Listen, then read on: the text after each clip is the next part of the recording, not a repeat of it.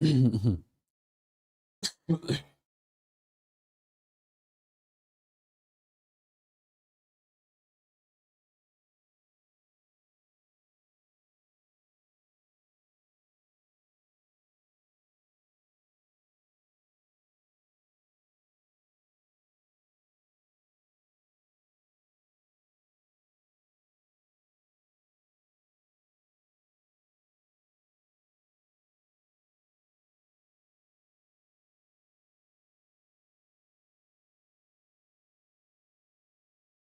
guys, good evening and welcome back again to your Unacademy NEET English channel. I hope all of you are doing great, having a good time. So people, quickly let me know in the chats if all of you can hear me, if I'm perfectly audible, visible to every one of you with the fire symbols. Quickly everyone in the chats. Let me know everyone in the chats if all of you can hear me, if I'm perfectly audible and visible to every one of you. I would want everyone to let me know in the chats with the fire symbols. Quickly, people. Quickly. Perfect, guys. Perfect. Just give me a second. Let me fix certain things and we shall be starting the game of NEET. Just give me a second. Let me fix everything. Let me fix everything since it's a long marathon, right? So I do not want any glitches to happen in between. So let me fix all the things. Guys, what is this? Everyone has not liked the session yet. Do hit that like button right now. Do smash that like button right now. Yes, everyone. Do smash it quickly.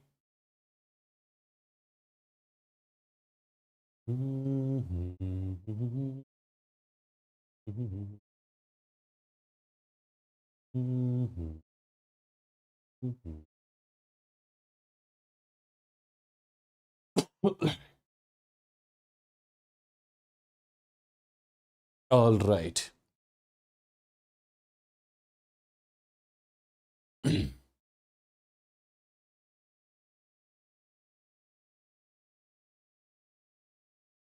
So just give me the green signal from the chats. Is every single thing okay?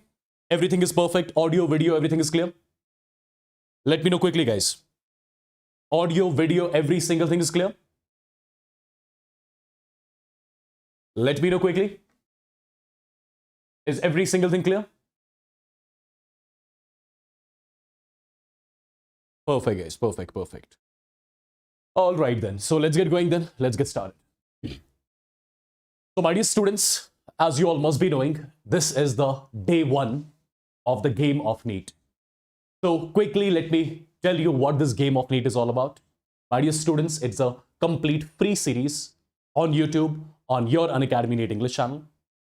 Okay, in which we shall be completing 75 chapters in exactly 75 days, right? And apart from that, there will be extra problem practice through the special classes. I hope you can see the link which is there in your chats right now. I hope you can see that link. You just have to click on that link.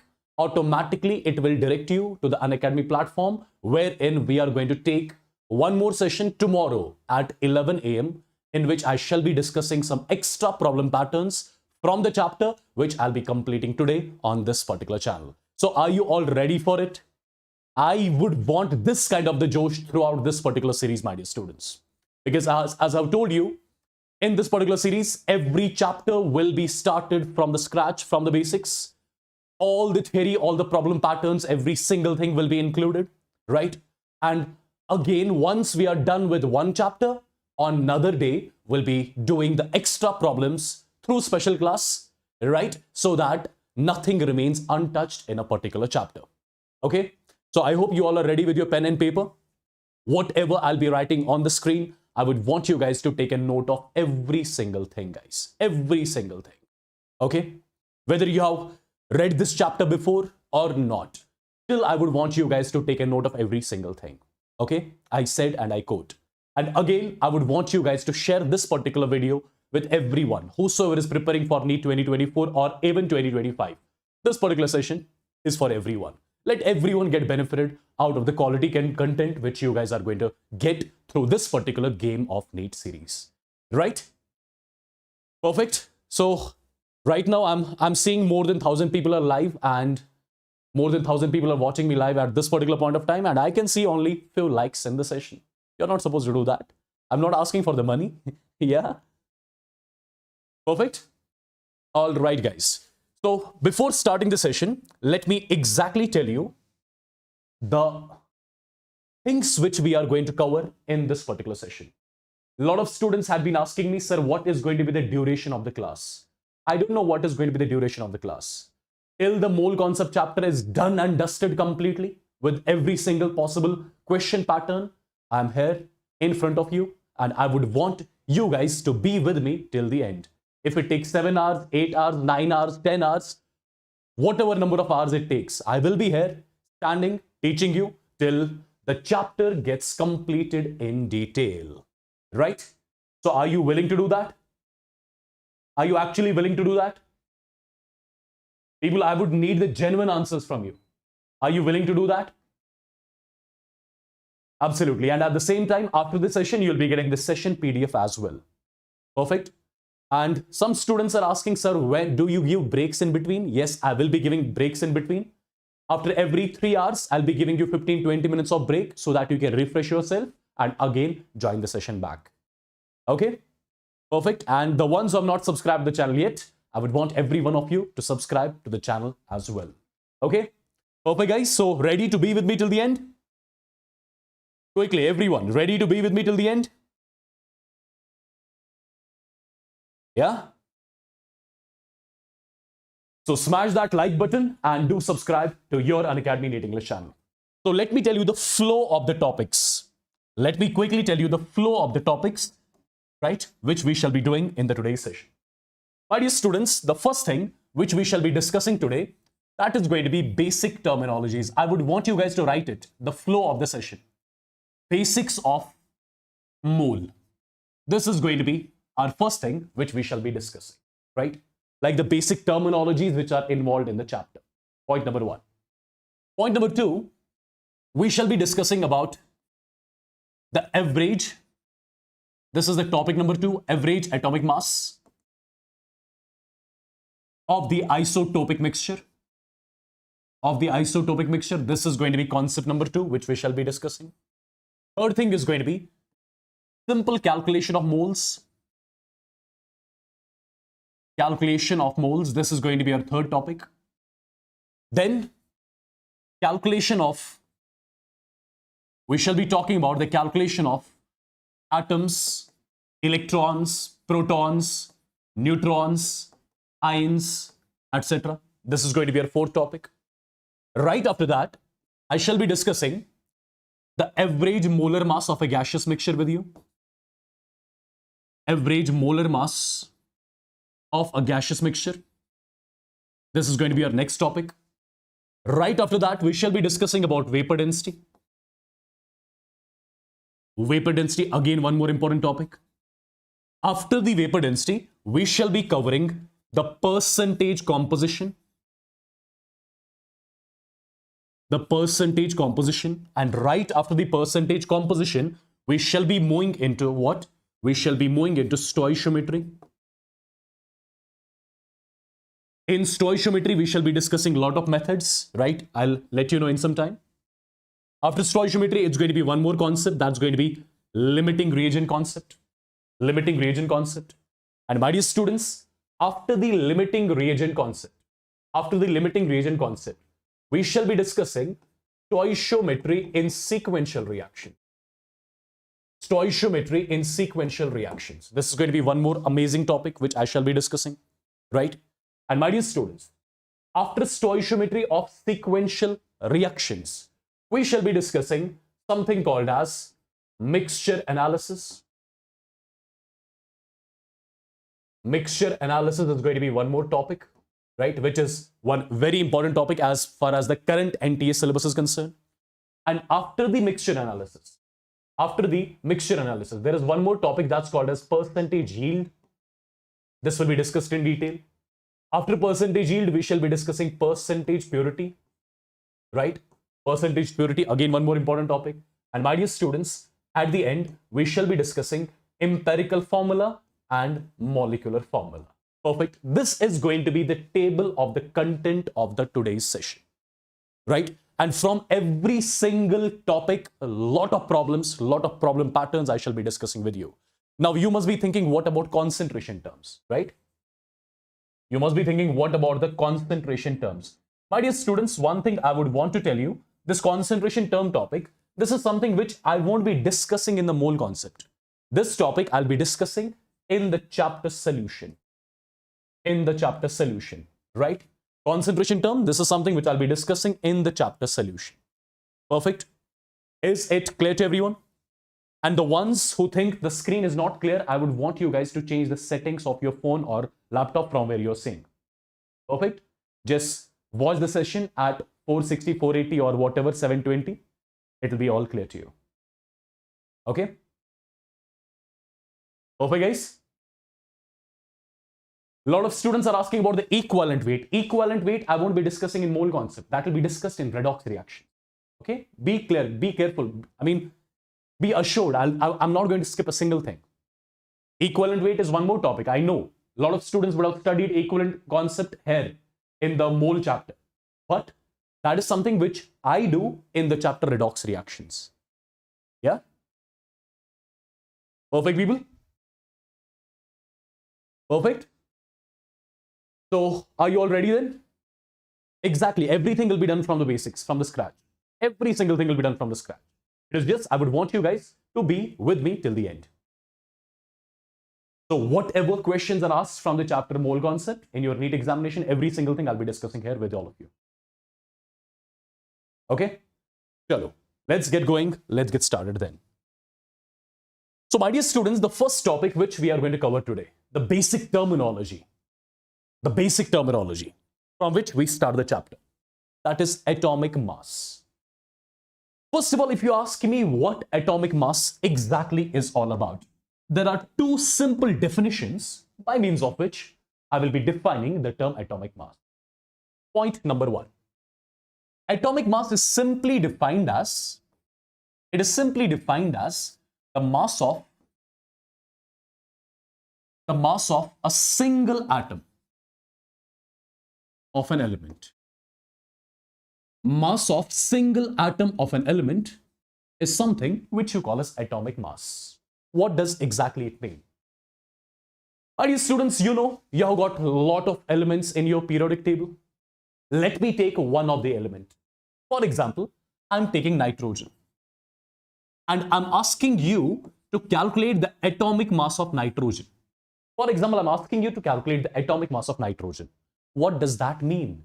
That means I am asking you to calculate the mass of one atom of nitrogen. I'm asking you to calculate the mass of one atom of nitrogen. And the mass of one atom of nitrogen is only called as the atomic mass of nitrogen. It's as simple as that. For example, I'm asking you to calculate the atomic mass of oxygen. What does that mean? That means I'm asking you to calculate the mass of one atom of oxygen. Right? Similarly, if I ask you to calculate the atomic mass of fluorine, what does that mean? That means I'm asking you to calculate the mass of one atom of fluorine. So in short, if you try to define the term atomic mass, how is it defined? It is simply defined as the mass of one atom of an element. It is defined as the mass of one atom of an element. It is defined as the mass of single atom of an element. Point number one. Now, point number two, in order to understand its actual definition, there are a few basic things which are required, right? Let's have a look on those basic things. My dear students, imagine that you have got an object here. Let's say this is an object. For example, I'm saying the weight of this object is 5 kilograms. This is how you'll understand the actual significance, actual meaning of atomic mass. I have taken an object whose weight is 5 kilograms. Similarly, I have taken one more bigger sized object. Let's assume that the weight of this particular object is 10 kilograms. Perfect. Now, my dear students, you tell me just one thing. Can I write this 5 kilograms like this? 5 multiplied by 1 kg? Absolutely, I can do that. Similarly, can I write this 10 kg as 10 multiplied by 1 kg? Absolutely, I can do that. 10 multiplied by 1 kg is 10 kg. Similarly, 5 multiplied by 1 kg is 5 kg. Now, why did I split it? Why did I split this 5 kg as 5 into 1 kg? Why did I split this 10 kg as 10 multiplied by 1 kg? Why did I do that? Answer is very simple. Have a look. Try to understand. My dear students, can I say this particular object is 5 times heavier than 1 kilogram? I can say that. Can I say this particular object is 10 times heavier than 1 kilogram? Absolutely, I can say that. For example, my weight is 70 kilograms. What does that mean? That means I am 70 times heavier than what? I am 70 times heavier than 1 kilogram. Right? So can I simply say something like this? Can I say I am comparing the masses of different objects. I'm comparing the weights of different objects with this 1 kilogram? Absolutely. I'm comparing the weights of different objects with this 1 kilogram. That's why I said this object is 5 times heavier than 1 kilogram. This object is 10 times heavier than 1 kilogram. I am 70 times heavier than 1 kilogram. That means I am comparing the weights. I am comparing the masses of different objects with what? With 1 kilogram.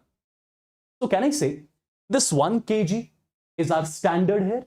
This 1 kg is our reference here with which we are comparing the weights of different objects? I can say that. Definitely I can say this particular object, this particular 1 kg, it is our standard. This particular 1 kg, it is our reference with which I'm comparing the weights of different objects. Right? Perfect. So what is this 1 kg here? This 1 kg is the standard. This 1 kg is the reference with which I'm comparing the weights of different objects. Now, my dear students, since in chemistry, we deal with atoms, we deal with molecules, we deal with ions, can I say, in chemistry, there should be one standard like this 1 kg. Can I say in chemistry, there should be one standard, one reference like this 1 kg with which we shall be comparing the masses of different atoms or molecules. Right? As simple as that. So in chemistry, we definitely need a standard. We definitely need a reference, right? With which we shall be comparing the masses of different atoms or molecules to that particular standard. Now the point is, how do we make that particular standard in chemistry? Try to understand everything in detail. My dear students, in order to make the standard, I will be taking a carbon-12 atom. Just try to understand everything in detail. I will be taking a carbon-12 atom. Imagine the atom which I have made over here. Imagine this is a carbon-12 atom. Now what I'll be exactly doing? I'll be dividing this carbon-12 atom into 12 equal parts. Imagine I divided this carbon-12 atom into 12 equal parts. Well, after dividing this carbon-12 atom into 12 equal parts, if I take one part of it, can I say this shaded part, its mass is going to be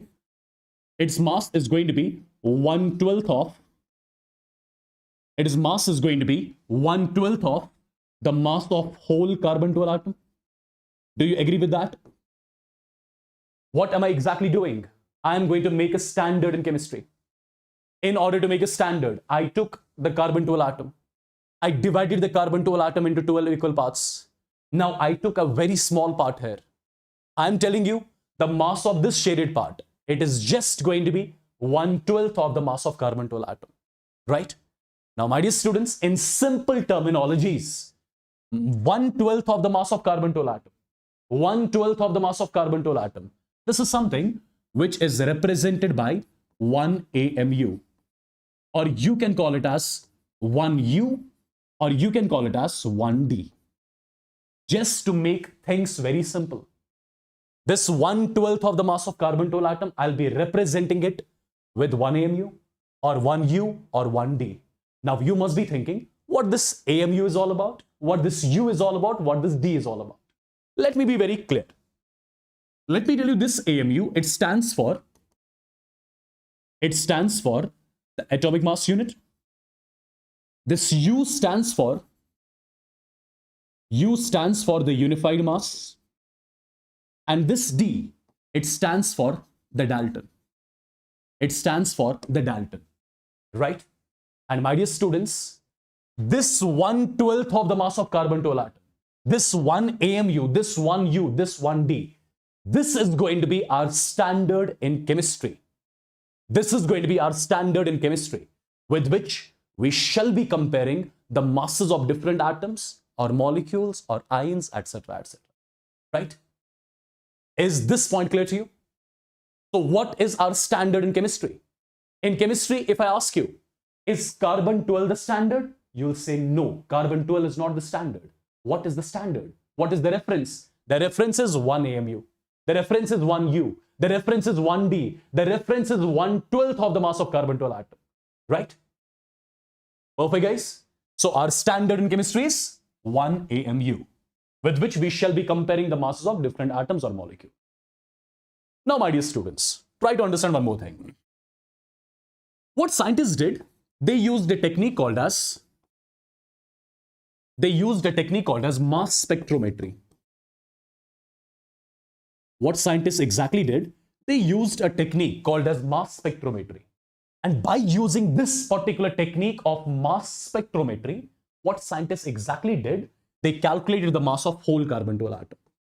And let me tell you, the mass of whole carbon-12 atom was found out to be 1.99 into 10 raised power minus 23 grams. So by using mass spectrometry, what scientists exactly did, they calculated the mass of whole carbon-12 atom, which was found out to be this much. Now, my dear students, if you know the mass of whole carbon-12 atom in grams, can you exactly let me know what is going to be the mass of this shaded part in grams? Can you let me know what is going to be the mass of this shaded part in grams? I'll say the mass of the shaded part is going to be 1/12. 1/12 of what? 1/12 of the mass of carbon-12 atom. And mass of carbon-12 atom was found out to be this much. That means I will have to divide it with what? I'll have to divide it with the number 12. And after dividing it with the number 12, I'll be getting the exact value as 1.66 into 10 raised power minus 24 grams.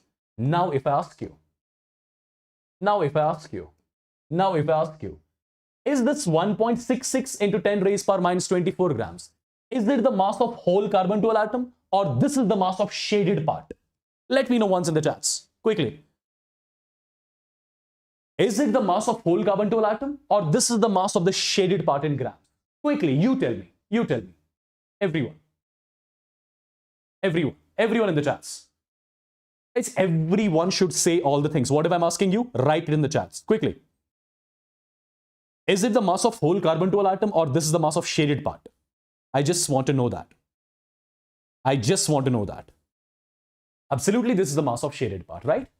Absolutely. Wonderful. So all the things which I mentioned over here, I'm going to write all these things in the form of one simple statement. And look at the statement. The statement is pretty much simple. What is that? I'm writing 1 AMU, which is also called as 1 U, which is also represented by 1 D, which was defined as 1/12 of the mass of carbon-12 atom. It was defined as 1/12 of the mass of carbon-12 atom, right? Which was later found out to be 1.66 into 10 raised power minus 24 grams.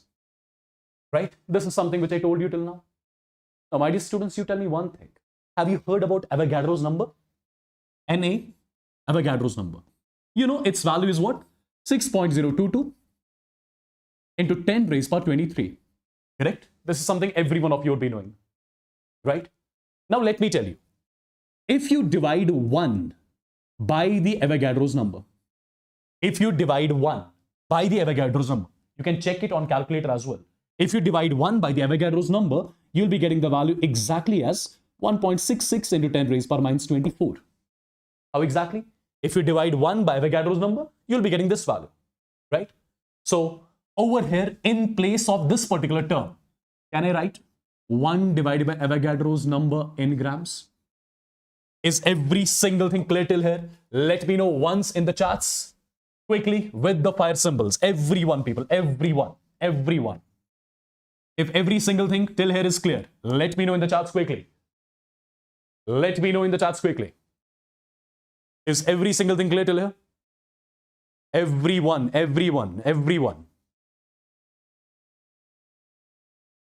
Yes?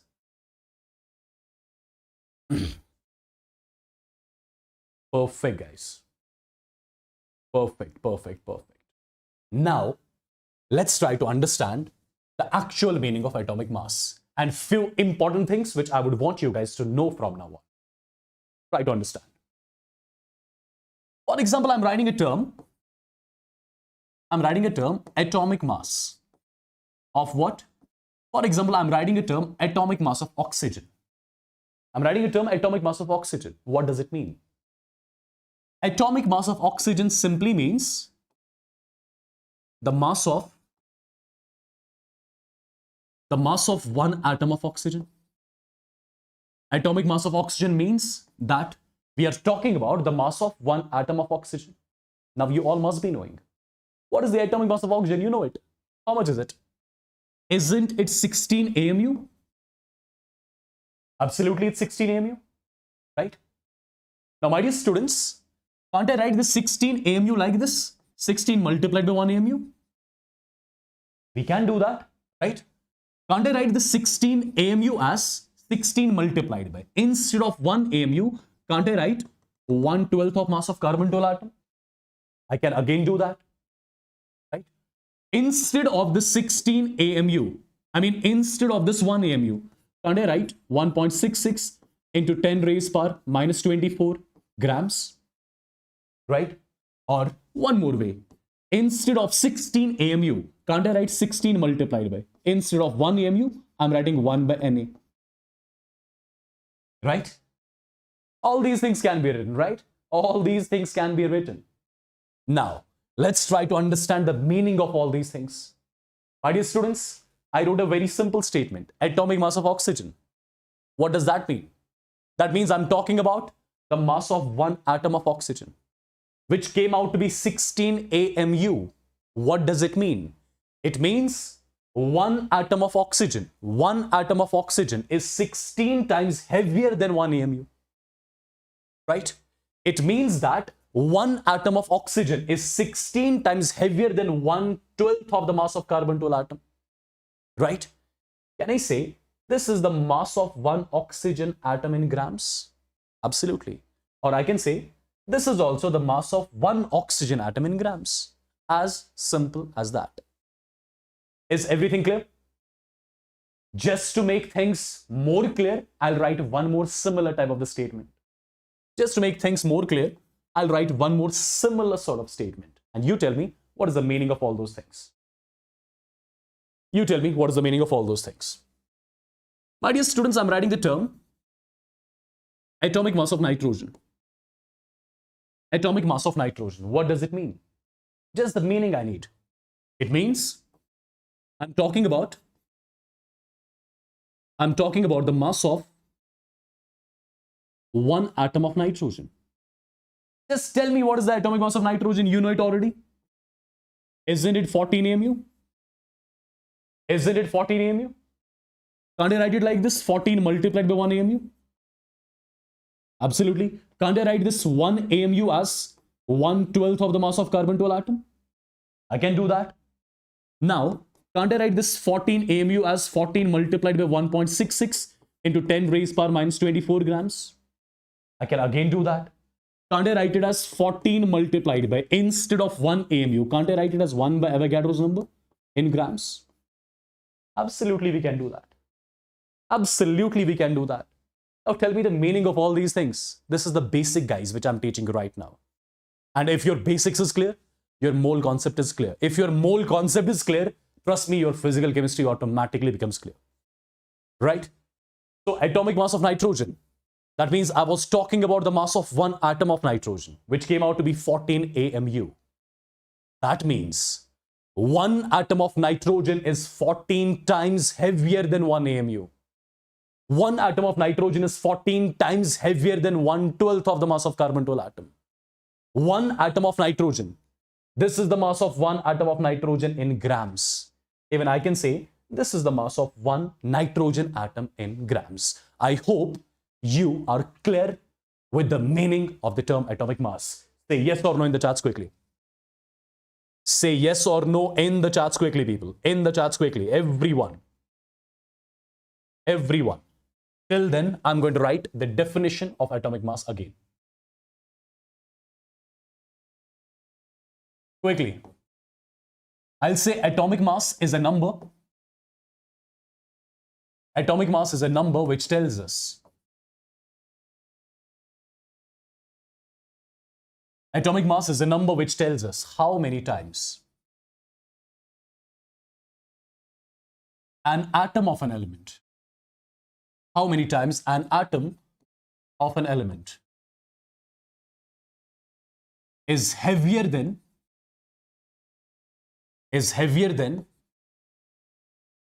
1/12 of the mass of carbon-12 atom, which is basically 1 AMU. Just let me know in the chats if this definition, if the meaning of the term atomic mass is clear to everyone or not. Quickly. Quickly, people in the chats. Quickly in the chats. Everyone. Yes? Guys, I want the Josh to be high. I want you to be involved in the chats continuously. I do not want you guys to be stopping in between. Just be involved in the chats. That's how you are going to enjoy the learning process.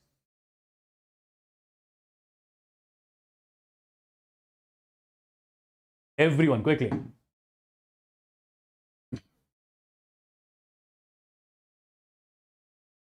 Perfect, guys. Perfect. Wonderful. Now. Let me tell you a few more things, right? Which are, again, very important. Try to understand what exactly I'm saying. And remember them directly. Remember them directly. Okay? Understand, guys. For example, I'm writing the element sodium. This is the symbol of sodium. Na, sodium. This is not Avogadro's number, by the way. This is sodium element. Okay? My dear students, for this sodium, I'm writing few terms. Few terminologies I'm writing for this sodium. The first terminology, I'm writing 23 AMU. After this, I'm only writing 23. Only writing 23 without the units. After 23, I'm writing 23 multiplied by 1 AMU. And instead of 1 AMU, I'm writing 1.66 into 10 raised power minus 24 grams. So how many terminologies I wrote over here? 3. One is 23 AMU. Second is 23. Third is 23 multiplied by 1.66 into 10 raised power minus 24 grams. Let me tell you, this 23 AMU from now onwards, you will be calling it as the atomic mass of sodium. Only 23 without the units. Only 23 without the units. You'll be writing it as, you'll be calling it as the relative atomic mass of sodium. The relative atomic mass of sodium. And this particular thing, this particular term, you'll be calling it as the actual mass of sodium. You'll be calling it as the actual mass of sodium. So 3 terminologies which I would want you guys to remember from now onwards. For example, one more example I'm giving you so that it becomes properly clear. My dear students, for example, I have got an element X. I've got an element X, right? Which is an atomic form, for example. I've got the element X. Now I'm writing few terminologies about this element. First, I'm writing M AMU. Second, I'm only writing M. And third, I'm writing M multiplied by 1.66 into 10 raised power minus 24 grams. Can you let me know the meaning of these 3 terms? You should be in a position to let me know the meaning of these 3 terms. You should know it. This particular term, I'll be calling it as the atomic mass of X. This is what you'll be calling as a relative atomic mass of X, right? And this particular term, you'll be calling as The actual mass of X. So let me know in the chats with the thumbs ups if all the things are clear till here. Everyone, people. Everyone in the chats. Everyone means everyone. Right? Everyone means everyone. Perfectly done?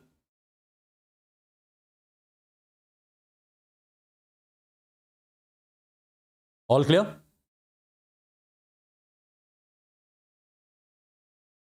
Wonderful, people. Wonderful. So this was all about the term atomic mass. This was all about the term atomic mass. Okay. Now comes one more similar terminology, which I believe all of you must be already knowing. What is that? That is molecular mass. So what is molecular mass? How do you define it? See, atomic mass was defined as mass of one atom of an element. Mass of one atom of an element was atomic mass. What will be molecular mass? Simple, mass of one molecule. Mass of one molecule. Right? Simple. Now, how do you calculate this molecular mass? How do you calculate the molecular mass? How do you do that? Simple. The sum of atomic masses, of all the elements in a molecule. For example, try to understand. Let's say I'm taking water. For example, I'm taking water. You all must be familiar with the molecular formula of water. It's H2O. This is water. I'm asking you to calculate the molecular mass of water. What does that mean? That means I'm asking you to calculate the mass of one molecule of water. Right? And how do you calculate this mass of one molecule of water? How do you calculate the molecular mass of water? Simple. Sum of atomic masses of all the elements in this molecule. Sum of atomic masses. Now you know it. What is the atomic mass of hydrogen? 1 AMU. How many hydrogen atoms? 2. What is the atomic mass of oxygen? 16 AMU. How many oxygen atoms? 1. The value comes out to be what? 18. Either you write 18 AMU, or you write 18U, or you write 18D. But preferably in case of molecules, we use the term U. You can write AMU as well, you can write D as well. The choice is all yours. Now, my dear students, if this is clear, let me know, can I break this 18U in some other forms? Can I do that? I can break this 18U as 18 multiplied by 1U. I can do that. I can break this 1U as, this 1U is nothing, it is 1/12 of the mass of carbon-12 atom. Agreed? Instead of 1U, I can write 1.66 into 10 raised power minus 24 grams. Or instead of 1U, I can write 1 divided by Avogadro's number. And I'll keep the unit as grams. Yeah, can be done? Now you tell me the meaning of all these terms. What I wanted to do, I wanted to calculate the molecular mass of water. I wanted to calculate the mass of one molecule of water, which came out to be 18U. It means one molecule of water is 18 times heavier than 1U. It means one molecule of water is 18 times heavier than 1/12 of the mass of carbon-12 atom. It means one molecule of water, right? The mass of one molecule of water in grams is this much. Or you can say the mass of one molecule of water in grams is this much. Again, very simple and basic, right? One more example so that it becomes clear to you. For example, glucose, C6H12O6. I want you to calculate the molecular mass of glucose. What does that mean? That means I want you to calculate the mass of one molecule of glucose. And how do you do it? Sum of atomic masses. Start with carbon. Carbon atomic mass is 12. There are 6 carbon atoms. Hydrogen, it is 1 multiplied by 12 hydrogen atoms. Oxygen, 16 multiplied by 6 oxygen atoms. Well, when you solve it, the value comes out to be 180U. It comes out to be 180U. This 180U can be further splitted as 180 multiplied by 1U, or instead of 1U, you can write 1/12 of the mass of carbon to a atom. Or instead of 1U, you can write 1.66 into 10 raised power minus 24 grams. Or instead of 1U, you can write 1 divided by Avogadro's number, that too in grams. Perfect. Tell me the meaning of all these terms now. Tell me the meaning of all these terms now. I wanted to calculate the molecular mass of glucose. That means I wanted to calculate the mass of one molecule of glucose. And it came out to be how much?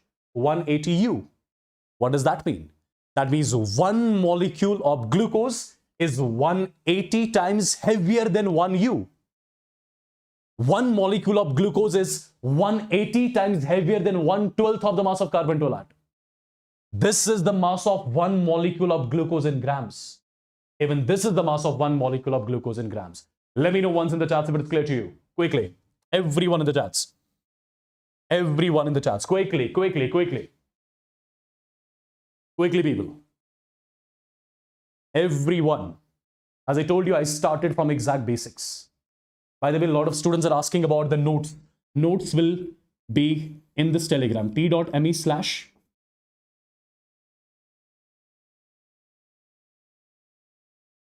This is the Telegram channel in which I shall be sharing the notes. Okay? Perfect. This is the Telegram channel on which I shall be sharing the notes, handwritten notes afterwards. Right? I hope it's done. Now, guys, tell me one more thing. Understand properly what I'm going to say. For example, I'm writing N2. N2 I'm writing. Tell me whether I have mentioned nitrogen in atomic form or molecular form. Over here, have I mentioned nitrogen in atomic form or molecular form? I'll say I've mentioned nitrogen in molecular form. In molecular form. Perfect. In molecular form. Here I'm only writing N. Here I'm only writing N. I'm making you things differentiate. I'm writing N over here. Nitrogen here, I'm writing in atomic form. This is the atomic form of nitrogen. N is atomic form, N2 is molecular form. Now I'm writing few terms. You are going to let me know the meaning of all the terms. Have a look. N2, I'm writing few things. First, I'm writing 28U. Then I'm only writing 28. Then I'm writing 28 multiplied by 1.66 into 10 raised power minus 24 grams. And here I'm also writing few things. I'm writing 14 AMU. Then I'm only writing 14. And then I'm writing 14 multiplied by 1.66 into 10 raised power minus 24 grams. I want you guys to let me know the meaning of all these terms. You should be in a position to let me know the meaning of all these things. First of all, let's start from here. 14 AMU. Nitrogen is in atomic form.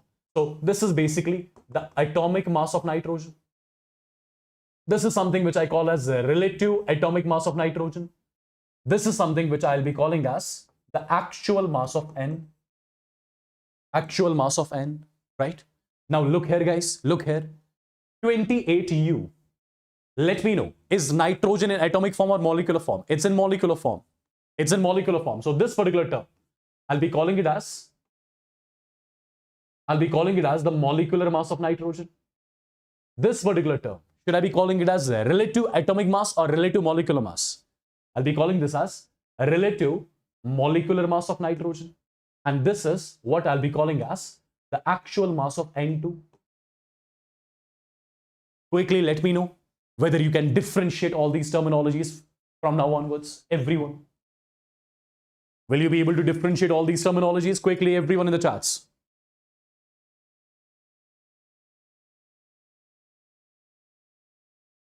Quickly, guys.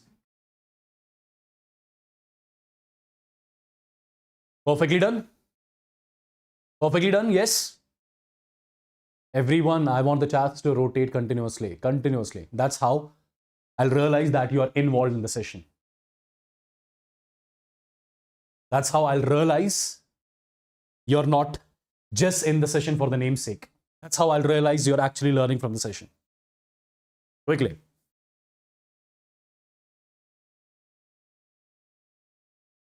Perfect, guys. Perfect. All right, now, I believe this is clear. Now, let's try to do few questions. But, before doing the questions, take a note of one important statement. Take a note of one important statement. What is the note? Note is like this. See, on changing the standard,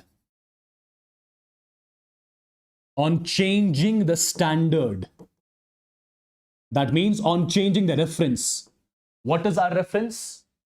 1 AMU is 1/12 of mass of carbon-12 atom. That is the standard which we have chosen, right? That is the reference which we have chosen.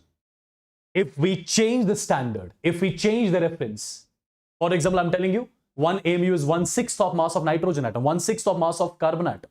For example, I change the standard, right? On changing the standard, what happens? Do remember, on changing the standard, actual mass does not change.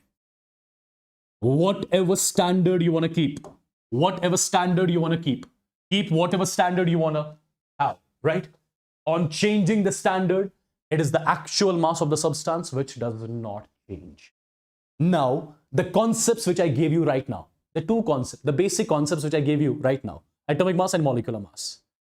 What kind of question you can get from these two concepts? What kind of question can be asked? Let's have a look. My dear students, it's a very famous question. I believe you would have done this already. If 1U is defined as 1/24th of the mass of carbon-12 atom, calculate the molecular mass of carbon dioxide on the new scale. And I'm mentioning and calculate the actual mass of carbon dioxide as well. And calculate the actual mass of carbon dioxide as well. This is the question which is on your screen. Give it a try now. My dear students, one very simple approach which you will be using from now onwards to solve these sort of questions. One very simple approach. Let me show it to you. First of all, do you know how did we define 1U? Yes, you know it. 1U is defined as 1/12 of the mass of carbon-12 atom. This is how we have defined. 1U. Right? This is how we have defined 1U. I'm calling this is equation number 1. Now, as per the question, how they are defining 1U? They are defining 1U like this. Let me call this as 1U dash. And they are defining this 1U as 1/24th of the mass of carbon-12 atom. This is how question is defining 1U. Let me call this equation number 2. This is how we have defined 1U, and this is how the question is defining 1U.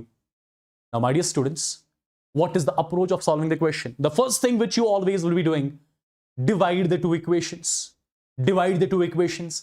Get the relation between U and U dash. The first thing which you'll be doing, get the relation between U and U dash. Well, if I divide the two equations, it becomes U divided by U dash is equal to U divided by U dash. Mass of carbon-12 cancel. 1/12 divided by 1/24. The value comes out to be like this. U divided by U dash came out to be 2, or you can say U is equal to 2 times U dash. So my first point always, whenever this sort of a question comes in your exam, the first thing which you'll be always doing, get the relation between U and U dash. Done? Get the relation between U and U dash.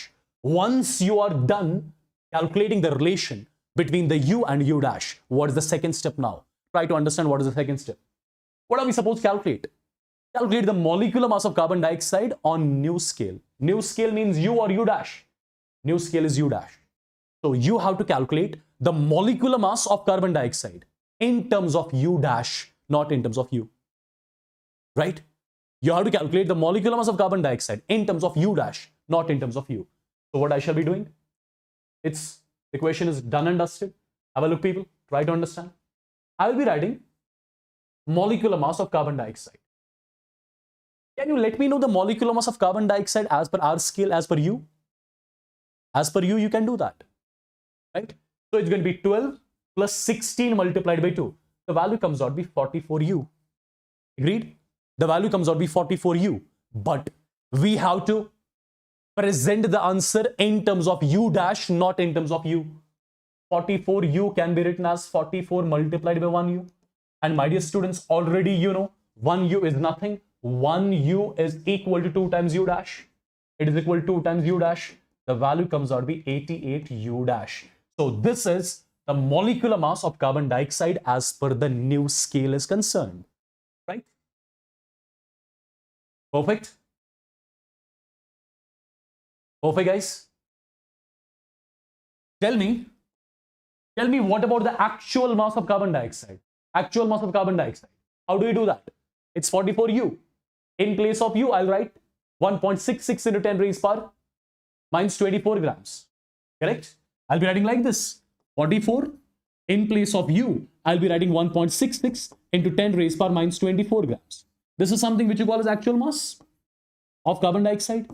And I have already made you write one statement on changing the scale. Actual mass does not change.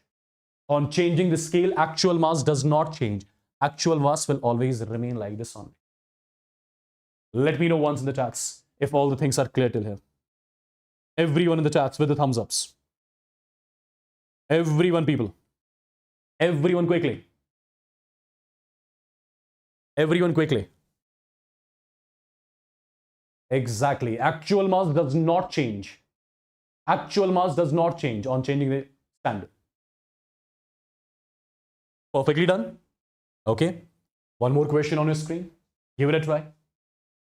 Give it a try quickly. You should be able to solve this question in seconds now. Not more than 30 seconds. Not more than 30 seconds. Not more than 30 seconds. Quickly, give it a try. I'm looking at your chats, people. I'm looking at your chats. Step by step. We know 1U. How have we defined it? It is defined as 1/12 of the mass of carbon-12 atom. This is how we define. This is how we define. Let me call this as equation number 1. As per the question, how they are defining U, which I'm calling as U dash.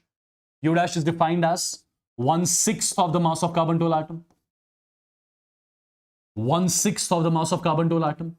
What is our first step all the time? Divide the two equations. Get the relation between U and U dash.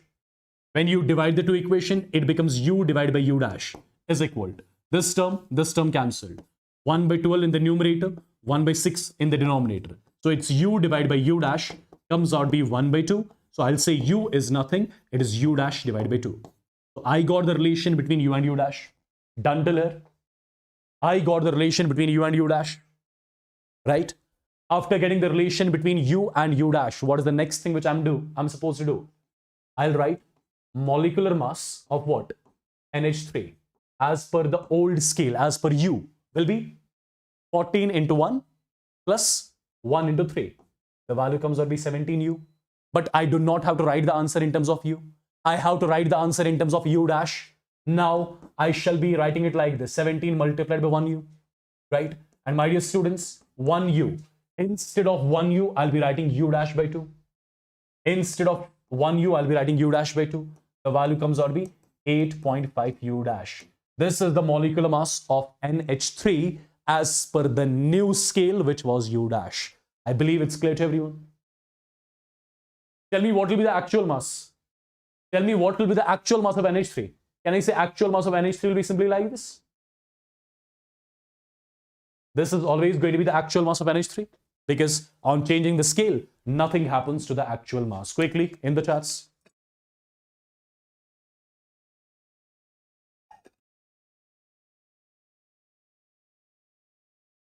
Okay, guys. Now, let's move on to one more terminology. This is something which you call as molar mass. This is one very important terminology from which questions can be asked, right? Just give me a second. Okay. Molar mass. How do you exactly define the term molar mass? How do we exactly define the term molar mass? My dear students, before defining the term molar mass, let me write its definition first. Okay, wait, let me write its definition, then I'll make you understand. Molar mass. Molar mass of a substance. How do we define the molar mass of the substance? Molar mass of the substance is defined as, the mass of 1 mole of a substance. It is defined as the mass of 1 mole of a substance. The mass of 1 mole of the substance. And let me tell you, it is expressed in grams per mole. Now, what it means? Well, before making you understand the concept of molar mass, do you know what 1 mole of the substance means? If I'm writing a statement, 1 mole of the substance, what does it mean? 1 mole of the substance, what does it mean? What does that mean? 1 mole of the substance, what does it mean? It means I have got 6.022 into 10 raised power 23 particles of the substance, right? It means that I have got 6.022 into 10 raised power 23 particles of the substance. As simple as that. For example, I am writing 1 mole carbon. What does it mean? It means I have got 6.022 into 10 raised power 23 atoms of carbon. Yes? Agreed? For example, I am writing 1 mole water. Let's say I'm writing 1 mole water. What does it mean?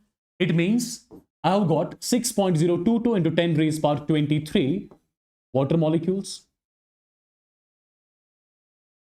Yes, water molecules. For example, I'm writing 1 mole of N tri-negative. 1 mole of N tri-negative. What does it mean? It means that we have got 6.022 into 10 raised power 23 N tri-negative ions.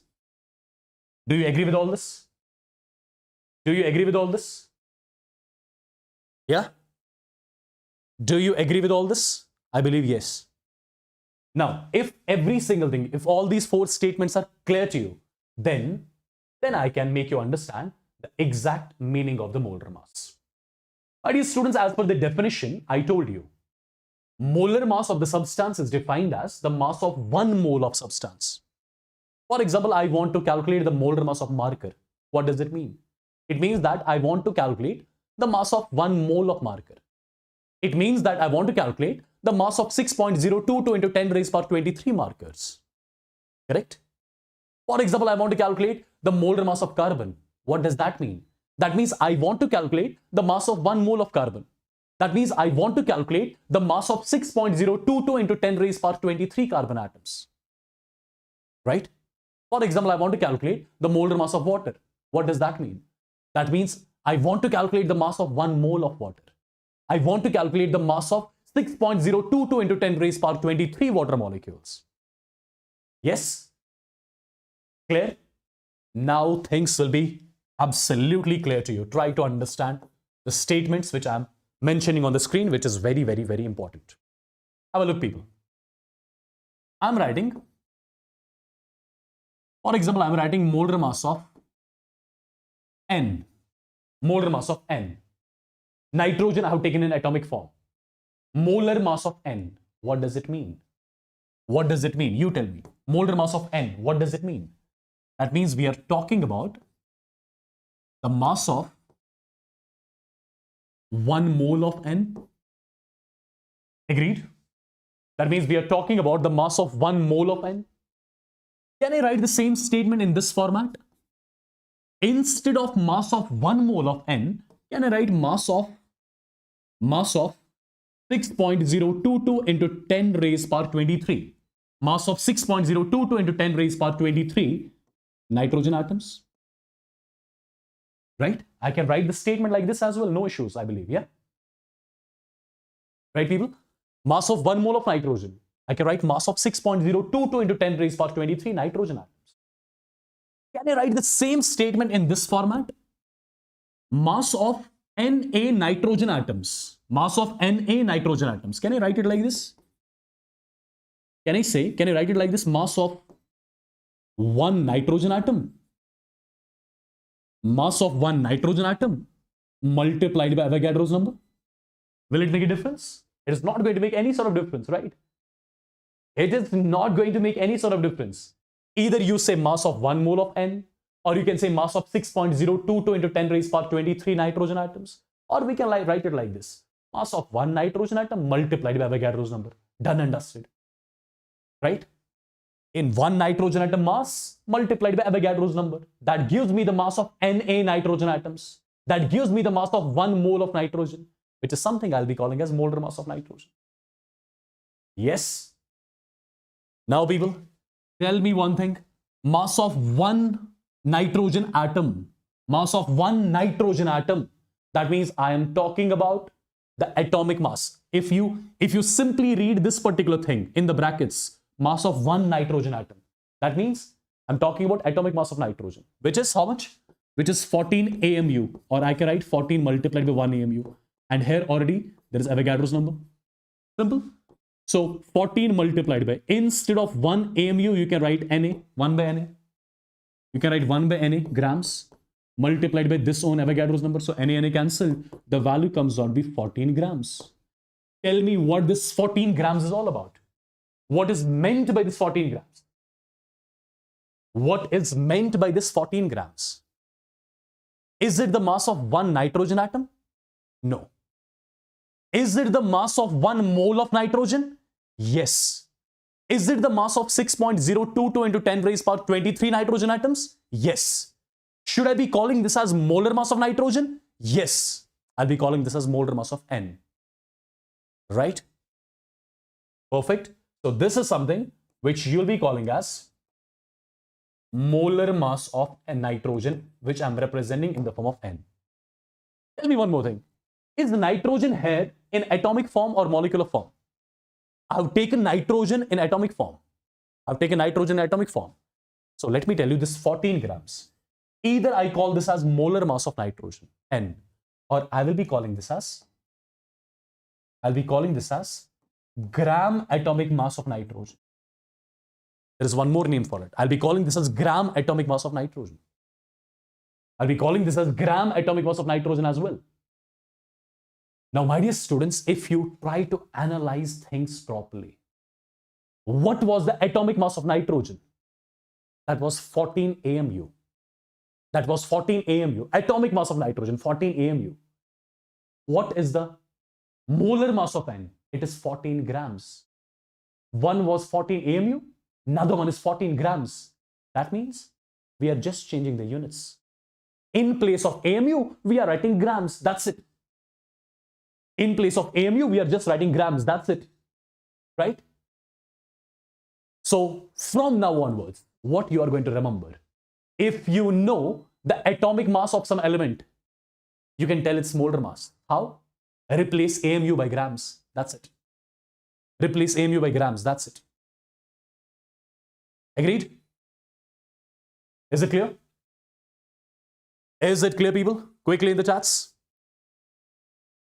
Is it clear? Is it clear? If this is clear, let me make you things clear a bit more. Have a look. You are going to answer me all the things now. You are going to answer me all the things now. Okay, you are going to answer me all the things now. Now we will have a look. Try to understand what I'm going to say. Over here, I'm writing O, oxygen, which I'm writing in atomic form. I'm writing in atomic form. Here, I'm writing O2. Oxygen, I'm writing in molecular form. Oxygen, I'm writing in molecular form. Be careful with all the things which I'm going to tell you. Be careful with all the things. My dear students, the first thing which I'm writing 16 AMU. I'm writing the first thing as 16 AMU. Second thing is 16. Third thing is 16 multiplied by 1.66 into 10 raised power minus 24 grams. And the last thing is, in place of 16 AMU, I'm writing 16 grams, or you can write 16 grams per mole. Similarly, here I'm writing few things. One is 32U. Another one is 32.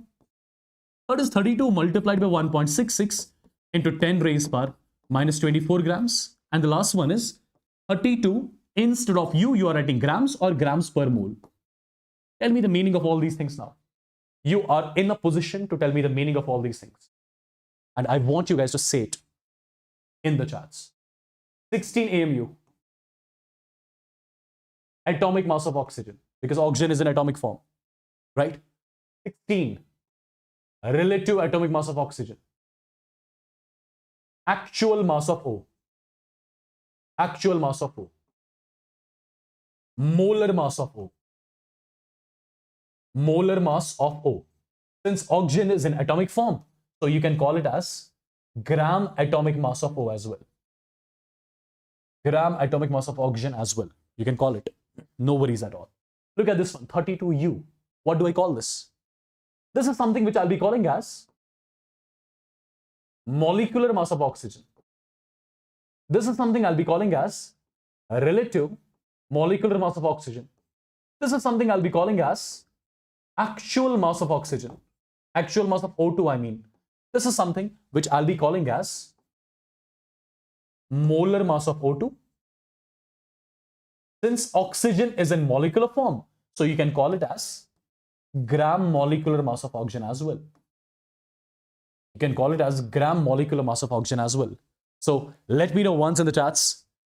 Let me know once in the chats, people, if every single thing is clear till here.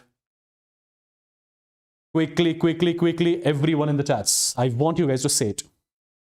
Then it's going to be fun. Then it's going to be fun. Trust me. Whatever I've taught you till now, is every single thing clear? Are you understanding all the things properly?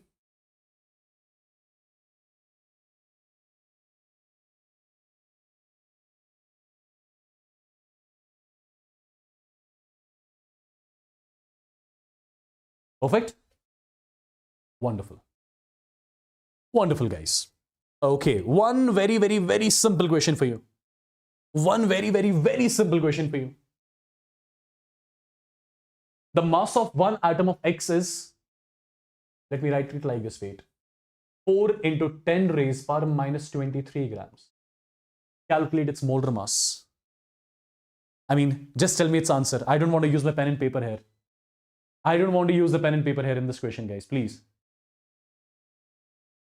The mass of one atom of X is given. We are supposed to calculate its molar mass of X. What is meant by molar mass of X? You tell me. What is meant by molar mass of X? It means mass of 1 mole of X. It means mass of Na atoms of X. It means mass of one atom of X. It means mass of one atom of X multiplied by what? Multiplied by Avogadro's number. Simple. Tell me what is the mass of one atom of X? It is given to us as 4 into 10 raised power minus 23 grams. Multiplied by, what is Avogadro's number? What is Avogadro's number? 6.022 into 10 raised power 23. Right? So this term gets cancelled out. 6 4 24. So the value comes out to be 24 grams. So this is the molar mass of X basically. This is the molar mass of X basically. This is the mass of 1 mole of X. This is the mass of 6.022 into 10 raised power 23 atoms of X. Right? Units you can write as 24 either grams or you can write grams per mole. The choice is all yours. Do you want one more question? Do you want one more question? Yes, you need this. Let me write one more handwritten question here. Let me see if you can solve this question or not. I'm writing the question like this. Suppose, guys, use your pen and paper quickly, okay? Use your pen and paper quickly. Suppose X and Y combines to form. Suppose X and Y combines to form XY2 and X3Y2. XY2 and X3Y2. As per the question, 0.1 mole of XY2 weighs 10 grams. and 0.05 mole of X3Y2. Let's say it weighs how much? Let's say it weighs 9 grams. I'm asking you to calculate the atomic masses of X and Y. Can you give this question a try? Can you give this question a try? Can you give this question a try? I want to see it.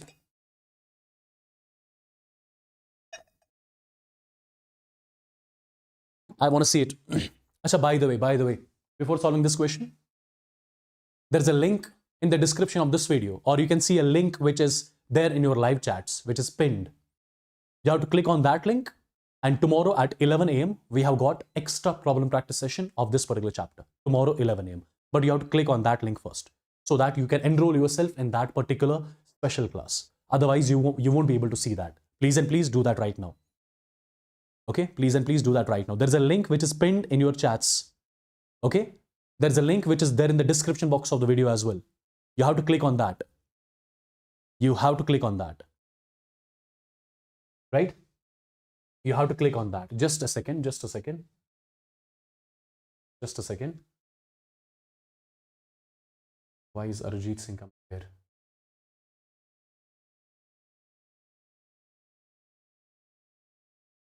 Just a second, guys. See, if you go to Unacademy NEET English, right? This is the channel and this is the session which you are watching, right? You have to click on this particular session. Let the live chats. Yes, this is the live chat link. You have to click on this particular link. You have to click on this particular link. Once you click on this link, automatically it will redirect you to this particular page, right? This is the page. Here you have to click on notify me. Here you have to click on notify me, then only you can attend this particular session, right? You have to click here on notify me, then only you can attend this particular session. This is very important. I would want every one of you to join all the extra problem practice sessions, which will happen after completing a chapter on YouTube on next day in the morning. Perfect. All right, now let's have a look on our thing. Anyone done with this question? Guys, it's very simple. See how we are going to approach this particular question. Try to understand carefully. As per this question is concerned, we have got two compounds with us. One is, okay, invite code. If it is asking you about the code, use the code WASSIM10. If it is asking you about the code, the special class link, if it is asking you about the code, use this particular code, right? WASSIM10. This is the code which you have to give, right? The special class link which I'm talking about. Use this particular code, WASSIM10. You'll automatically get enrolled into that particular special class. Perfect. Let me try to solve the question now. Let's have a look on how this sort of a question is to be solved. You have got two compounds, one is XY2 and one is X3Y2.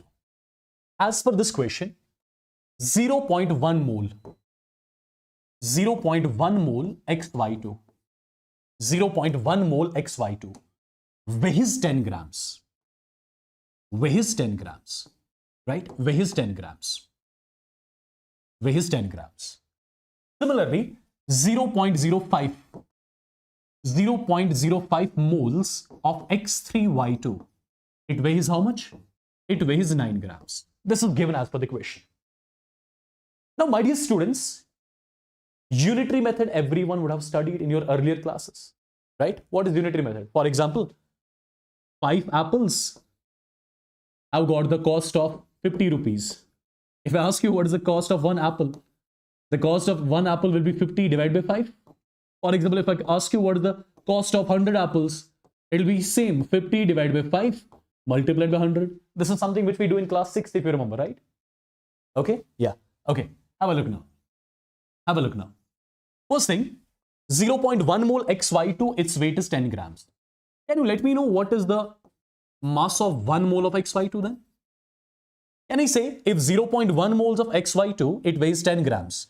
So 1 mole of XY2 weighs 10 divided by 0.1, which comes out to be 100 grams, right? So basically what this 100 grams is, this is the mass of 1 mole of XY2.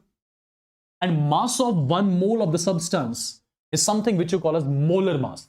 So this is the molar mass of what? This is the molar mass of XY2, right? So you got to know the molar mass of XY2. How much? You got to know the molar mass of XY2 as 100 grams. Correct? If you got the molar mass of XY2, can you let me know what is the molecular mass of XY2? What will be the molecular mass of XY2? You just have to change the units. Instead of grams, you have to write U. This is the molecular mass of XY2, right? This is the molecular mass of XY2. I believe it's clear. I got to know the molecular mass of XY2. Now, look at the other compound. 0.05 moles of X3Y2 weighs 9 grams. So 1 mole of X3Y2 weighs how much? 9 divided by 0.05 grams, which comes out to be 180 grams. So what is this? What is the meaning of this 180 grams? This is the mass of 1 mole of X3Y2. This is the mass of 1 mole of X3Y2. And mass of 1 mole of substance is called as molar mass. So basically, I got the molar mass of X3Y2, which came out to be 180 grams, right? If you got the molar mass of X3Y2, if I ask you, what is the molecular mass of X3Y2 then? You will say it's 180U. Change the units, that's it. This is the molecular mass of X3Y2. Now, my dear students, you tell me, how do we define the molecular mass? How do we calculate the molecular mass? Sum of atomic masses, right? Sum of atomic masses. Now try to understand. Molecular mass of XY2 is 100U. What is molecular mass of XY2? That means sum of atomic masses. Let the atomic mass of X be A. Let the atomic mass of Y be B. So it's going to be A into 1 plus B into 2. So the equation becomes A plus 2B is equal to 100. From here, the equation will become 3A plus 2B. 3A plus 2B is equal to 180. Two equations, two unknowns. Just subtract first from second. If you are subtracting first from second, this cancel. 3A minus A becomes 2A. So 2A comes out to be 80, which means A comes out to be 40. What was A? A was the atomic mass of X. So it is 40 AMU. You got the atomic weight of X. This is the atomic weight of X. If you got the atomic weight of X, right, put the value of A over here in any of the equation.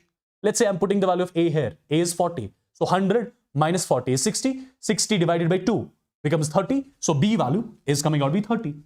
So B value is coming out to be 30. And what was B exactly? B was the atomic weight of Y. So it is 30 AMU, which is basically the atomic weight of Y. So these two things were supposed to be calculated. Is this clear to everyone? Let me know once in the chat quickly. Will you be able to solve these sort of questions? Everyone in the chat quickly. Everyone. So 40, 30 is going to be the answer of this question. Yeah?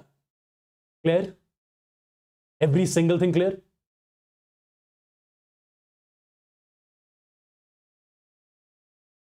Yes, Ranjini, you can do that.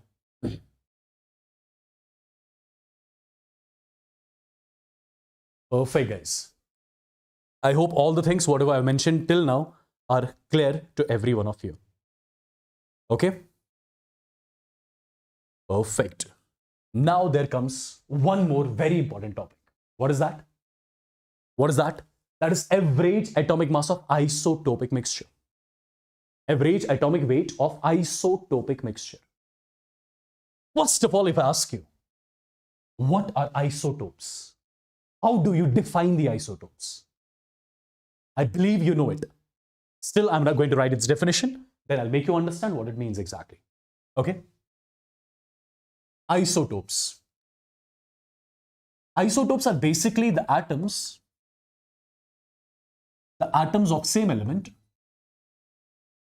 The atoms of same element having same atomic number, but having same atomic number but different atomic weights. Isotopes are the atoms of same element having same atomic number but different atomic weights. For example, let's say I'm talking about hydrogen. Let's say I'm talking about hydrogen. You know, if I talk about hydrogen, hydrogen has got 3 atoms. Hydrogen has got 3 atoms which have got same atomic number. But their mass numbers are different. This is 1, this is 2, this is 3. Protium, deuterium, tritium. You know it. Protium, deuterium, tritium. My dear students, do you see?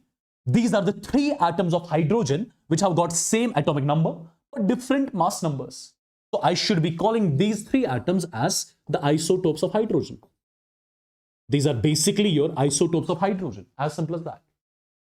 As simple as that. For example, I'm talking about chlorine. You know, chlorine has got 2 atoms. Which have got same atomic number but different atomic masses. One is 35, one is 37. So can I again say these are the atoms of chlorine which have got same atomic number but different mass numbers? So again I should be calling them as the isotopes. These are the isotopes of chlorine. So in general, let's say you have got the element X. Right? For example, this X has got 3 atoms.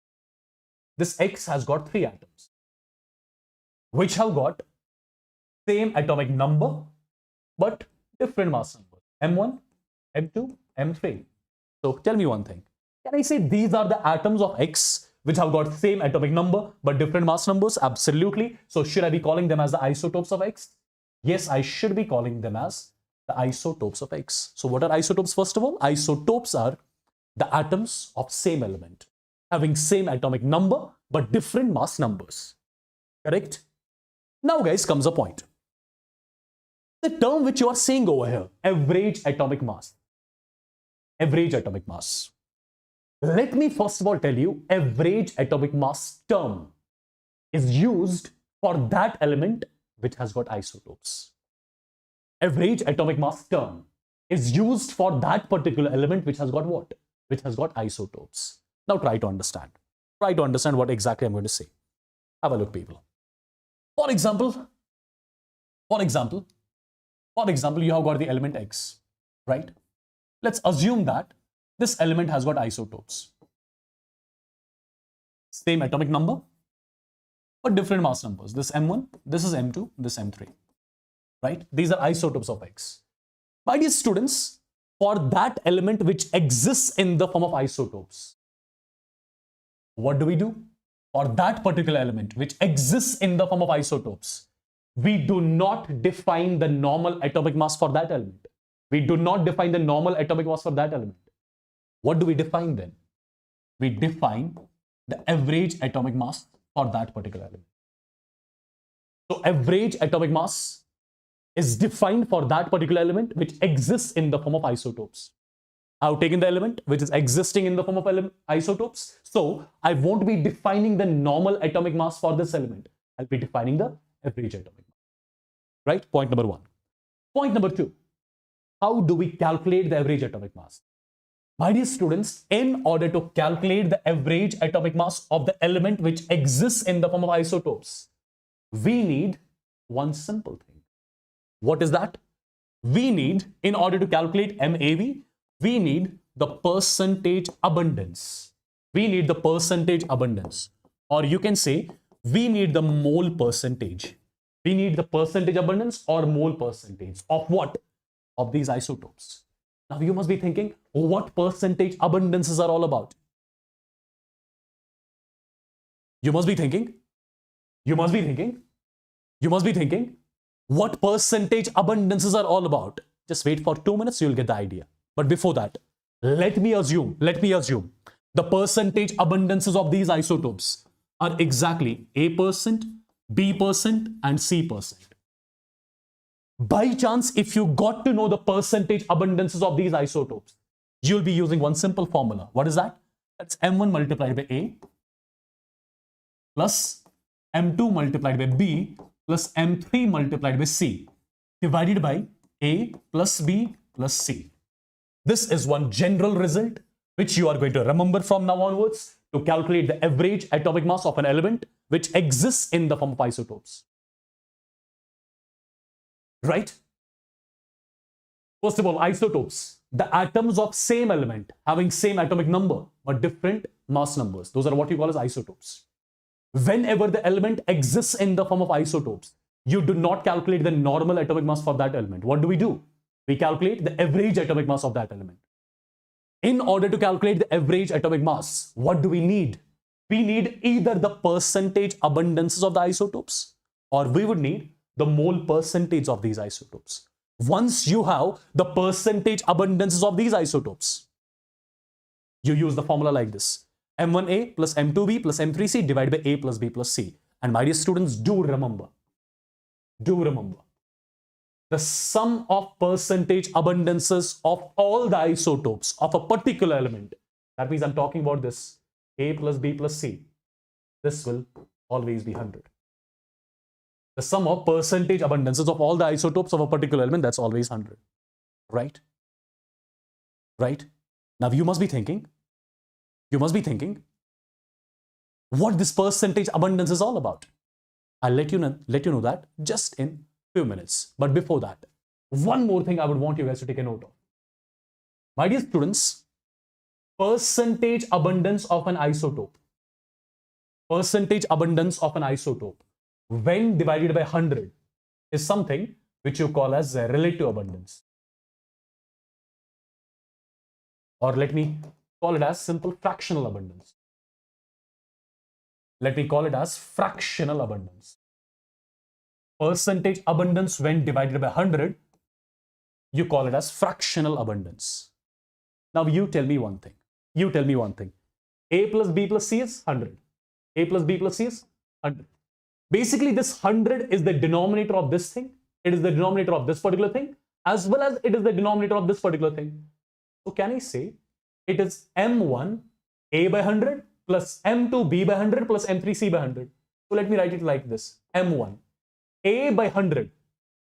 A is the percentage abundance of first isotope. The percentage abundance of first isotope divided by 100 makes it fractional abundance of first isotope plus M2 B divided by 100. That's going to be fractional abundance of second isotope plus M3 multiplied by fractional abundance of the third isotope. This is one more result which can be utilized to calculate what? This is one more result which can be utilized to calculate the average atomic mass of an element which exists in the form of isotopes. Now, try to understand what percentage abundance is all about. This is something which I'll make you explain with the help of an example. If I particularly talk about chlorine, my dearest students, you know, chlorine has got two isotopes. One is Cl35, one is Cl37. These are the two isotopes of chlorine. If these are the isotopes of chlorine, that means, do we calculate the normal atomic weight of chlorine? No. We will be calculating the average atomic weight of chlorine. In order to calculate the average atomic weight of chlorine, what do we need? We need the percentage abundances of these isotopes. I am telling you, percentage abundance of this particular isotope is 75%. This is 25%. Now, what is meant by this 75 and 25? What is meant by it? Imagine like this. Imagine in this particular room right now. There are in total 100 chlorine atoms. Imagine in this particular room, there are in total 100 chlorine atoms. And I say out of those 100 chlorine atoms, some chlorine atoms will be in the form of Cl37 and some chlorine atoms will be in the form of Cl35, right? Some chlorine atoms will be in the form of Cl35 and some chlorine atoms will be in the form of Cl37. In total, how many chlorine atoms are there? 100. Out of 100, some are in the form of Cl35, some are in the form of Cl37. Let me tell you, from this particular data, I can directly conclude out of the 100 chlorine atoms in this particular room, out of 100, 75 will be present in the form of Cl35 and remaining 25 chlorine atoms will be present in the form of Cl37. I believe it's clear. In total, there are what? In total, there are 100 chlorine atoms. Out of 100 chlorine atoms, 75 chlorine atoms will be present in the form of Cl35. And the remaining 25 chlorine atoms will be present in the form of Cl37. Is this clear now? Say yes or no in the chats. Is it clear, people? I want everyone to say it. Is it clear?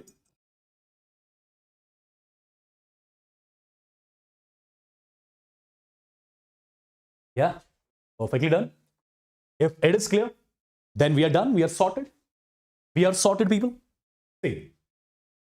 First of all, this 35 I'll be calling as M1. This 37 I'll be calling as M2. Right? This is something which I'll be calling as A. This is something which I'll be calling as B. Because percentage abundances we represent with A, B, C, etc. What is the formula which I'll be using? M1A plus M2B divided by what? A plus B is always 100. Now M1 value, you already know, that's 35. A value is what? A value is 75. M2 value is 37. B value is 25. Divided by A plus B is 100. So from this particular equation, MAV comes out to be 35.5 AMU. So what is this 35.5 AMU? Should I be calling this as normal atomic weight of chlorine? No, I should be calling this as average atomic weight of chlorine.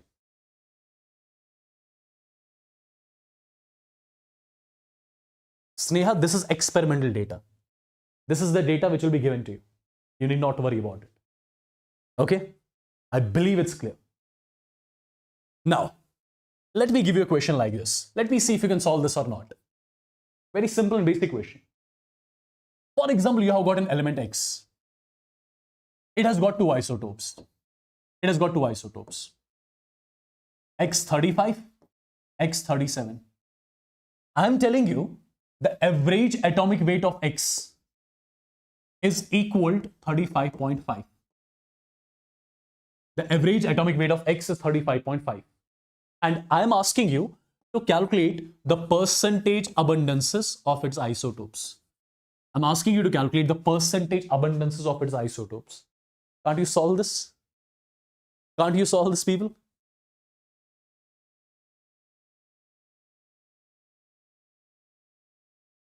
Can't you solve this? Quickly. Easy question, right? Since we are supposed to calculate the percentage abundances of these isotopes, you already know the sum of percentage abundances, of all the isotopes of a particular element, that's always 100.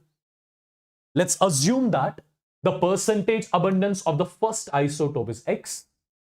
That means this has to be 100 minus X. Simple, right? And these percentage abundances are represented by what? A and B. This is something which you call as M1. This is something which you call as M2.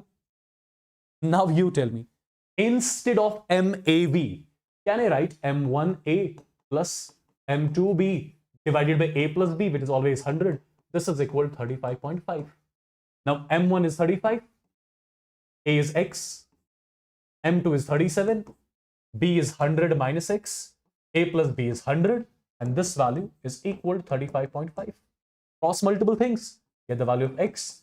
X will come out to be 75. And what was X? X was basically the value of A. And what was A? A was the percentage abundance of X35. What about the percentage abundance of X37? That is basically B. What is B? B here is 100 minus 6, right? So 100 minus 75 comes out to be 25%. Done and dusted, right? Agreed? Agreed, guys? Yes?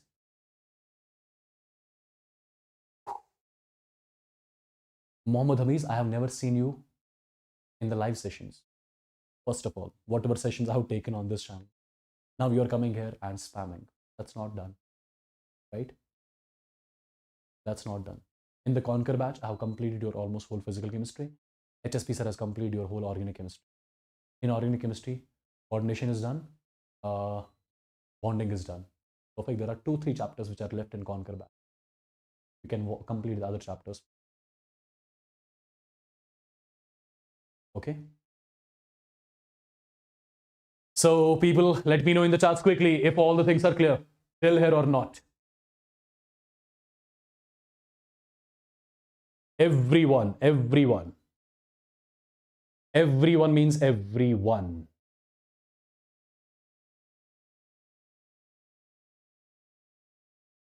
Everyone means everyone.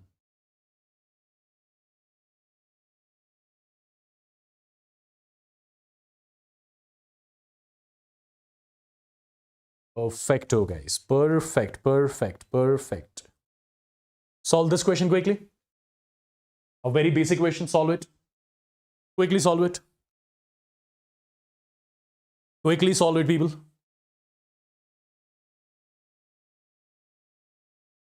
Quickly solve it, people. Boron has two stable isotopes. Boron has two stable isotopes. As per the question, boron has two stable isotopes. Which all? By the way, this question was once asked in JEE Mains as well. Right? This question. Okay, boron has two stable isotopes. One is your B10, one is your B11. B10 and B11. The abundances are given. Percentage abundance of this isotope is 19 and the other one is 81%. What are we supposed to calculate? Average atomic weight of boron, right? Formula you already know. That is M1A plus M2B divided by what? A plus B. A plus B is always 100, right? So basically, this is the value of A which is given to us. This is the value of B which is given to us. This is the value of M1 and this is the value of M2. We are sorted. So MAV is equal. M1 is 10. A value is 19. M2 value is 11. B value is 81. Divided by A plus B is 100. When you solve this, the value comes out to be 10.81 AMU. This is the final answer. This is the final answer. Everyone got this? Everyone got this? If everyone got this, I have one more question for you. If everyone got this, I have one more question for you. See what the question is. I have got an element X. Imagine I have got an element X, right?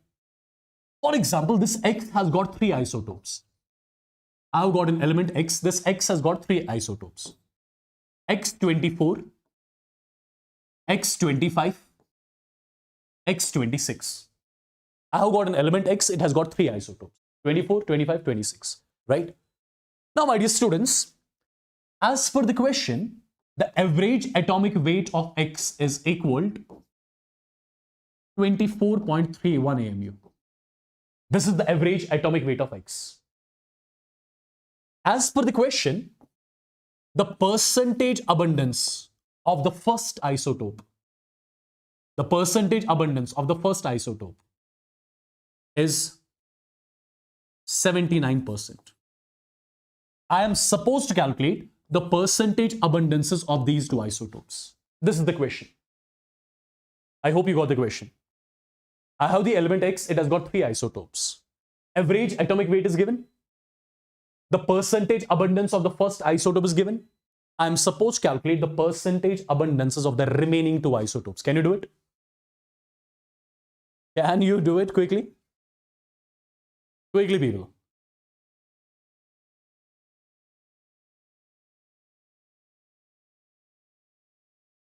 Yes, Shiva Shankar, you can watch it. Can you do it quickly? It's a very simple question, by the way. It's a very simple question. Just use your brain a bit. Use some part of your small brain. Yeah?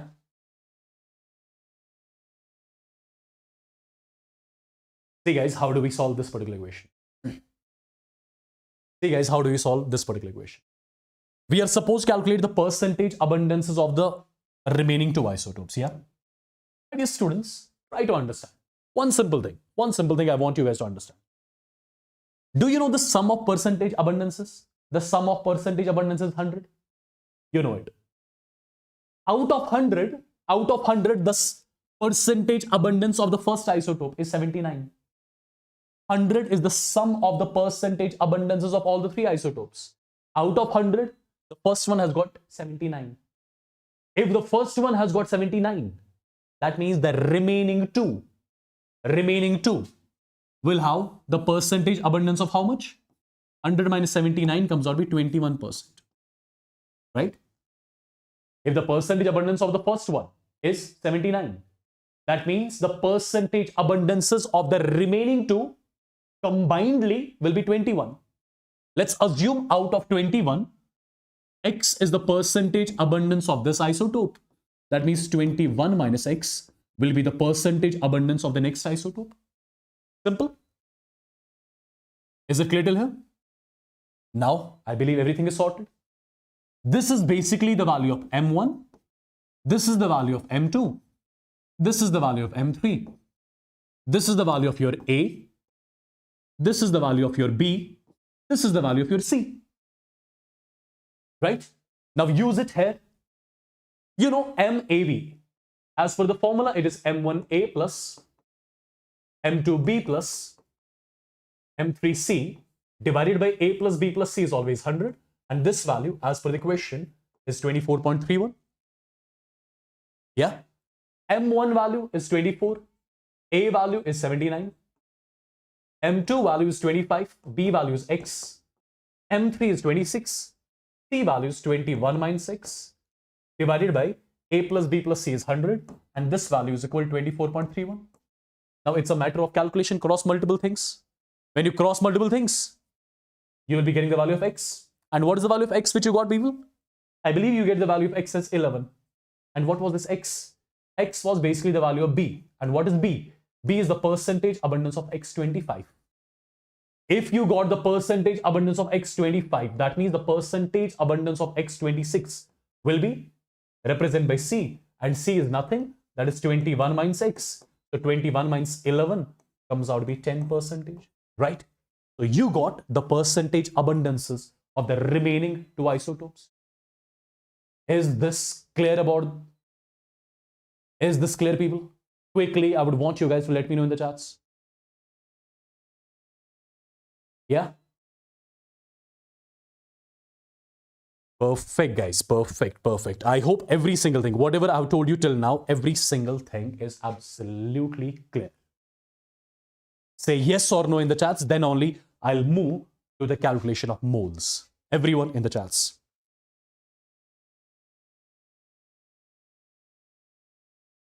Everyone in the chats. Everyone in the chats. Say yes or no quickly.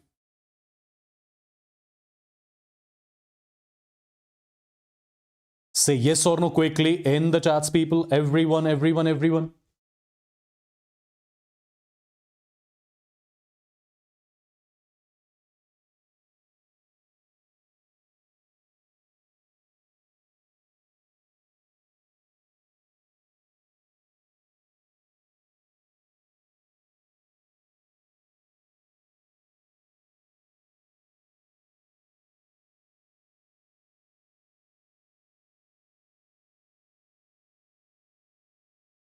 I hope you are understanding every bit of concepts which I'm discussing with you, yeah? Perfect, guys. Perfect. Wonderful. Chalo, let's move. Let's move to something called as calculation of moles. How do you calculate the moles, first of all? How do we calculate the moles? How do we calculate the moles? I believe every one of you would have heard about certain results, which I'm directly going to give you. Directly.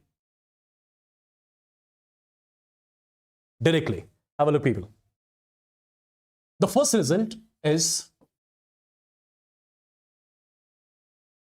number of moles, which I'm representing by N. There are three basic results, which I would want you guys to remember to calculate number of moles of a particular substance. Number of moles of the substance is always equal to given mass of the substance in grams divided by divided by molar mass of the substance, and its units, it's grams per mole. This is the first result by means of which we can calculate number of moles of a particular substance. Given mass of the substance divided by molar mass of the substance. Number 1. Number 2. Number of moles of the substance, which I'm representing by N, is also equal to given number of particles divided by what? Divided by Avogadro's number. This is one more result by means of which we can calculate number of moles. Number 3. Number of moles, which I'm representing by N, but this particular result is only valid for gases. Number of moles of a gas. The gas has to be present at STP. It is always equal to given volume of the gas in liters divided by 22.4 liters. Or you can say it like this. Given volume of the gas in milliliters divided by, instead of 22.4, you can write 22400 milliliters. These are the 3 basic results which I would want you guys to remember. To calculate number of moles of a particular substance. Given mass of substance divided by molar mass. Given number of particles divided by Avogadro's number. Given volume of the gas in liters divided by 22.4 liters. For example, let me make this clear. Calculate the number of moles in 160 grams of NaOH. Imagine you have got a container which contains 160 grams of NaOH. Now I'm asking you, if there are 160 grams of NaOH in the container, can you let me know how many moles of NaOH are there in the container? See, you are given with the mass of NaOH. You have to calculate its moles. So number of moles of NaOH. We are given with the mass of NaOH as per the formula. Given mass of NaOH in grams divided by, what is the molar mass of NaOH? 23 plus 16 plus 1 comes out to be 40. So it's 40 grams per mole. So the value comes out to be 4. Either you say that we have got 160 grams of NaOH in the container, or you can say directly, we have got 4 moles of NaOH there in the container. The choice is all yours. Number 1. Number 2. Calculate the number of moles in 67.2 liters of carbon dioxide gas at STP. Imagine you have got a container in which there are 67.2 liters of carbon dioxide gas. I am asking you, how many moles of carbon dioxide are there in the container? You tell me one thing. Am I given with mass of carbon dioxide or volume of carbon dioxide? I am given with the volume of carbon dioxide, which is in gaseous state, that too in STP. So I'll say number of moles of carbon dioxide is equal to given volume of carbon dioxide, the third formula, in liters, divided by 22.4 liters, the value comes out to be 3. Now it's your choice. Whether you want to say that you have got 67.2 liters of carbon dioxide in the container, or you can say we have got 3 moles of carbon dioxide in the container at STP. Look at the third one. Number of moles in 24 into 10 raised power 23 atoms of carbon. Atoms means particles, right? We are given with particles of carbon. Particles. And whenever we are given with particles and we are supposed to calculate moles, so number of moles of carbon is equal to given number of particles of carbon divided by what? Divided by Avogadro's number, right? Divided by Avogadro's number, the value comes out to be 4. Now it's completely your choice. Whether you want to say that you have got these many atoms of carbon in the container, or you can say you have got 4 moles of carbon in the container. Similarly, you have got 48 into 10 raised power 24 molecules of water in the container. I am asking you, tell me how many moles of water are there in the container. Check what we are given with. We are given with molecules. Molecules means particles. So given number of particles, divide by Avogadro's number. Given number of particles, divide by what? Divide by Avogadro's number. Simple. The value comes out to be 80. So there are 80 moles of water in the container basically. So in short people, you tell me, how many formulas do we have to calculate moles? I mean, how many formulas did I tell you right now? 3. Which you have to remember. If you are given with the mass of substance, then given mass divided by molar mass. Given number of particles divided by Avogadro's number.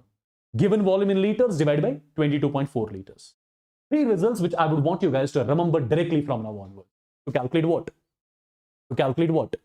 To calculate number of moles present, to calculate the number of moles of the substance. Right? I believe it's clear. And if it is clear, there is one special diagram which will make things easier for you. Which will make things easier for you. That's what you call as mole conversion diagram. Have a look, people, what this mole conversion diagram is all about, and I would want you guys to remember this from now on. Right? First thing, here I'm writing number of moles. Here I'm writing number of moles represented by N. How many ways are there by means of which we can calculate number of moles? A few minutes back only I told you how many ways are there by means of which we can calculate number of moles quickly. How many ways are there? There are three ways which I have shown you by means of which we can calculate number of moles. Right? My dear students, tell me, if you are given with the mass of the substance in grams, if you are given with the mass of substance in grams, and you are supposed to convert this mass into moles, how do you do that? Given mass of the substance divided by molar mass of the substance, what do you get? Number of moles. If I take a reverse of it, if I do reverse of it, for example, you have to convert moles into mass. For example, you have to convert moles into mass. What do you do? Moles multiplied by molar mass. That gives you the mass of the substance in grams. Simple? It's simple, guys. Have a look. Have a look. See, if you are given with the moles of the substance, so moles multiplied by molar mass gives you the mass. Right? Moles multiplied by molar mass gives you the mass. In short. Similarly, if you are given with the number of particles, and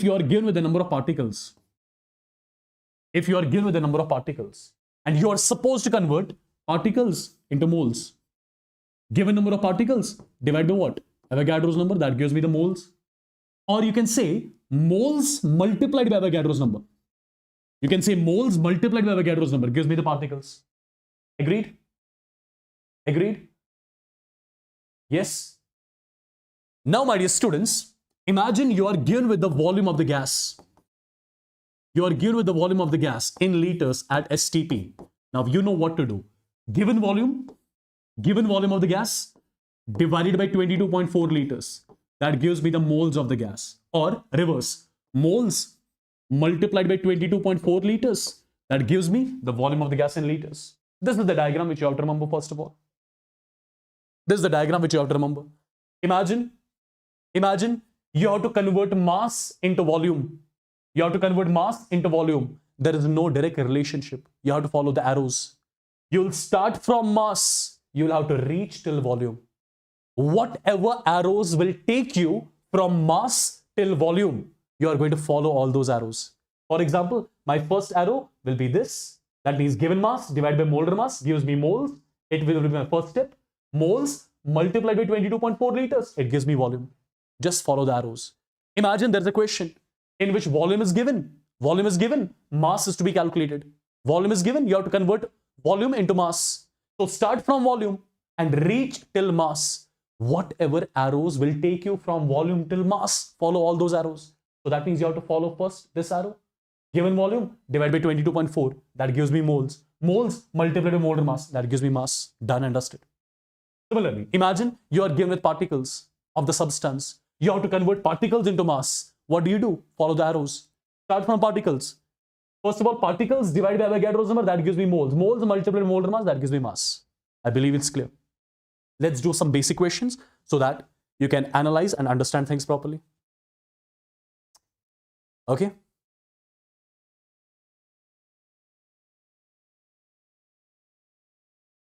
Look at the first question. See how simple it is. See how simple it is. Why do students calculate the mass? We have to calculate the mass of 67.2 liters of carbon dioxide at STP in grams. I would want you guys to understand, first of all, what is given and what is to be calculated. We are given with volume. We are supposed to calculate mass. We are given with volume, we are supposed to calculate mass, right? So in the diagram, you'll start from volume and you will have to reach till mass. You will start from volume and you will have to reach till mass. From volume till mass. Whatever arrows take you from volume to mass, use those arrows. So first arrow and this right arrow. So my first step is given volume divided by 22.4 liters. That gives me moles. Moles multiplied by molar mass. That gives me mass, right? So my first step in the first question will be number of moles of carbon dioxide is equal to given volume of carbon dioxide in liters divided by what? Divided by 22.4 liters. The value comes out to be 3. So you calculated the moles. First step done. Second step, we have to calculate what? We have to calculate mass of carbon dioxide in grams. How do we calculate mass? Moles multiplied by molar mass, right? The second step, the second arrow. So this is 3 multiplied by molar mass of carbon dioxide is 44 grams per mole. The value comes out to be 132 grams. So what is meant by this 132 grams? You tell me. You tell me. You tell me. Can I say this is the mass of 67.2 liters of carbon dioxide gas at STP?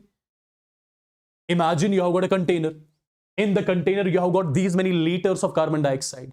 I will say 67.2 liters of carbon dioxide will have the mass of 132 grams. Done and dusted. Right? Second question. Calculate the number of molecules present in 440 grams of carbon dioxide. Look at the question and understand what is given and what is to be calculated. Mass is given, molecules are to be calculated. That means mass is given, particles are to be calculated. Mass is given and particles are to be calculated. Mass is given and particles are to be calculated. So start from mass, reach till particles.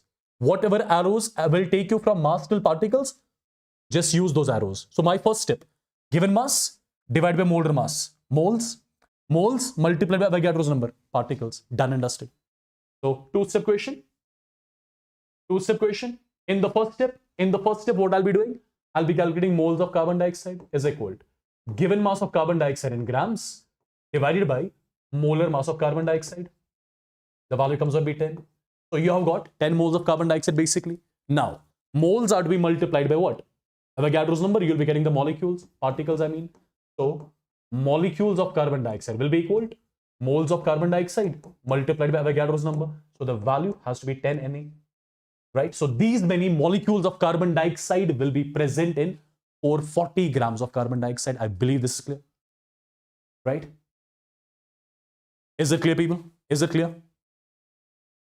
Simple and basic question. Tell me its answer.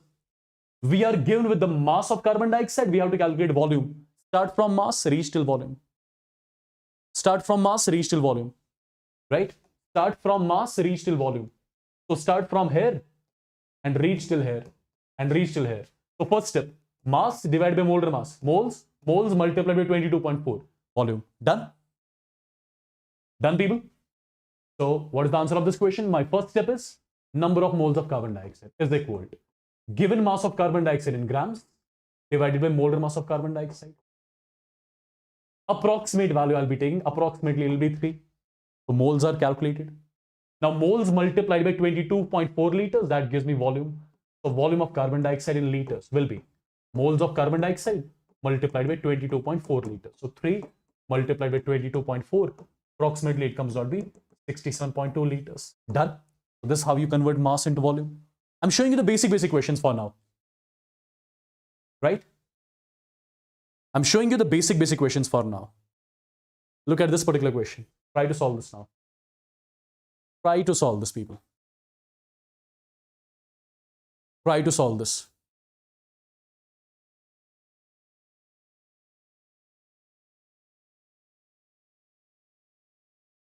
Guys, please do not spam and all, right? Just focus on the session. Focus on the session. Okay? Whosoever is spamming or something, I'm going to block them. I'm talking to Alia, Vasunda, etc., whosoever, Kriti. Chemistry, me and HSP sir or both will complete, okay? Let me tell you, we are a pair in chemistry. Some chapters I teach, some chapters he will teach, right? Now, you guys are not going to decide whether I'll be doing physical, organic or inorganic, or he'll be doing physical, organic, inorganic. We have already communicated to each other that which chapters he'll be doing, which chapters I'll be doing. Right? You are not going to decide that. I am going to decide that. We are going to decide that. Got it? And this time HSP sir is going to teach you chapter-wise organic. Chapter-wise. Maybe there in between there'll be some chapters which I'll be doing also. Right? That's how we have decided.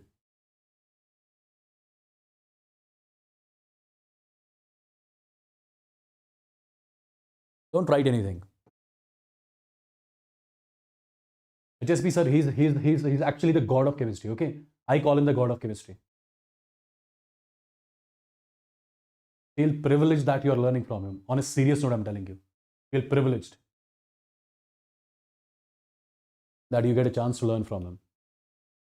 I'm not kidding. Okay, look at this particular question now. The mass of one atom of X. The mass of one atom of X is this much. Calculate the number of moles present in 96 kg of X. We have to calculate the number of moles present in 96 kg of X. 96 kg means 96,000 grams. We have to calculate the number of moles present in these many grams of X. Now, my dear students, you tell me, what are we given with? We are given with mass of X. What are we supposed to calculate? Moles of X. How do you convert mass into moles? So I'll say number of moles of X will be equal to given mass of X, which is 96,000 grams, divided by what? Divided by molar mass of X. But as per the question, are we given with the molar mass of X? Are we given with the molar mass of X? No. We are given with the mass of one atom of X. So can I say molar mass of X? If you remember, molar mass of X will be mass of one atom of X multiplied by what? Avogadro's number, approximately this much. Right? So this term cancelled. Right? This term cancelled. So the final answer will be 96,000 divided by 6 4s are 24. How much this value comes out to be? It will be 4,000. Perfect. What is meant by this 4,000? What is meant by this 4,000? It means in 96 kg of X, if you will be having 96 kg of X in the container, that means you have got 4,000 moles of X in the container. I believe it's clear. I believe it's clear to everyone. Yes, I believe it's clear to everyone.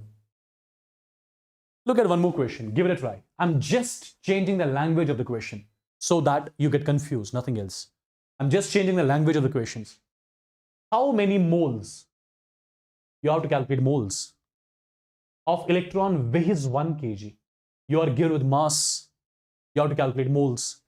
How do you convert mass into moles? How do you convert mass into moles? You know it. How do you convert mass into moles?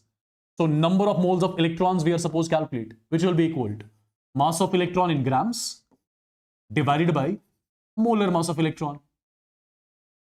What is the mass of electron in grams? It is 1 kg, which means 1000 grams. Divided by what? Divided by molar mass of electron. How do you calculate the molar mass of electron?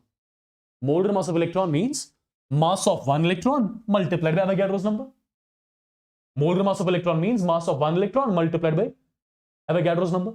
Mass of one electron is 9.1 into 10 raised power minus 28 grams multiplied by what? 6.022 into 10 raised power 23. You need to solve this and you'll get the answer. That's it. You were given mass of electron. You were supposed to calculate moles. Which formula you guys are going to use? Given mass by molar mass. Given mass is 1000 grams. Molar mass of electron means mass of one electron multiplied by Avogadro's number. Right?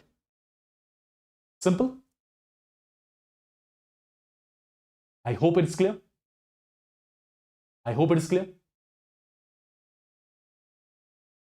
Right, people? Okay. Can you give this question a try? It's again a simple question only. It's not difficult or something. It's again simple. Calculate the number of molecules. Molecules means particles. Present in 1.8 liters of H2O liquid. See what majority will do in this question. Majority will think that we are given with volume. we have to calculate particles, right? So we will start from volume, we will reach till particles. We just have to follow the two arrows. First arrow will be given volume divided by 22.4, that gives me moles. Moles multiplied by Avogadro's number, that gives me molecules. That's what majority will think, right? But look at this carefully. Is water present in gaseous state or liquid state? It is present in liquid state. That formula, given volume divided by 22.4, that is valid for gases, that too at STP. But this is not a gas here. It is not a gas here. What is it? It is liquid. So you cannot use given volume by 22.4 liters here. I hope you are getting. It's liquid here, right? So how do we solve it? My approach to solve this question will be, I'll be converting this volume into mass. How? My dear students, every one of you must be knowing density of water. This is something which every one of you should remember from now onwards. Density of water is equal to 1 gram per ml. Instead of density of water, I'll write mass of water in grams divided by volume of water in ml, right? It is equal to 1 gram per ml. Yes? Now, mass of water in grams divided by volume of water is 1.8 liters, which can be written as 1800 ml. This is equal to 1 gram per ml. Perfect. So I'll say mass of water in grams has to be equal to how much? 1800 ml multiplied by 1 gram per ml. So ml cancelled. So you got the mass of water as 1800 grams. So I would say 1.8 liter of H2O liquid means 1800 grams of H2O liquid. Correct? I'll say 1.8 liter of H2O liquid means 1800 grams of H2O liquid. Now imagine as if you are not given with volume. Imagine you are given with mass, you have to calculate particles. Imagine you are given with mass, you have to calculate particles. So what will be my steps? My first step will be number of moles of water is equal to given mass of water in grams divided by molar mass of water. The value will be 100. So you got the moles. Moles multiplied by Avogadro's number, that gives me particles, means molecules. So I'll say molecules of water. Molecules of water will be equal to moles multiplied by Avogadro's number. This is the final answer of the question.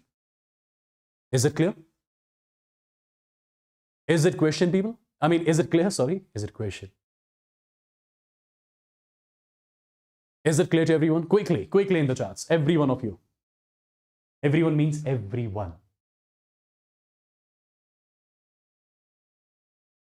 Everyone means everyone. Okay, I hope the basic questions related to moles you can easily solve, right? Perfect. Perfect.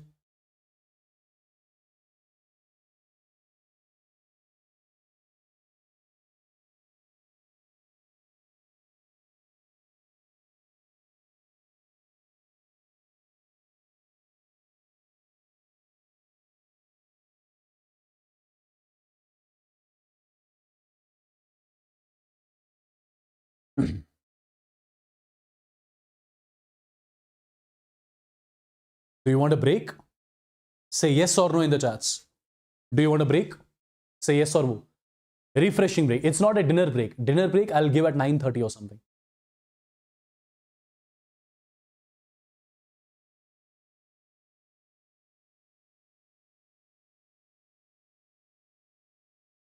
Okay, I'll give you a refreshing break of 15 minutes. It is 19:20 right now. So come back. Don't go anywhere. Just you can wash your face. Session resumes at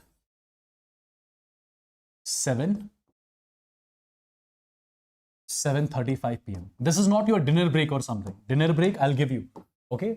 If you want to go refresh yourself, just go, but come back. Come back. Do not go anywhere, okay? Do not go anywhere at all. I'll be back in just 15 minutes. You also be back in 15 minutes, okay? See you in 15 minutes. But everyone, right now, I can see 811 people are watching. I would want 811 to be back. Do not go anywhere. Perfect. See you in some time.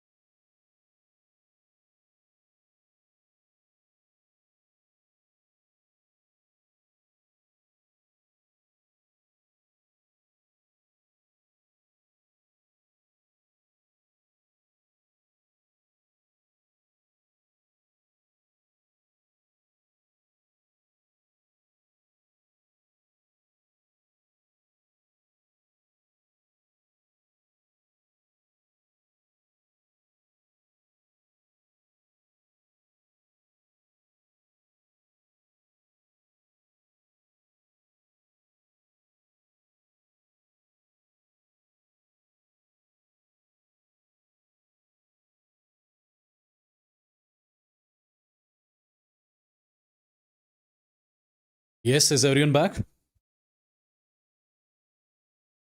Is everyone back?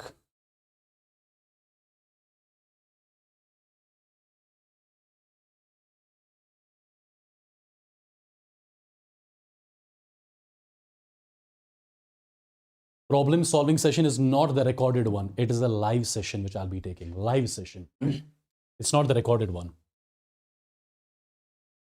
Okay?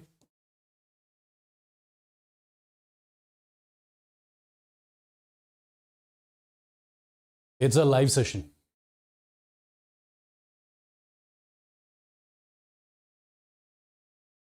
So everyone is back?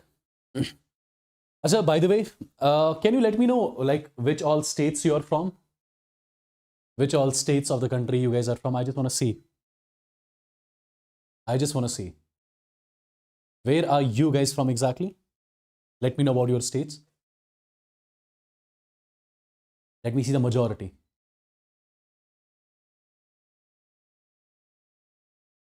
Tamil Nadu, Karnataka, Andhra, AP, J&K, Pondicherry, AP, Kerala,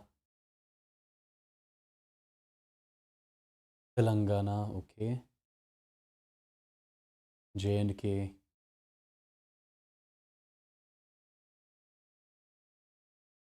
all right, Arunachal, Mizoram, wow, yeah, nice, Madhya Pradesh, Rajasthan, wow,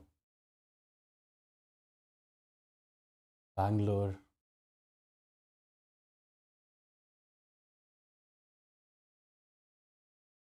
Manipur also.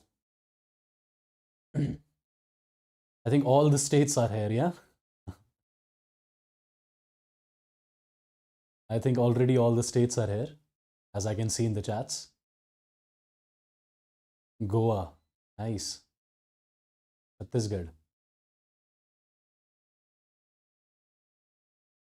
Kashmir, Maharashtra is also here. Okay, nice. Yes, I can see whole India is here.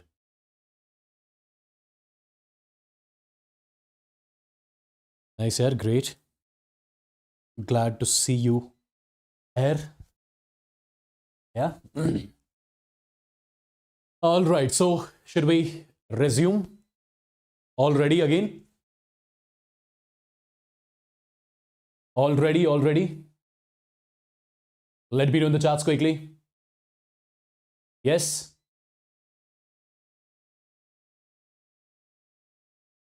I'm live from Srinagar, J&K. I'm live from the top. Do you see? I'm live from Kashmir, Srinagar, J&K. And you guys are watching me in South particularly. Like Tamil Nadu majority is here.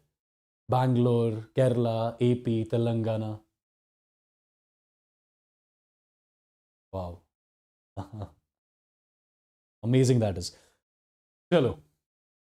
Exactly. This is the advantage of the YouTube, huh? Advantage of the internet, I would say. Chalo guys, let's get going then.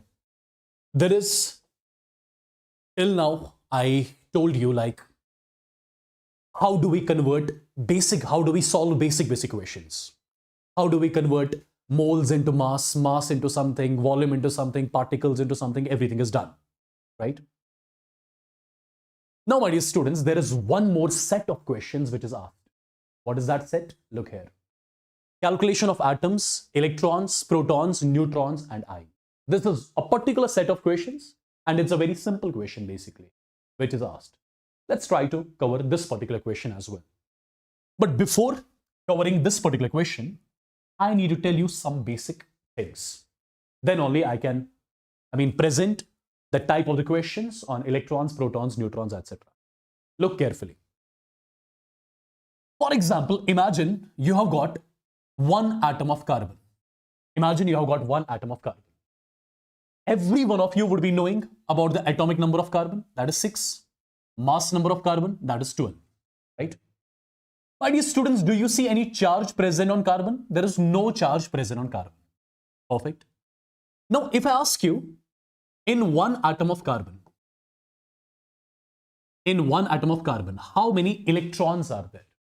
If I ask you in one atom of carbon, how many electrons are there? Since carbon does not carry any charge, do remember, whatever is the atomic number, same number of electrons and same number of protons will be present in one atom of carbon because it is neutral, it does not have any charge. So whatever is the atomic number, same is the number of electrons, same is the number of protons. What about neutrons? Neutrons we calculate like this: mass number minus atomic number. Mass number minus atomic number. 12 minus 6 comes out to be 6. So there are 6 neutrons present in one atom of carbon. As simple as that. For example, if I write sodium, right? Its atomic number is 11. Its mass number is 23. Now I'm asking you the same question. In one atom of sodium, tell me how many electrons, protons and neutrons are there. Look carefully. There is no charge. There is no charge present on sodium. Correct? So whatever is the atomic number, same number of electrons, same number of protons will be there. Now what about neutrons? Mass number minus atomic number. 23 minus 11 comes out to be 12. So there are 12 neutrons present in one atom of sodium. Correct? Now, for example, I'm writing like this: Mg di positive. I'm writing Mg di positive. Okay. What is the atomic number of magnesium? You know, that is 12. What is the mass number of magnesium? You know, that is 24. Correct? Is there any charge present on magnesium? Absolutely, there is charge present on magnesium. Let me tell you, due to the presence of charge, nothing happens to protons and neutrons. Due to the presence of charge, nothing happens to protons and neutrons. Only thing that changes is the number of electrons. Now, I can say 1 Mg di positive ion contains how many protons? Whatever is the atomic number, same protons. How many neutrons? Mass number minus atomic number. 12 neutrons. How many electrons?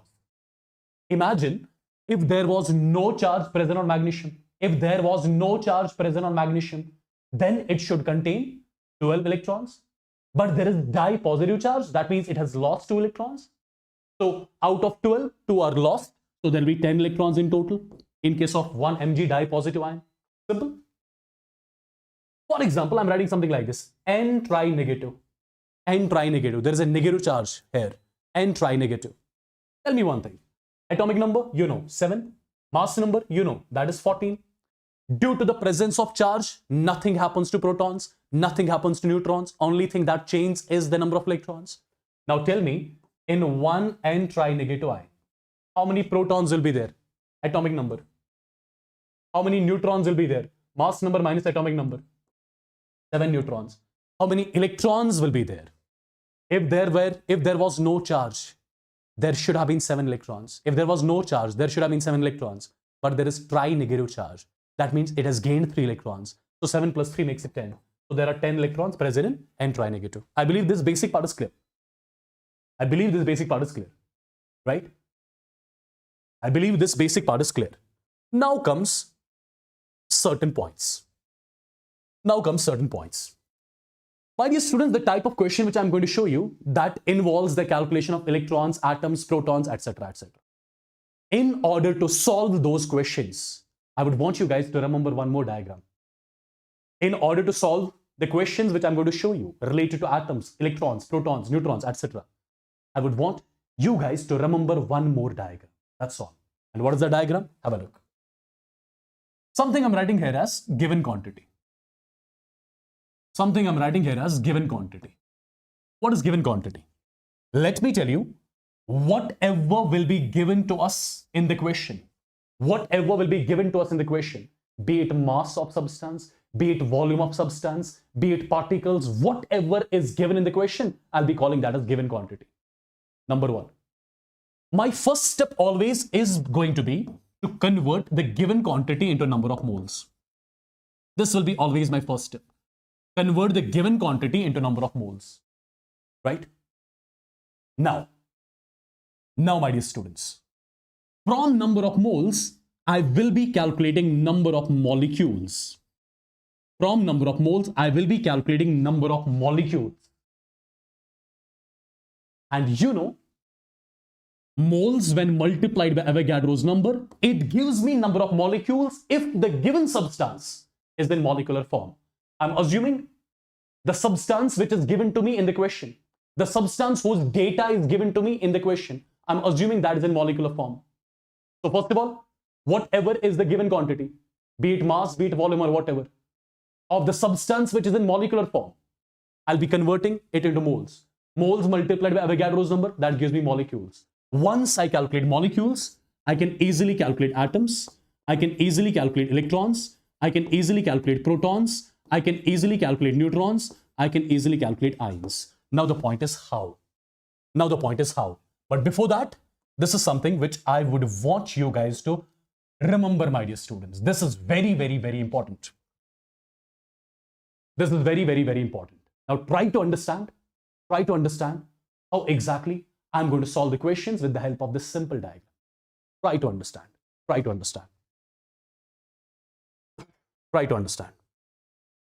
One simple question is here on the screen. Read the question carefully. Calculate the total number of atoms. Present in 448 liters of carbon dioxide gas at STP. Look at the question and see what is given to us. What is the given data? If you look, this is something which is given to us. We are given with volume. Of the gas. My given quantity is volume. Look at the substance. It is carbon dioxide. It is given in molecular form. Right? We are given with volume of the substance which is in molecular form. What do we have to calculate? Atoms. Right? Atoms we have to calculate. Now tell me one thing. What is the first step all the time? Convert the given quantity into moles. Given quantity is volume. We have to convert volume into moles first. Do you know how do we convert volume into moles? Given volume divided by 22.4 liters at STP. That gives me moles. So my first step is number of moles of carbon dioxide. Given volume of carbon dioxide in liters divided by 22.4 liters. This value comes out to be 20. Right? So my first step is done.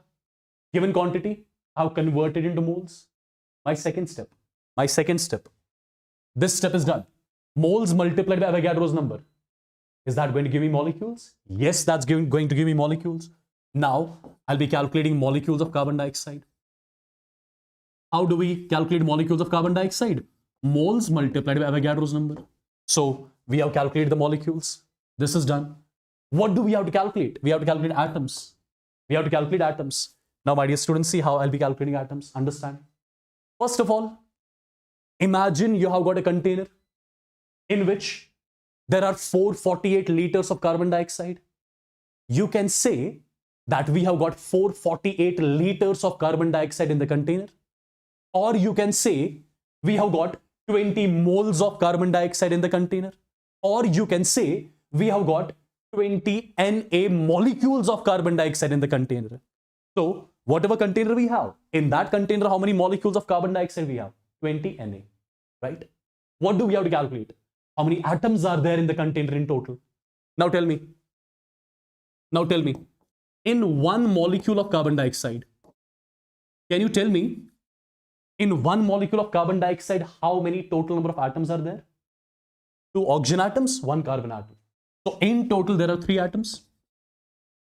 In one molecule of carbon dioxide. Out of 3 atoms, I would say there is 1 carbon atom and how many oxygen atoms? I'll say 2 oxygen atoms. Correct? This is the general data. One molecule of carbon dioxide contains these number of atoms. Now tell me, in one molecule of carbon dioxide, there are 3 atoms in total. In 2 molecules, multiplied by 2. 3 molecules multiplied by 3. 4 molecules multiplied by 4. How many molecules we have in the container? 20 Na. Now tell me, in 20 Na molecules of carbon dioxide, multiply through by 20 Na.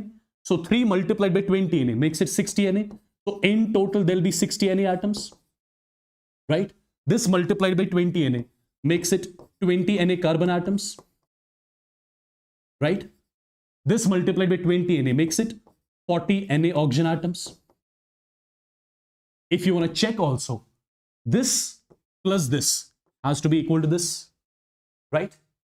So you got to know that in 448 liters of carbon dioxide, in 20 moles of carbon dioxide, in 20 Na molecules of carbon dioxide, there are in total 60 Na atoms, out of which 20 Na will be carbon atoms and 40 Na will be oxygen atoms. As simple as that. Is it clear? Let me know once in the chats, quickly. Quickly, guys. Quickly. Similar type of question in which I have to calculate atoms, I have to calculate electrons, protons, neutrons present in 448 liters of carbon dioxide gas at STP. Again, the similar type of question. Atoms we have to calculate, electrons we have to calculate, protons, neutrons, etc. etc. Now, which diagram I'm going to follow? The diagram which I gave you a few minutes back. Right? Look at the thing which is given to us. We are given with volume again. This is my given data. This is my given quantity. My first step will be convert given quantity into moles. The given substance is in molecular form. My second step will be moles multiplied by Avogadro's number. That will give me molecules. Right? And after that, I can calculate anything. Have a look. First step, number of moles of carbon dioxide is equal to given volume of carbon dioxide in liters divided by what? 22.4 liters, the value comes out to be 2. This is my first step. Now the given substance is in molecular form. That means moles multiplied by Avogadro's number. That gives me molecules. So molecules of carbon dioxide. This is my second step. Molecules of carbon dioxide comes out to be 2 multiplied by Avogadro's number. These are the molecules. So second step is done. Right? Now my dear students, the third thing. What is the third thing? From molecules we have to calculate atoms. Right? Now you know what to do. I'll say in one molecule of carbon dioxide. In one molecule of carbon dioxide, tell me how many atoms are there? 2 plus 1, 3. This is general data. This is general information. In one molecule of carbon dioxide, there are 3 atoms. In 2 molecules, multiplied by 2. 3 molecules, multiplied by 3. 4 molecules, multiplied by 4. How many we have? 2 Na. In 2 Na molecules, how many atoms will be there? 3 multiplied by 2 Na. The value comes out to be 6 Na atoms. So in total, there are 6 Na atoms which are present in 44.8 liters of carbon dioxide at STP. Or you can say, these many atoms are present in 2 moles of carbon dioxide at STP. Or you can say, these many atoms are present in 2 Na molecules of carbon dioxide at STP. Right? So one part of the question is done. Second, electrons. Tell me how many molecules of carbon dioxide do we have in the container? 2 Na. These many molecules of carbon dioxide are there in the container. I have to calculate how many total number of electrons are there in the container. So firstly, I'll see how many electrons are present in one molecule of carbon dioxide. Tell me that. In one molecule of carbon dioxide, can you tell me how many electrons are there?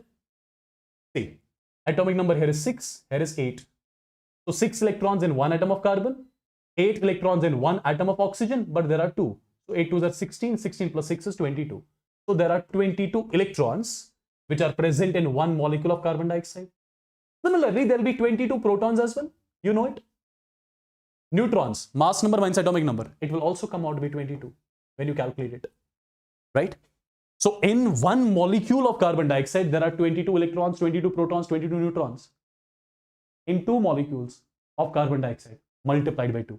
3 molecules multiplied by 3. 4 molecules multiplied by 4. How many we have? 2 Na.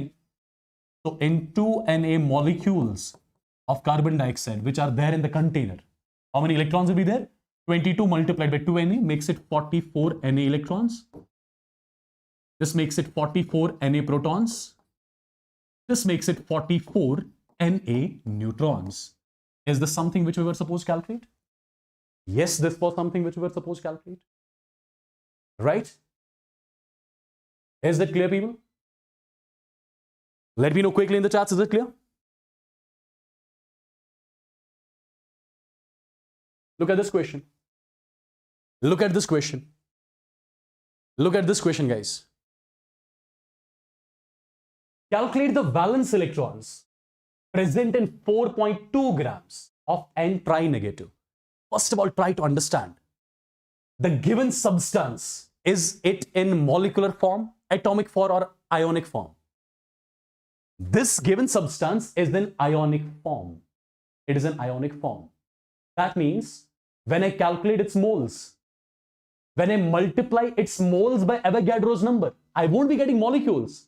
I'll be directly getting ions. See, if the given substance is in molecular form, at that point of time, moles multiplied by Avogadro's number gives me directly the molecules.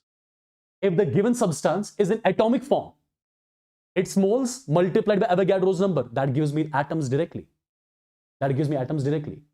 If the given substance is in ionic form, its moles multiplied by Avogadro's number, that gives me ions directly. Are you understanding all the things which I'm telling you? See, this is my given data. My first step, convert the given quantity into moles. So number of moles of N tri-negative will be equal to given mass of N tri-negative divided by molar mass of N tri-negative. Due to the presence of charge, nothing happens to molar mass. Whatever is the molar mass of N, same will be the molar mass of N tri-negative. Due to the presence of charge, nothing happens to molar mass. Okay, so molar mass of nitrogen, that is 14 grams per mole. So this value after solving comes out to be 0.3. Now it's your choice whether you want to say that we have got 4.2 grams of N tri-negative in the container, or you can say we have got 0.3 moles of N tri-negative in the container. It is your choice now, right? I got the moles. Second step, moles multiplied by Avogadro's number. That gives me molecules if the given substance is in molecular form. That gives me atoms if the given substance is in atomic form. That gives me directly the ions if the given substance is in ionic form. The given substance here is in ionic form, right? So what do I get? I'll be getting ions, right? I'll be getting ions. So number of ions of N tri-negative. Number of ions of N tri-negative which are there in the container will be simply 0.3 Na. Correct? Moles multiplied by Avogadro's number. I got the number of ions. Now it's your job whether you want to say we have got 4.2 grams of N tri-negative in the container, or you want to say we have got 0.3 moles of N tri-negative in the container, or you want to say we have got 0.3 Na N tri-negative ions in the container. Completely your choice, right? Now you tell me, what do we have to calculate? Valence electrons. If I talk about one N tri-negative, its atomic number is 7. How many electrons will be there in total? 7 plus 3. There will be 10 electrons in total. Can I say out of 10 electrons, 2 electrons will be in the first shell, 8 electrons will be in the second shell, right? This is your valence shell, right? This is your valence shell containing 8 electrons. So how many valence electrons are there? How many valence electrons are there? You tell me. I can say one N tri-negative ion contains how many valence electrons? It contains 8 valence electrons. One N tri-negative ion contains 8 valence electrons. 2 ions multiplied by 2, 3 ions multiplied by 3, 4 ions multiplied by 4. How many we have in the container? 0.3. So I'll say 0.3 Na N tri-negative ions will contain how many? 8 multiplied by 0.3 Na valence electrons. So the value comes out to be 2.4 Na valence electrons. This is something which we were supposed to calculate. Isn't it simple? Isn't it simple, guys? Is it clear? Let me know once in the chats quickly. Let me know once in the chats. Is this question clear to everyone? I'm telling you all the things where you can commit a mistake, basically. All the things where you can commit a mistake. All those things I'm telling you one by one. Yeah? Okay, if this is clear, let me see. In these 3 basic questions, you might do a mistake. I know, you might do a mistake. You might do a mistake in these questions. These are 3 questions basically, and very simple and basic, but why I came up with these questions? Because I believe you can make a mistake in these. Calculate. The first question says, calculate the number of atoms present in 16 grams of helium. It's very simple. This is my given quantity. My given substance is in atomic form. Understood? My first step, since I'm supposed to calculate atoms, so my first step is to convert the given quantity into moles. So number of moles of helium is equal to given mass of helium in grams divided by molar mass of helium. The value comes out to be 4, right? I got the moles. Moles multiplied by Avogadro's number gives me what? Given substance is in atomic form.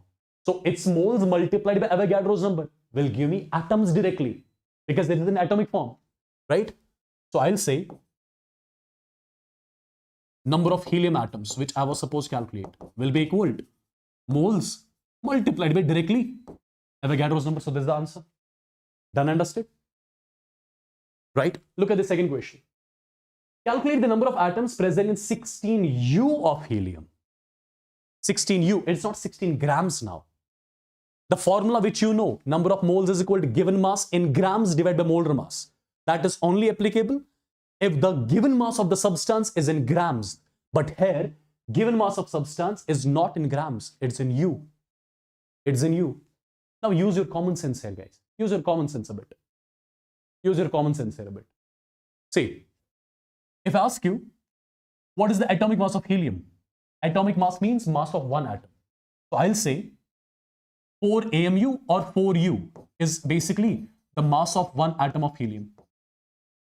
Right? 4U is equal to the mass of one atom of helium. Right? 4U is the mass of one atom of helium. But I have to calculate for 16U. I have to see 16U is equal to how many atoms of helium. If I multiply with 4 directly, so 4 4 the 16U will be basically 4 atoms of helium. Right? So 16U means 4 atoms of helium. So 4 is the answer. Done? Done, understood? Look at the next one. Look at the next one. It is 126. It is not 126 grams. It is 126U of HNO3. Tell me what is the molecular mass of HNO3? I'll tell you 63U is the molecular mass of HNO3. 63U is the mass of one molecule of HNO3. Is the mass of one molecule of HNO3. But are we given with 63U? No. We are given with what? 126U. So if I multiply this equation throughout by 2, this becomes 126U. This becomes 2. Rest everything same. Right? So what I was supposed to calculate? Calculate the molecules in 126U of HNO3. And I got to know 126U of HNO3 means 2 molecules of HNO3. Is this clear?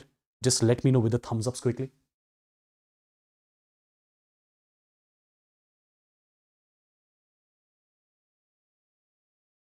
Quickly, guys. Everyone.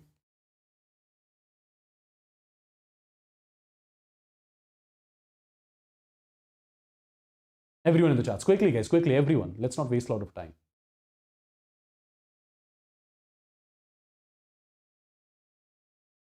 Yes?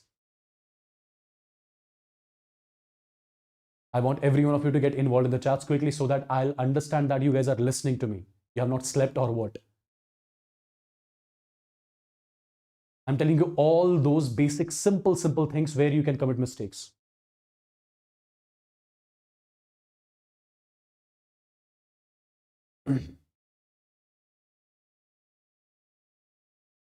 Perfect, right?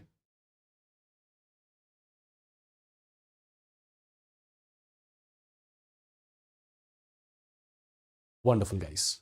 I'm moving ahead. I'm going to talk about one more thing wherein there might be some mistakes which you shall be committing, right? So let's try to avoid them with the help of this particular heading. Calculation of moles of atoms and molecules. Be thinking what this is. This is again simple. Try to understand what exactly I'm going to say. Try to understand. Step by step, I'm going to tell you. See, guys. For example, I'm writing something like this. 1 mole of H2SO4. 1 mole of H2SO4. I have got 1 mole of H2SO4. Can I say in 1 mole of H2SO4, there are 2 moles of H, 1 mole of S, and 4 moles of O? Do you believe that? 1 mole H2SO4 contains, it contains 2 moles of H, it contains 1 mole S, it contains 4 mole O. Correct? Hydrogen I have taken in which form? Atomic form. Oxygen I have taken in which form? Atomic form. Now, let me tell you, in place of moles, you can sometimes write gram atoms, you can sometimes write gram molecules. They'll ask you sometimes, calculate the gram atoms, calculate the gram molecules. Whenever they ask you like that, calculate the gram atoms, gram molecules, that means you are asked about moles. If they ask you calculate the gram atoms, remember, they are asking you to calculate the moles. If they ask you to calculate the gram molecules, that means you're asked to calculate moles. So gram atoms, gram molecules, gram ions, they are the terms which are used for moles. Now you tell me, whether I have used hydrogen in atomic form or molecular form, it is atomic form. So I can write it like this. Instead of 2 moles of H, I can write 2 gram atoms of H. 2 gram atoms of hydrogen. Because hydrogen I have taken in atomic form. Look at oxygen. Again in atomic form. Again in atomic form. So I'll write 4. Instead of moles, I'll write what? I'll write gram atoms of what? Of oxygen. Of oxygen. Correct? Now guys, try to understand one more thing. Try to understand one more thing. Okay. If I want to write the similar statement in such a way that hydrogen comes in molecular form, in H2 form, can I say something like this? Understand. Can I say 1 mole of H2SO4, 1 mole of H2SO4 contains 1 mole of H2? 1 mole of H2 means 2 moles of H. Simple. Right? Look at oxygen. We know 1 mole H2SO4 contains 4 moles of O. Can I write it like this? It contains 2 moles of O2. Agreed? Agreed? Now, have I taken hydrogen in atomic form or molecular form? It's in molecular form now. So, in place of 1 mole, should I be using the term 1 gram atom or gram molecule? I'll be using the term gram molecule. 1 gram molecule of hydrogen. Here I'm using the term 2 gram molecules of O2, gram molecules of oxygen. Can you write these sort of statements for every single thing? Quickly. Can you write these sort of statements for every single molecule? You should be able to write, I believe. Yeah, you should be able to write. Now, my dear students, if you are able to write these sort of statements, then there is a simple type of question which can be asked here. Look at this basic question. Basic, complete basic. Calculate the moles of O. Moles of O means gram atoms of O. Moles of O means gram atoms of oxygen, because it has mentioned that moles of O, oxygen here is in atomic form. That means gram atoms of oxygen. Calculate the moles of O in 196 grams of H2SO4. Calculate the moles of O. In 196, you have got 196 grams of H2SO4, and you have to check in 196 grams of H2SO4, how many moles of O are there. Look and understand carefully. My first step always is to convert the given quantity into number of moles. Given quantity is mass, and I know how to convert mass into moles. So first step is given quantity into moles. Number of moles of H2SO4 is equal to given mass of H2SO4 in grams divided by molar mass of H2SO4. The value comes out to be 2. So you can say something like this. Either you say that we have got 196 grams of H2SO4, or you can say we have got 2 moles of H2SO4. One and the same thing. 2 moles of H2SO4, or you can say 196 grams of H2SO4. One and the same thing. Now, what is something we are supposed to calculate? We are supposed to calculate the moles of O present in these many grams of H2SO4. We are supposed to calculate moles of O present in 2 moles of H2SO4. Now, if I ask you a strict question, in 1 mole H2SO4, how many gram atoms of oxygen are there? You will say 4 gram atoms of oxygen are there, right? 1 mole H2SO4 contains 4 gram atoms of oxygen. But do we have 1 mole of H2SO4 given to us? No, we are given with 2 moles of H2SO4.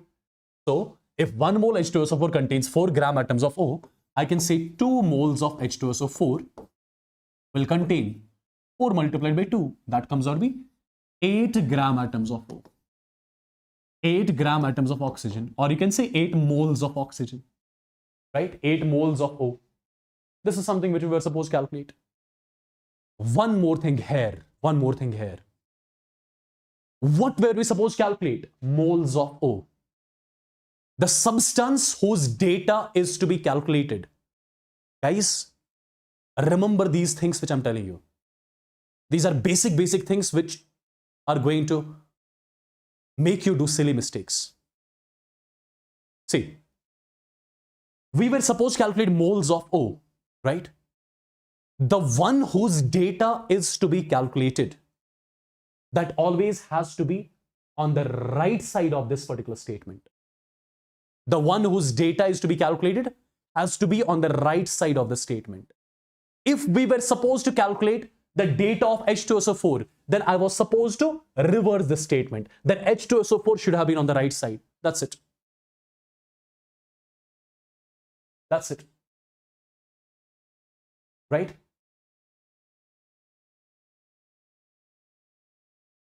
Perfect. Why am I telling you this? Because there's a question. There's a question. Look at this particular question. Understand the question carefully. Calculate the mass of H3PO4.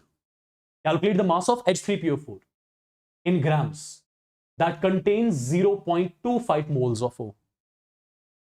Whose data am I supposed to calculate? I'm supposed to calculate the data of H3PO4. That means H3PO4 has to be on the right side of the statement. I'm supposed to get the data of H3PO4. Whatever data, mass, whatever, okay? The one whose data is to be calculated, that has to be on the right side of the statement. Now, what kind of the statement am I going to write? You are going to let me know in the chats. Am I supposed to write a statement like this? See, if I write 1 mole H3PO4 contains 4 moles of O, am I supposed to write the statement in this format? Say yes or no in the chats. Am I supposed to write statement in this format, or do I need to reverse it? Quickly. I'm going to reverse the statement because I'm supposed to calculate the data for H3PO4. The one whose data is to be calculated, that's always going to be on the right side of the statement. So I'll be reversing it. I'll say something like this. 4 moles of O are present in, 4 moles of O are present in 1 mole H3PO4. 4 moles of O are present in 1 mole H3PO4. Now, you tell me. If 4 moles of O are present in 1 mole H3PO4, use the unitary method. I'll say 1 mole of O will be present in 1 by 4 moles of H3PO4. Agreed? Unitary method. 4 moles of O are present in 1 mole H3PO4. So 1 mole of O will be present in 1 by 4 moles of H3PO4. As per the question, do I have to check for 1 mole of O, or I have to check for 0.25 moles of O? I have to check for 0.25 moles of O. Can I say 0.25 moles of O will be present in 1 by 4 multiplied by 0.25 moles of H3PO4, and this value after solving comes out to be 1 by 16 moles of what? H3PO4. Now, first of all, you tell me, what did we calculate? What is meant by this particular term? You tell me that. What is meant by this particular term? I'll say these are the moles of H3PO4. These are the moles of H3PO4 which contains 0.25 moles of O. These are the moles of H3PO4 which contains 0.25 moles of O. But do I need to calculate moles of H3PO4 or mass of H3PO4? I was not supposed to calculate moles. I was supposed to calculate mass. How do you convert moles into mass? I'll say the mass of H3PO4 will be equal to moles of H3PO4 multiplied by molar mass. The value will be how much? This will be 6.125 grams. What is meant by this 6.125 grams? I'm asking this question to you. What is meant by this particular thing? This is the mass of H3PO4. This is the mass of H3PO4 which contains 0.25 moles of O. Is this clear to everyone? Is this clear to everyone, people? I'm asking this question to yourself. Is this clear to everyone? I want your yes or no in the chats. I want your yes or no in the chats. If it is clear, can you see the difference? Can you see the difference? What difference lies in this question? Similar type of question, but there is only one difference. In the earlier question, I had given O. Here, I'm not giving you O. I'm giving you O2. Here, I'm giving you O2. Do you realize that? Try to understand. Try to understand. From this question, things will be properly clear. Understand. Calculate the mass of H3PO4. So I have to calculate the data for H3PO4. The one whose data is to be calculated has always to be on the right side. That contains 0.25 moles of O2. That contains 0.25 moles of O2. Now, first of all, I'll be writing a statement like this. You tell me whether it's right or wrong. 1 mole H3PO4 contains 2 moles of O2, or I can say 2 gram molecules of oxygen. But am I supposed to write the statement in this manner, or should I reverse it? You are going to tell me in the chat. Same manner or reverse it? I'll be reversing it, right? Because I have to calculate data for H3PO4. The one whose data is to be calculated has to be on the right side of the statement, right? So just reverse it. I'll say 2 moles of what? O2 are present in 1 mole of what? H3PO4. Correct? I've used the unitary method. If 2 moles of O2 are present in 1 mole of H3PO4, I'll say 1 mole of O2 is present in 1/2 moles of H3PO4. Was I supposed to check for 1 mole of O2? No, I was supposed to check for 0.25 moles of O2. So can I say 0.25 moles of O2 will be present in 1/2 multiplied by 0.25 moles of H3PO4. If you solve this particular term, it comes out to be 1/8, and this will be your moles of H3PO4. Now tell me, what is the meaning of this particular thing which you calculated? Tell me the meaning of this thing. What is the meaning of this thing? These are the moles of H3PO4. These are the moles of H3PO4 which contains 0.25 moles of O2. These are the moles of H3PO4 which contain 0.25 moles of O2. But was I supposed to calculate moles of H3PO4 or mass of H3PO4? I was supposed to calculate the mass of H3PO4. How do you convert moles into mass? Multiply through molar mass, that's it. Right? So mass of H3PO4 that contains 0.25 moles of O2 will be equal to moles of H3PO4 multiplied by its molar mass. The value will be 12.25 grams. So tell me the meaning of this particular statement. This is the mass of H3PO4. This is the mass of H3PO4 that contains 0.25 moles of O2. We were supposed to calculate that only. What is the mass of H3PO4 that contains 0.25 moles of O2? This is the mass of H3PO4 that contains 0.25 moles of O2. I believe these sort of questions you can easily solve from now onwards. Say yes or no in the chat. Everyone. Say yes or no in the chats. Quickly, everyone. Everyone means everyone. Everyone means everyone. Quickly.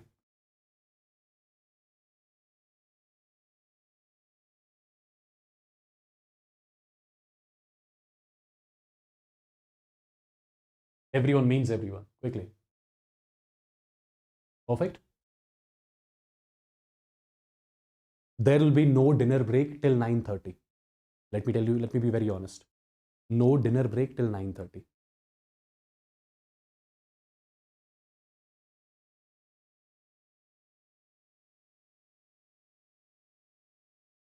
Perfect? Wonderful. All right. There is one more very important concept which I would want to share with you right now. What is that? Have you heard about this particular topic ever? average molar mass of a gaseous mixture. Average molar mass of a gaseous mixture. This is very important, guys. So have your clear eye, clear vision, clear mind towards the screen now. Because this is important, because this particular concept I'll be using in many chapters. Equilibrium I'll be using, right? In thermodynamics I'll be using, right? There are a lot of chapters wherein I'll be using this particular concept which I'm going to teach you right now. Yeah? Okay? Now guys, try to understand. First of all, average molar mass of a gaseous mixture. Let me write its definition first. It is defined as the mass of,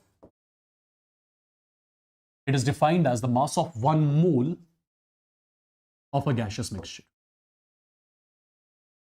It is defined as the mass of 1 mole of a gaseous mixture.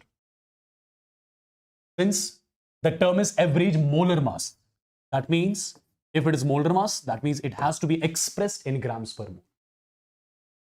Now try to understand what it means. I hope you read the definition. What is the definition? It is the mass of 1 mole of a gaseous mixture. In the bracket, do mention non-reacting gases. Do mention non-reacting gases. Now, understand what exactly I'm talking about. For example, this is the container. Imagine this is the container. In this particular container, imagine we have got 2 chemically non-reacting gases. 2 chemically non-reacting gases. For example, let's say I've got N2 present in the container and O3 present in the container. These are the 2 gases which are there in the container. 2 chemically non-reacting gases which are there in the container. So first of all, can I say I have got 1 gas in the container, or I should say I have got a gaseous mixture present in the container? I'll first of all say that I have got a gaseous mixture present in the container.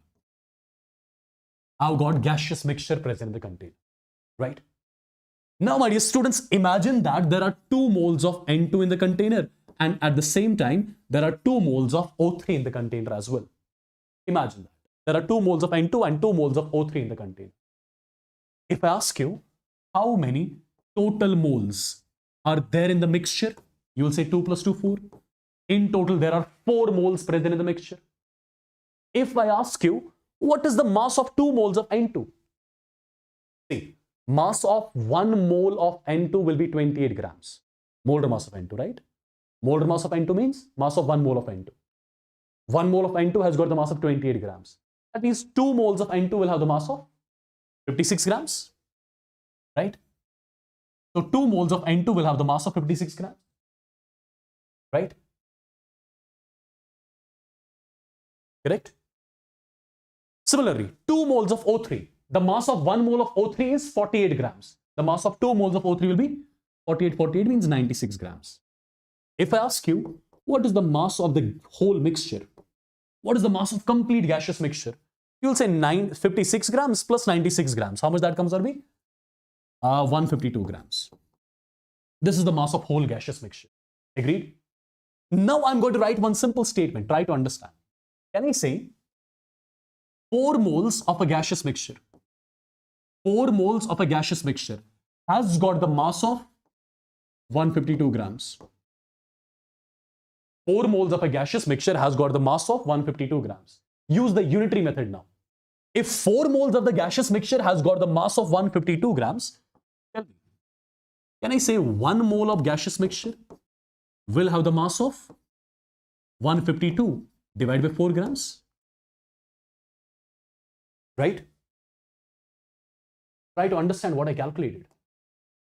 4 moles of the gaseous mixture has got the mass of 152 grams. So 1 mole of the gaseous mixture has got the mass of 152 divided by 4 grams. Look at the definition. The mass of 1 mole of a gaseous mixture, the mass of 1 mole of a gaseous mixture is something which you call as average molar mass of the gaseous mixture. This is the mass of 1 mole of a gaseous mixture. And the mass of 1 mole of the gaseous mixture, I'll be calling as the average molar mass of the gaseous mixture. So this is the average molar mass of this particular gaseous mixture which we had. Correct? Now, why did I do it like this? My dear students, I'm going to give you one result. which you are going to remember directly from now onwards to calculate the average molar mass of the gaseous mixture, to calculate the mass of 1 mole of the gaseous mixture. And that result is very simple. I'll write MAV, average molar mass of the gaseous mixture. In the formula, there will be two terms. See, as you have like this, numerator, denominator. What is numerator? It is 152 grams. What was this 152 grams? It was the mass of the mixture in grams. So in the formula, in the numerator, there will be mass of the mixture in grams divided by. What was this 4? 4 was basically total moles present in the mixture. So divided by total moles present in the mixture. So this is one direct result which you guys are going to remember from now onwards to calculate what? To calculate the average molar mass of the gaseous mixture. So first of all, in nutshell, whenever you will have 2 or more than 2 chemically non-reacting gases in the container, that means you have got a gaseous mixture present in the container. If you want to calculate the mass of 1 mole of the gaseous mixture, this is one of the result which you should be using to calculate that mass of 1 mole of the gaseous mixture, which is what you call as the average molar mass of the gaseous mixture. I believe it's clear. Now there are few more results which I would want you guys to remember. What are those results? Let's have a look. Try to understand now, guys. Something important I'm going to give you. Something very, very, very important. Imagine this is the container. This particular container contains 2 gases, gas 1 and gas 2. I'm assuming these 2 gases are chemically non-reacting. Right? Now guys, imagine this W1, it stands for the mass of gas 1 in the container.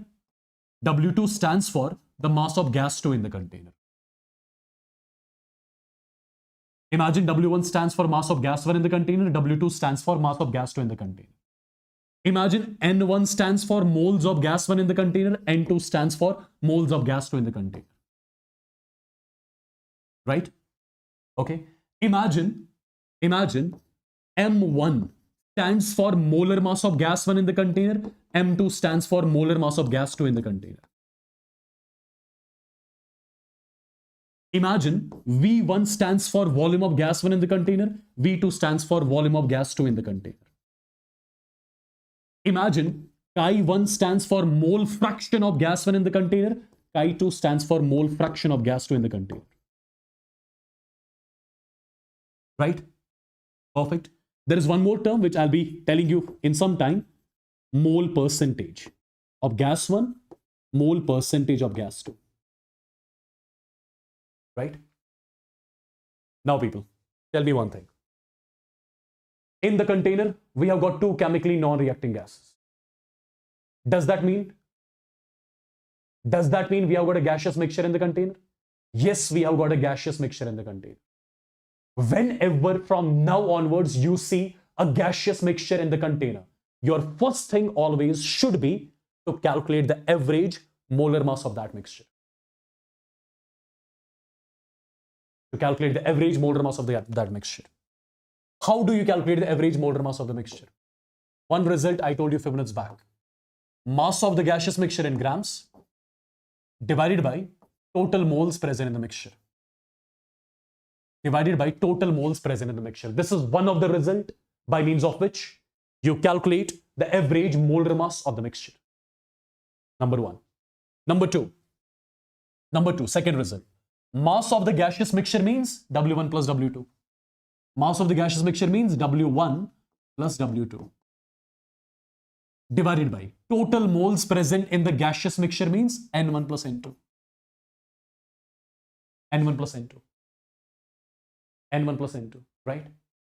Similarly, see, you know, number of moles is equal to given mass of substance divided by molar mass of substance, right? Can I say N1 is equal to W1 by M1? So from here, I can calculate W1 as well, which is M1 N1. W1 is equal to M1 N1. So instead of W1, you can write M1 N1. Instead of W2, you can write M2 N2. Divided by what? Divided by N1 plus N2. This is one more result by means of which you can calculate average molar mass of the gaseous mixture. One more result. Now, my dear students, is that it? No. There are 2 to 3 more results which I would want you guys to remember so that you can solve all the types of questions which can be asked from the average molar mass. Try to understand. I'll write something like this. Average molar mass of the gaseous mixture is equal to, see, this N1 plus N2, it is the denominator of this particular term as well as denominator of this particular term. So I'll write it like this. M1, N1 divided by N1 plus N2 plus M2, N2 divided by N1 plus N2 can be written, right? Absolutely can be written. Now, from this particular equation, you can write something like this. M1. What is this term? N1 divided by N1 plus N2. N1 moles of gas 1 divided by N1 plus N2 divided by total moles. That means I'm talking about mole fraction of gas 1. Right? That means I'm talking about mole fraction of gas 1. Correct? Similarly, M2 I'm writing as such. N2 divided by N1 plus N2 means mole fraction of gas 2. This is one more result. This is one more result which I would want every one of you to remember. This was the first result. Second result which you have to remember. Third result which you have to remember. That's all. That's all. Now guys, one more thing. I'll recap it also in some time. First, let me make the results. Okay, let me make the results. I'll recap it again. One more thing. Have you heard about this particular result? PV is equal to nRT? You would have heard. Imagine that the gaseous mixture which we have, imagine that the gaseous mixture is present at constant pressure and temperature. Imagine the gaseous mixture which we have, its pressure and temperature is fixed, it's constant. Imagine the gaseous mixture which we have, its pressure and temperature is fixed, its pressure and temperature is not changing at all. If pressure and temperature is fixed, constant, R value is already constant, can I say volume is directly proportional to moles? At that point of time, volume is directly proportional to moles. So wherever in this equation you are seeing moles, you can replace moles by their corresponding volumes. What does that mean? That means there is, at constant pressure and temperature, average molar mass of the gaseous mixture becomes M1. M1 instead of N1 you'll write V1 plus M2 instead of N2 you'll write V2 divided by V1 plus V2. But this particular equation, it is not used everywhere. This particular equation is used only when the pressure and temperature of the mixture is kept constant. Okay? There is one more thing. Understand. There is something called as mole percentage. What is mole percentage? It is just a fancy terminology, nothing else. Mole percentage means mole fraction multiplied by 100. Mole percentage means mole fraction multiplied by 100. That's it. Okay? Now, look at this particular result. M average is equal to M1 I'm writing as such. What was Chi1? Chi1 was mole fraction of gas 1. So instead of mole fraction of gas 1, can I write mole percentage of gas 1 divided by 100 plus M2 as such. This is going to be mole percentage of gas 2 divided by 100. This is the last result which I would want you guys to remember to calculate the average molar mass of the gaseous mixture. Now, my dear students, a quick recap of the things. Whenever you see 2 or more than 2 chemically non-reacting gases present in the container, that means you have got a gaseous mixture in the container. If you want to calculate the mass of 1 mole of the gaseous mixture, that means you are calculating the average molar mass of the gaseous mixture. That's how we define average molar mass of the gaseous mixture. Mass of 1 mole of a gaseous mixture. And there are a lot of results by means of which we can calculate the average molar mass of the gaseous mixture. First, second, third, fourth, fifth. Out of these 5 results, 5 different types of questions can be given to you. Let's exactly see what type of questions can be given to us. Try to understand what exactly I'm going to talk about. Okay, try to understand. Just a second. Okay. Look at this particular question. One simple and basic question I'm giving you. Let me see exactly if you can solve this particular question or not. Have a look. The question is, calculate the average molar mass of a gaseous mixture. Calculate the average molar mass of a gaseous mixture containing 4.4 grams of A, 6.4 grams of B, 4.8 grams of C. See what kind of question this is. Now you'll understand the meaning of this particular topic which I was giving you. For example, this is your container. In this particular container, we have got three gases.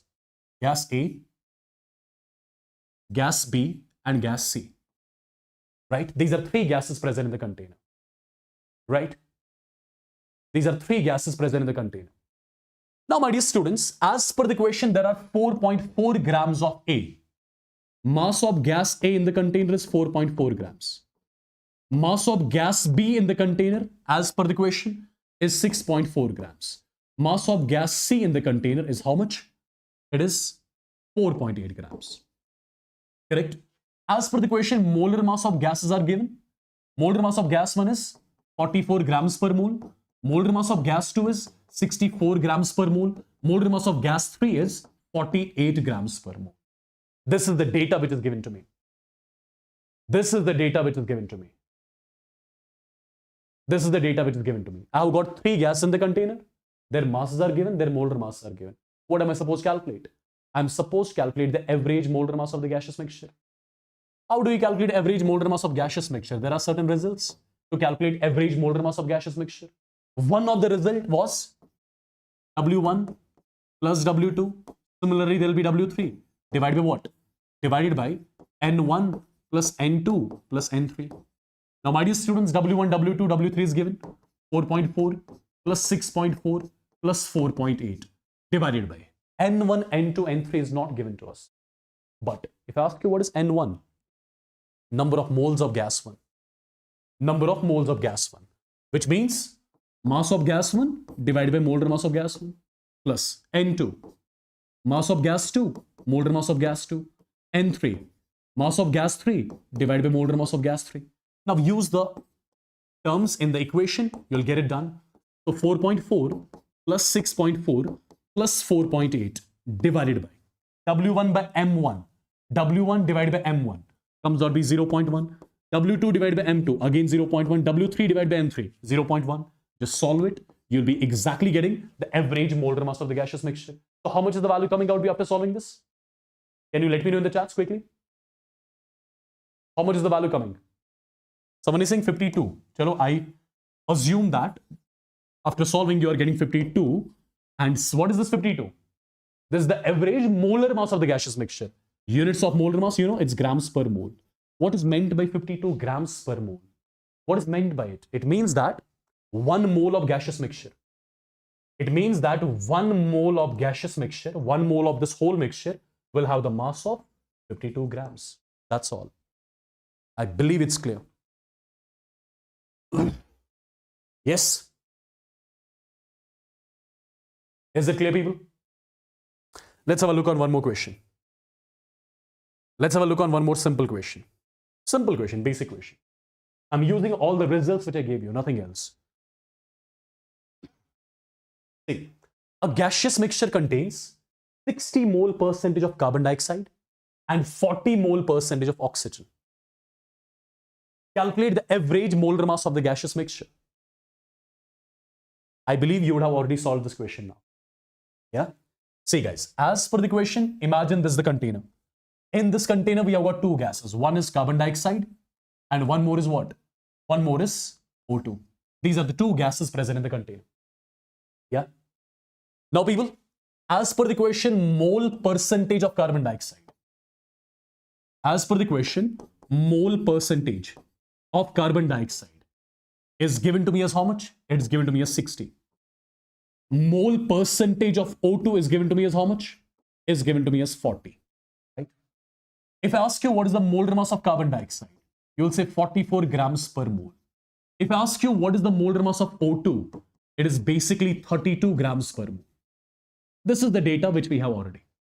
Correct? What am I supposed to calculate? I am supposed to calculate the average molar mass of this mixture. I've got many results by means of which I can calculate average molar mass. But here, the data of mole percentage is given. So which formula I'll be using? I'll be using I'll be using the formula which includes mole percentage. I hope you remember.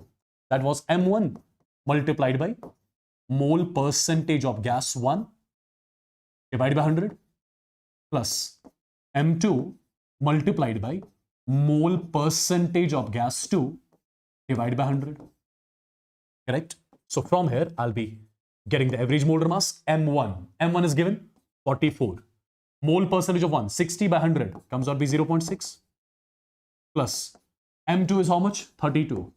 40 divided by 100 comes out to be 0.4. Right? When you solve this, the value comes out to be 39.2.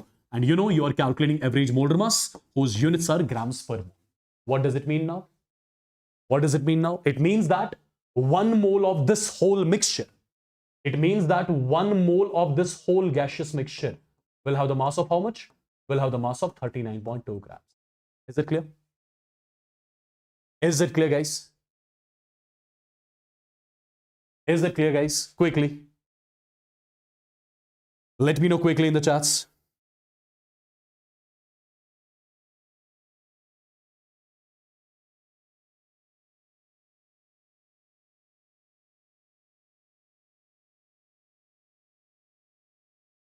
Yeah. Let me show you one more type of question which can be asked from here. Look at this particular question.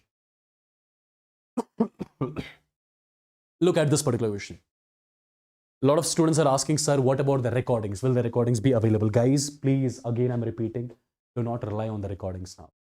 It is not the time to create backlogs. See, tomorrow at 11, there is the problem practice session on special class, whose link is there in the chats, which you can see, right?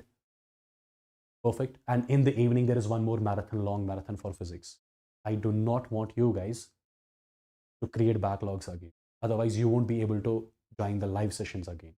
If I'm exerting here for you, you have to exert as well. At the end, it's going to be you who are going to write the examination. It's not going to be me. It's not going to be me who's going to write the examination, right? I hope you get it.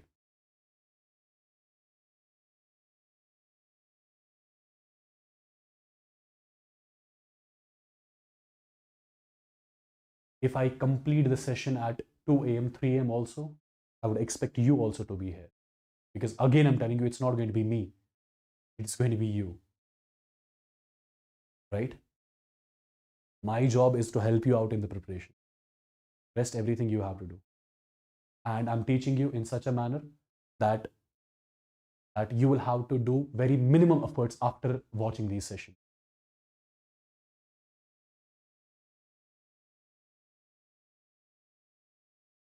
Got it?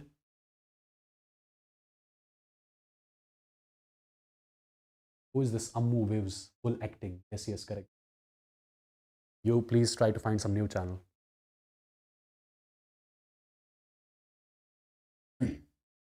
I'll give you the break as well. At 9:30, I'll give you the break.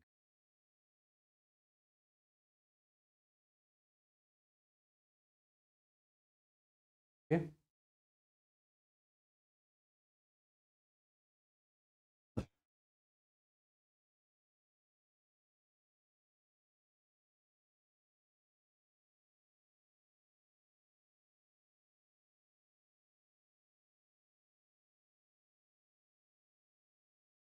I don't pay attention to spams. They will be always there.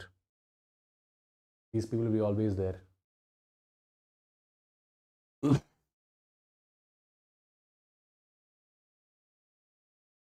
Right, guys? Perfect. So let's have a look on this particular question. Let's have a look on this particular question. Let's see how this sort of a question is to be. See, guys, as per the question is concerned, I'm expecting that you would have already read the question. And while reading the question, there should be one thing that should strike into your mind. What is that?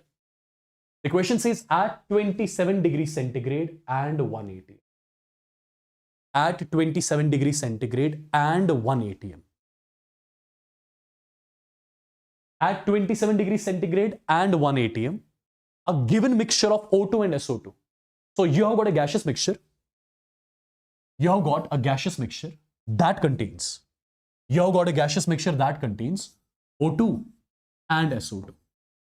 This is the gaseous mixture. that contains O2 and SO2. As per the question, the pressure and temperature of the mixture is kept constant. As per the question, the pressure and temperature of the mixture is kept constant. From here, there should be one thing in your mind, that by chance, if you are supposed to calculate the average molar mass of the mixture, which formula you'll be using? Which formula? You'll be using the volume wali formula, right? You'll be using the volume wali formula because pressure and temperature of the mixture has been kept constant, right? Pressure and temperature of the mixture has been kept constant. That means there is only one formula which we have to calculate average molar mass of mixture. Correct? That is volume formula. Okay, leave that part aside. At 27 degrees centigrade and 1 atm pressure, a given mixture of O2 and SO2 contains gases in 2:1 volume ratio. Volume ratio of these gases is given 2:1. 2:1. What does that mean? That means if the volume of O2 is 2x, volume of SO2 will be x. Let's call this as V1. Let's call this as V2. I hope this statement is clear to everyone. I hope this statement is clear to everyone. Right? V1 is 2x, V2 is x. Now, my dear students, if I ask you, what about the molar mass of O2? Molar mass of O2 is 32 grams per mole. Molar mass of SO2 is 64 grams per mole. You know it already. You know it already. Now, my dear students, as per the question is concerned, calculate the number of moles present in 20 grams of the mixture. As per the question, the mass of this mixture is 20 grams. Mass of the mixture, as per the question, is 20 grams. What do we have to calculate? We have to calculate total number of moles present in 20 grams of the mixture. We have to calculate total number of moles present in 20 grams of the mixture, right? So we have to calculate total moles present in the mixture. Now, you know, total moles present in the mixture has to be equal. It will be equal to mass of the mixture in grams divided by molar mass of the mixture. And you know, molar mass of the mixture is what you call as molar mass of the mixture is what you call as average molar mass, right? Molar mass for the gaseous mixture is something which you call as average molar mass, nothing else. Correct? So as per the question, the mass of the whole mixture is 20 grams. The mass of the whole mixture is 20 grams. Perfect. What do we have to calculate? Total moles present in the mixture. So total moles present in the mixture is mass of the mixture divided by molar mass of the mixture. I believe the question is almost done, right? What is the mass of the mixture? It is 20 grams. Now, what do we have to calculate? Average molar mass present in the mixture. Which formula am I going to use to calculate the average molar mass of the mixture?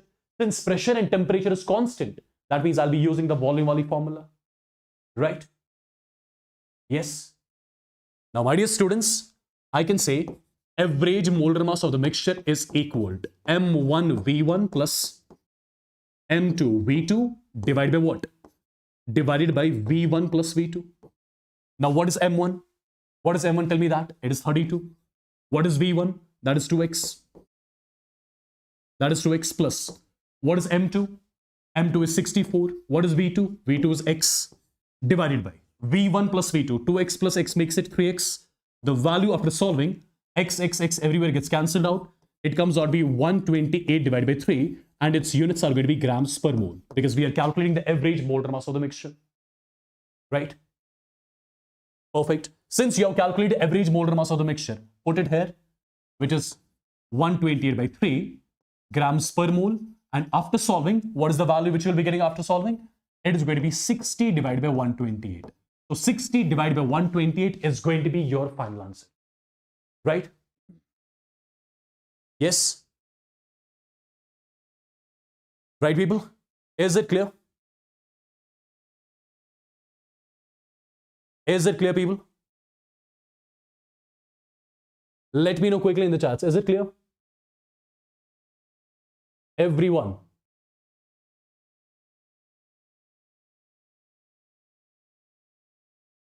Everyone, guys.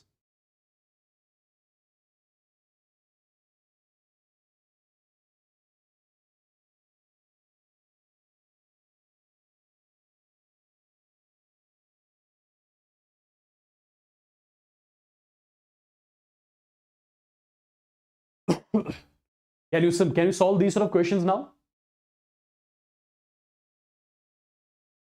I hope you will be able to solve these sort of questions.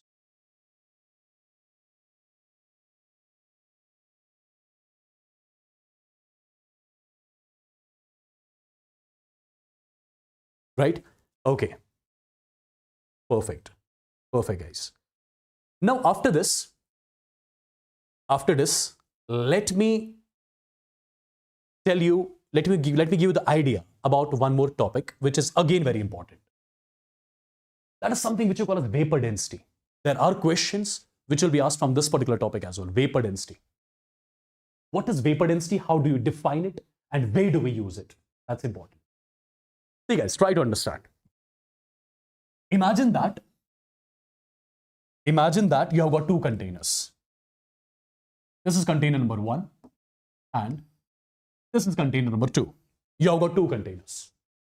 Let's say you have got a gas, some random gas present in this container, but in the other container, imagine you have got H2 gas. Imagine you have got H2 gas, right? In one container, there is some random gas. In another container, there is hydrogen gas particularly. I'm assuming both the gases are present at similar pressure and temperature. Pressure and temperature of both the gases is same. This is something which I'm assuming. Okay. Now, my dear students, I'm going to define a term for this particular gas. What is that? That is its vapor density. Its vapor density. Vapor density of this gas which is there in the container. How do I define it? Vapor density of the gas is defined as, the ratio of, density of a gas. It is defined as the ratio of density of the gas, that of what? To that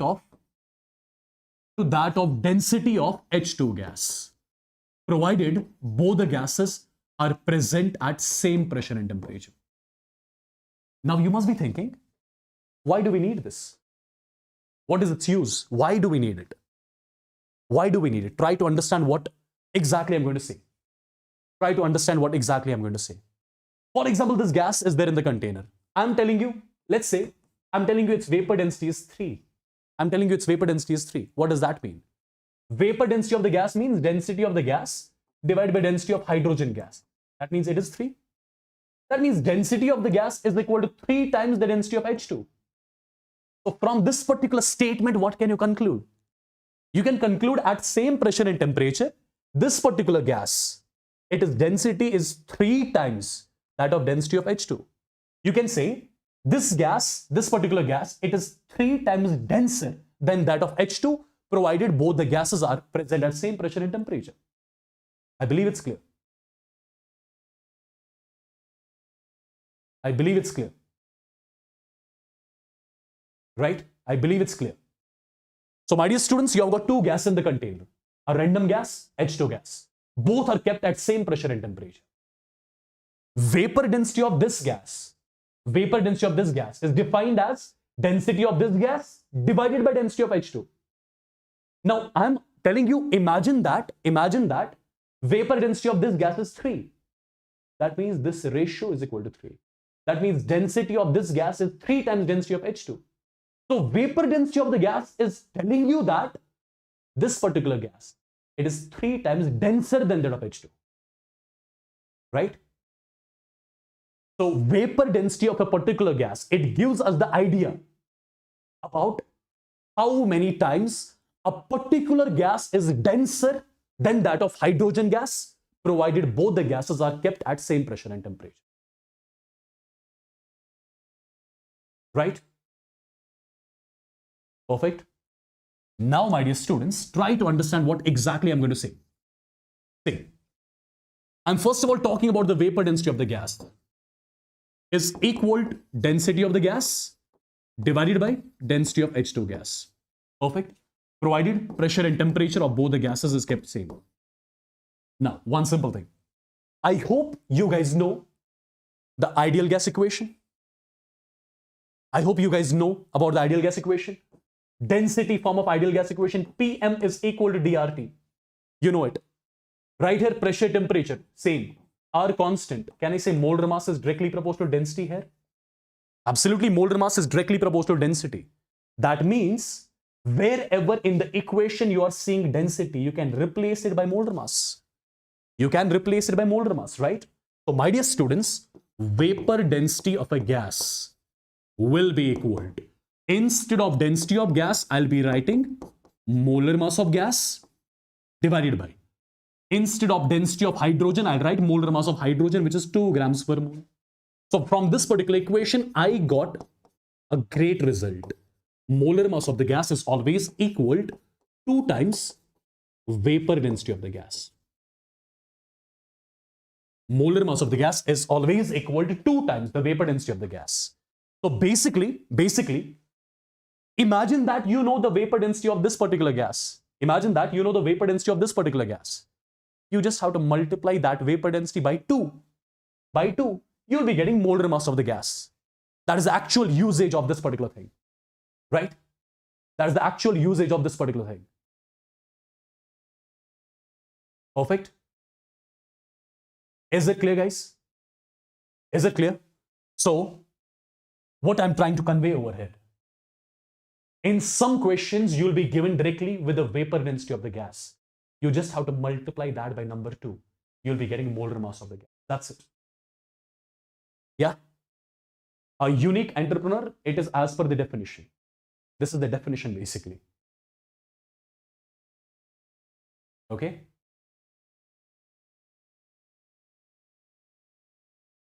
All right. One more thing before we exactly see what type of questions are asked from here. One more thing. Few minutes back, I told you about gaseous mixture. Imagine that you have got gas 1 and gas 2 in the container. That means you have got a gaseous mixture in the container. That means you have got a gaseous mixture in the container. The equation which we derived, this particular equation, if I want to use this particular equation, for this particular gaseous mixture, then how the equation will look like? The equation will look like this. Over here, it was molar mass of gas. But here, it will come as molar mass of the gaseous mixture. And molar mass of the gaseous mixture is nothing. That is M average. Right? Here, it will come as molar mass of gaseous mixture. Perfect? That's what you call as average molar mass of the mixture is equal to 2 times. I'll write vapor density of the gaseous mixture. I'll write vapor density of the gaseous mixture. This particular result is particularly valid for what? It is valid for gaseous mixture. It is valid for gaseous mixture containing 2 or more than 2 chemically non-reacting gases. Yeah? Perfect, guys? Perfect? Is it clear? Now, let me exactly show you how do we utilize these particular 2 results. Just a second. This is one result. This is one result which is valid if you have a container which contains only 1 gas. And this particular result is valid if you have got a container which contains 2 or more than 2 chemically non-reacting gases. Right? Perfect? I hope every single thing is clear. Now, let's try to do certain questions which are going to help you in understanding all these things, right? Guys, can you report this, whosoever it is?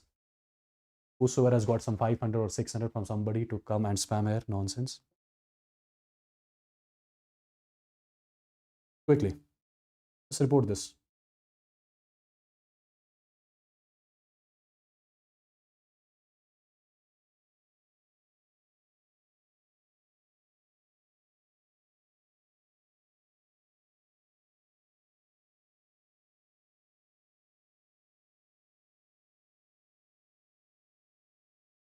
Done?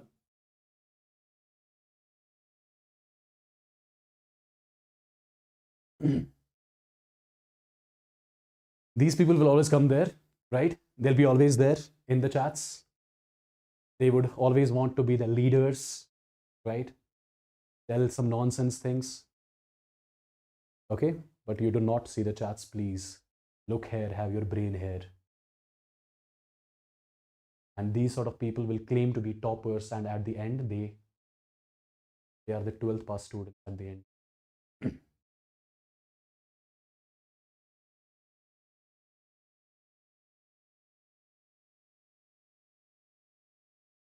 Perfect.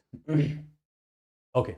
So whatever concept I've given you right now, let's try to solve this question. But I'm going to make certain changes here, so that I'll start with a simple question, then slowly I'll give you like comparatively difficult questions. Let me write it as mole ratio. Look at the question carefully now. Look at the question carefully now. The question is, calculate the vapor density of a gaseous mixture containing O2 and O3 in 4:3 molar ratio. Look at the question carefully and see what it means. Imagine that this is the container. In this particular container, you have got O2 gas, and with O2 gas, you have got O3 gas. Perfect. First of all, the molar ratio of these two is given as 4:3. That means the ratio of their moles is 4:3. If ratio of their moles in the container is 4:3, that means let's assume that moles of O2 in the container is 4x and moles of O3 in the container is 3x, right? So this is something which I call as moles of O2 in the container. This is something which I call as moles of O3 in the container. Number one. Number two, molar mass of O2, 32 grams per mole. Molar mass of O3, 48 grams per mole. This is something which you all know. This is something which you all know, right? Now, my dear students, what are we supposed to calculate? Vapor density of the gaseous mixture. Vapor density of the gaseous mixture. Few minutes back, I gave you one result, particularly for a gaseous mixture. I have told you, average molar mass of the gaseous mixture is equal to 2 times vapor density of the gaseous mixture. What am I supposed to calculate? I am supposed to calculate vapor density of the gaseous mixture.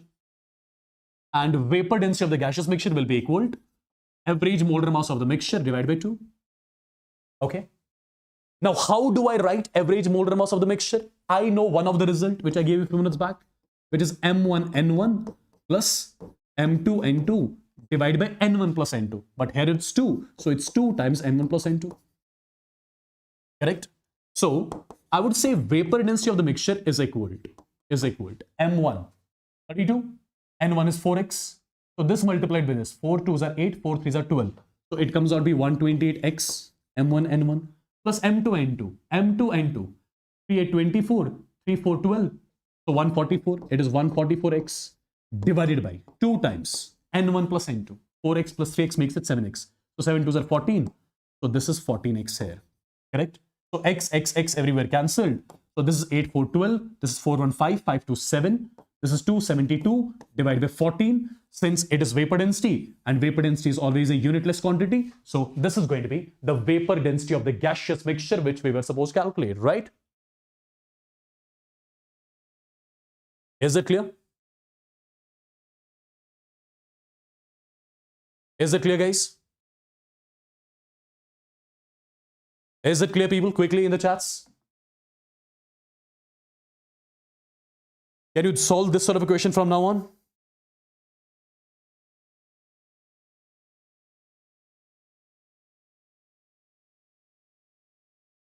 Yeah? Let me give you one more question then.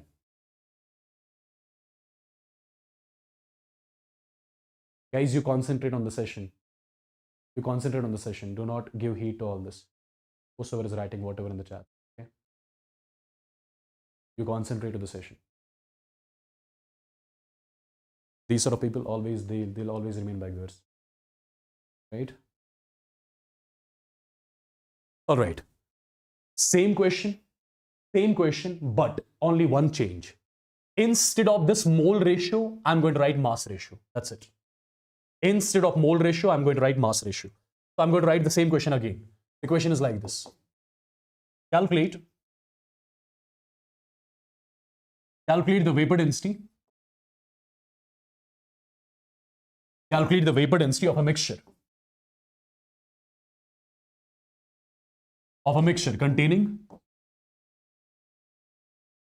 Containing, just a second, containing O2 and O3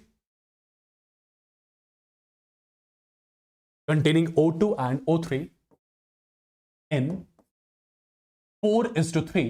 Now here I'm not writing mole ratio, I'm writing mass ratio. Give it a try. Give it a try now, quickly. Give it a try.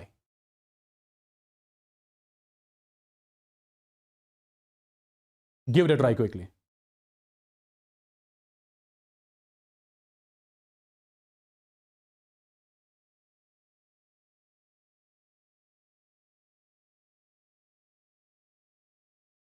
Did you solve this question?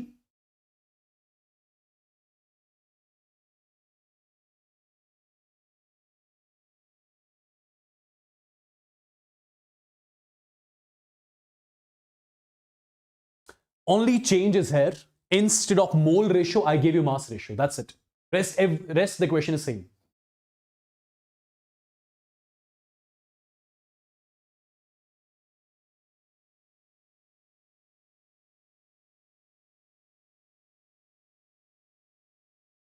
See guys, how this sort of a question I'll be solving. So first of all, as per the question, imagine this is the container, and in this particular container you have got O2, and with O2 you have got O3. Molar mass of O2 is given to us as per the question, 32 grams per mole. Molar mass of O3, you already know that is 48 grams per mole. Now as per the question, the mass ratio is given. What does that mean? That means WO2 divided by WO3. This value is given to us as 4/3, right? If the mass ratio is given, can't we convert it into mole ratio? Can't we do that? Can't we convert the mass ratio into mole ratio? See what I'm talking about. I'm talking about this particular ratio. We can do it. Number of moles of O2 means mass of O2 divided by molar mass of O2. Number of moles of O3 means mass of O3 divided by molar mass of O3. Right? Now, WO2 by WO3. WO2 by WO3. That's given to me 4/3 multiplied by. Molar mass of O3 is 48 grams per mole. This is 32. Now see what the value comes out to be. 3:1, 3:16. This comes out to be 2:1. Right? So basically, you got moles of O2 divided by moles of O3 as 2 divided by 1. Is that? Just check it out once again. This is 4/3. This is 48. This is 32. So 3:1. This is 3:16. 16/4 means 64. 64 divided by 32 is 2. So 2:1. So as per the question, we got the molar ratio as 2:1. If the molar ratio is 2:1, that means moles of O2 has to be 2x. This has to be x. So this is the value of N1 basically. This is the value of N2 basically. Correct? N1 you got, N2 you got. Right? And right after this, what do we need? We need vapor density of a mixture. And you know, vapor density of the mixture is nothing. That is average molar mass of the mixture divided by 2. And average molar mass of mixture, you know, M1 N1 plus M2 N2 divided by this 2 in the denominator, and this is N1 plus N2. I think all the terms you have, put the terms here in the equation, get the value, that's it. Is it clear? Is it clear, people? Quickly. Can you solve these sort of questions?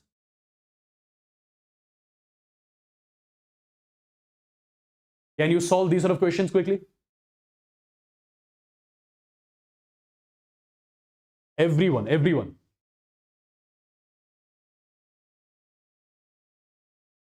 Everyone, guys.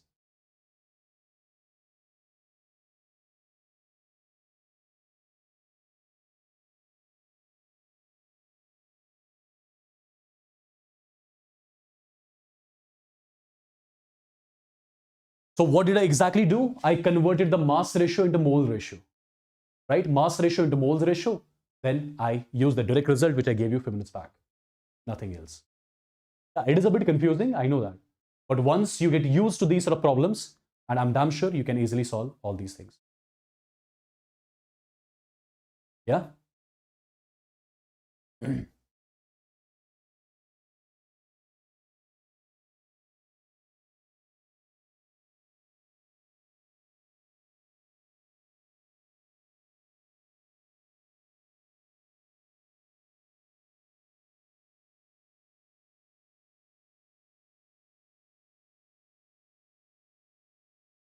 Perfect. My dear students, there is one question from the vapor density part, which I'm giving as the homework. this is one question from the vapor density part, and this is your homework here. Calculate the molar composition of a mixture. Let me solve this question for you. Okay, let me solve it. See, the question says calculate the molar composition of the mixture containing SO2 and SO3. Vapor density of the mixture is 36. As per the question, imagine this is the container, and in this container you have got SO2 and SO3. Molar mass of SO2, you already know, that is 64 grams per mole.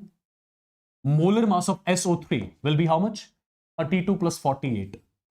32 plus 48 means 8 to 10, 4 for 8. So it's 80 grams per mole. So you know the molar mass of both the gases. What do we have to calculate? As per the question, the mixture which is given to us, its vapor density we know. Vapor density of the mixture is 36. What am I supposed to calculate? I'm supposed to calculate the molar composition of the mixture. I'm supposed to calculate the molar composition of the mixture. My dear students, try to understand. Imagine that the mole fraction of SO2 here is chi1. The mole fraction of SO3 here is chi2. So basically, indirectly, I'm saying we have to calculate chi1 and chi2. We have to calculate chi1 and chi2. Right? Indirectly, we have to calculate chi1 and chi2. Now, you all must be knowing the sum of mole fractions, it's always equal to 1. So can I say chi2 is nothing? Chi2 basically means 1 minus chi1, because chi1 plus chi2 is always 1. So chi2 simply means 1 minus chi1. Now, my dear students, vapor density of the mixture. Vapor density of the mixture will be equal to average molar mass of the mixture divided by 2. That is 36. Right? Vapor density of the mixture I can write as average molar mass of the mixture divided by 2. So from here, I can say average molar mass of the mixture is equal to 72 grams per mole. Perfect, 72 grams per mole. This is the average molar mass of the mixture. I do not have to calculate average molar mass. I have to calculate the molar composition. Now you tell me, what is M average? Can I say instead of M average, I can write M1 chi1 plus M2 chi2 is equal to 72, right? So what is M1? M1, you know, 64. What is chi1? Write it as such. Plus M2 is 80. Chi2 is 1 minus chi1. And this is equal to 72. Now look at this particular equation. Can't you solve this particular equation and get the value of chi1? That's it. Can't you solve this particular equation and get the value of chi1? And once you get chi1 from there, you can calculate chi2, which is 1 minus chi1. That means you got the mole fractions of these two. That's something which you were supposed to calculate basically. Is it clear? Is it clear, guys?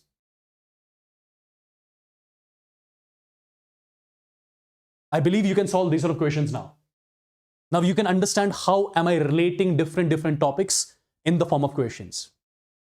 So this is what you call as, these are called as level up concepts now, which can be asked in your NEET examination for sure, because your syllabus is reduced, right?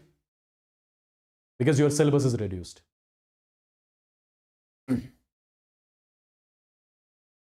Perfect.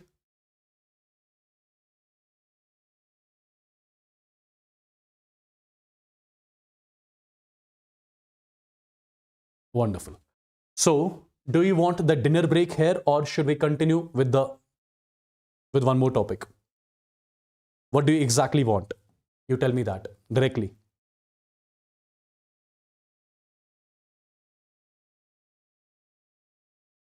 What do you exactly want? Tell me that directly.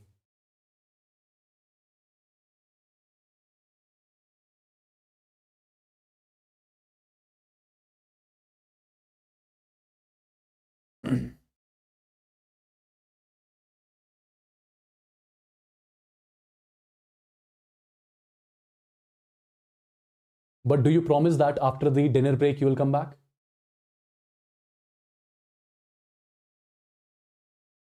Or let's complete one more topic first. Let's complete one more topic first, then we can go for dinner break. Guys, the session will be for till 2 a.m., 3 a.m., okay? I'm not going to leave you tonight.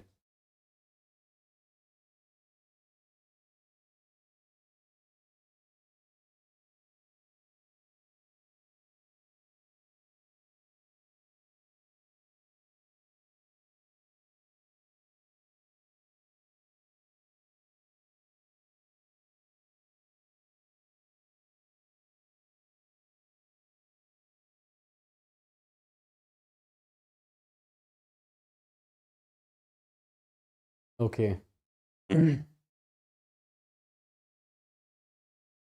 Okay, let's have a dinner break first, then let's get back. So what time you'll get back? Tell me quickly.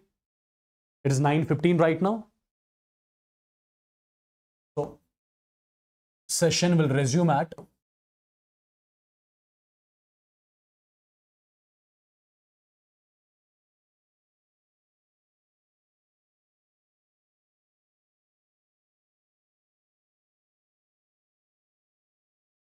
But guys, I would want every one of you to be back, okay? I would want every one of you to be back. Is it a promise? Is that a promise quickly? Yeah?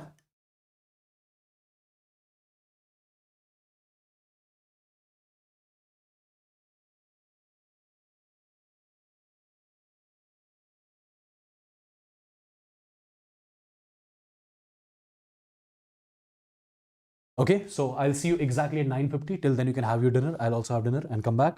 And guys, our session will end at 2 or 3 in the night. So you have to be with me till 2 or 3 in the night.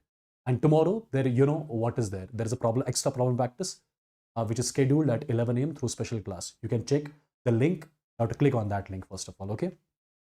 Chalo. Be there at 9:50 sharp. Till then, you guys have your dinner and everything. I'll also get back till then. See you. See you in some time.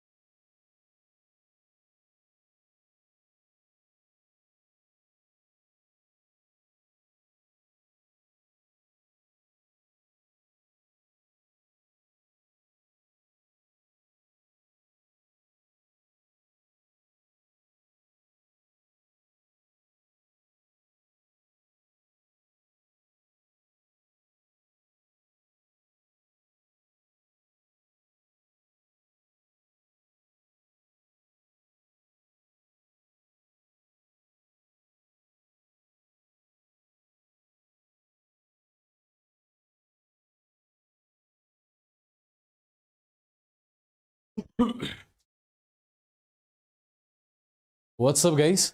Done? Done with your dinner and stuff? Yeah? I think we still have 1 minute left, right?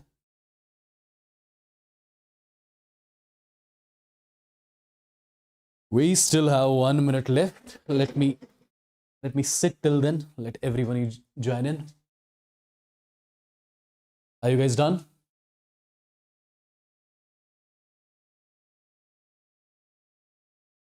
Anyone feeling sleepy or something? Or the energy is same? Is anyone feeling sleepy?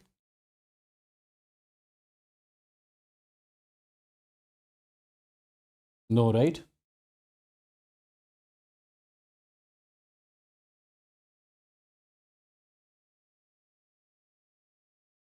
Same energy, huh? Perfect. Hello, I think everybody has joined in. Let's start then. Perfect, perfect, perfect. Just a second, where did I keep my marker? Yes, it's here.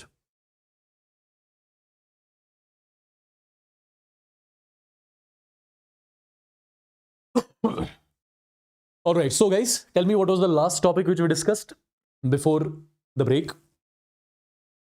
The last topic which we discussed?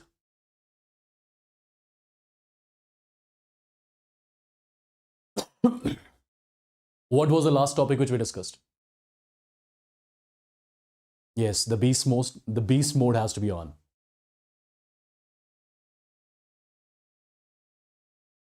All right, so we discussed vapor density, right? Okay, got it. Perfect then. So let's start with the new topic. That is percentage composition. Again, this is one important topic. And let me tell you, it is simple at the same time. It's not difficult or something. If you know the concept, right, I believe you can easily solve all the types of the questions which can be asked here from percentage composition. So guys, the first thing which we are going to discuss here in percentage composition, right? Please take a note of it. The first thing which we are going to discuss, that is percentage of an element. Percentage of an element in a compound. Percentage of an element in a compound by mass. By mass. This is the first thing which we are going to discuss here. Percentage of an element in a compound by mass. Let me first of all write its definition, then I'll make you understand what it exactly means. It is defined as that mass of an element. It is defined as that mass of an element in grams, which is present in that mass of an element in grams, which is present in 100 grams of compound. Which is present in 100 grams of compound. Now the point is, what is meant by this? How do we get it? Try to understand what it exactly means. My dear students, imagine that I have got 1 mole of glucose, C6H12O6. Imagine that I've got 1 mole of glucose. Can I say 1 mole of glucose contains 6 moles of carbon, 12 moles of H, similarly 6 moles of O. I believe this particular statement everybody should be able to write. 1 mole of glucose contains 6 moles of carbon, 12 moles of H, 6 moles of O. If I ask you, what is the mass of 1 mole of glucose? Mass of 1 mole of glucose means molar mass of glucose. Mass of 1 mole of glucose means molar mass of glucose. How much is the molar mass of glucose? You should know it by now. It is 180 grams. So in place of 1 mole of glucose, I'll write 180 grams of glucose. I'm writing 180 grams of glucose. Okay. Now, can you tell me what is the molar mass of carbon? Molar mass of carbon is 12 grams. That means mass of 1 mole of carbon is 12 grams. How many moles of carbon do we have? 6 moles. If the mass of 1 mole carbon is 12 grams, so mass of 6 moles of carbon will be 12 multiplied by 6 grams. Right? What is the molar mass of H? 1 gram. That means mass of 1 mole of H is 1 gram. But how 12 moles? If the mass of 1 mole of H is 1 gram, means mass of 12 moles of H will be 1 multiplied by 12 grams. Right? What is the molar mass of O? 16 grams. That means mass of 1 mole O is 16 grams. But I have 6 moles of O. Right?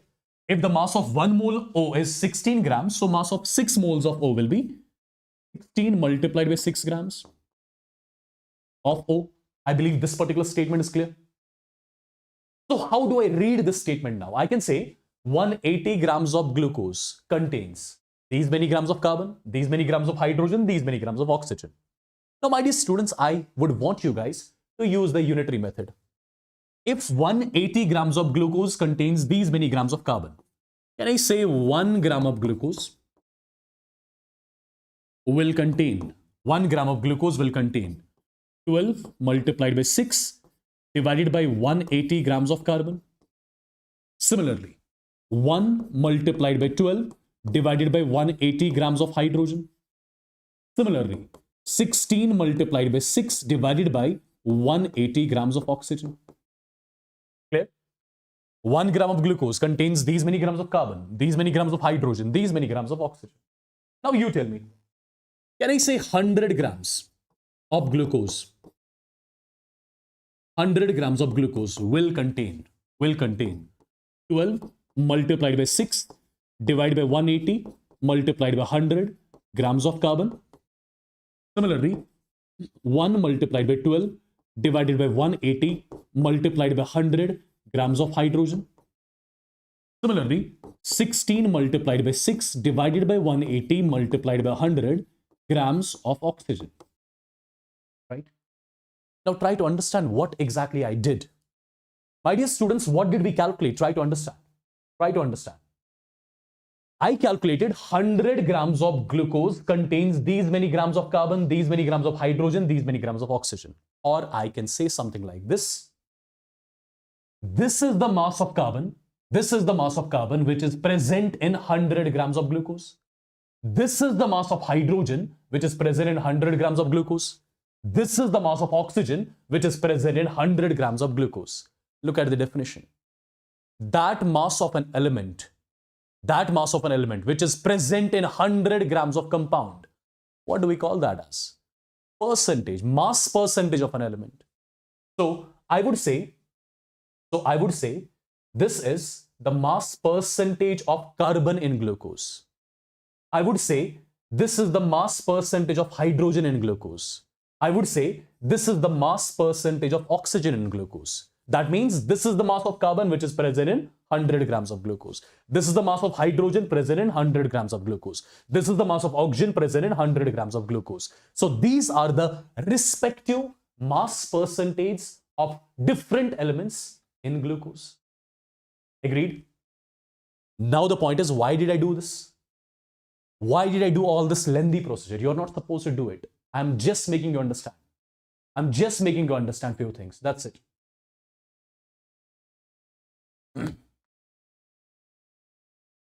Why I did this? The point is, I want to make a direct result by means of which you can calculate the mass percentage of an element in a compound. I want to make a direct result, right?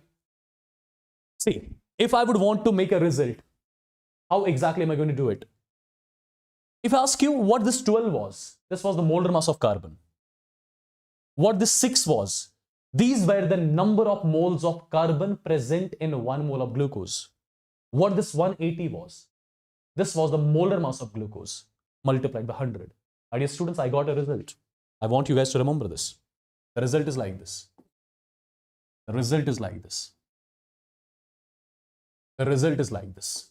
Mass percentage of an element in a compound.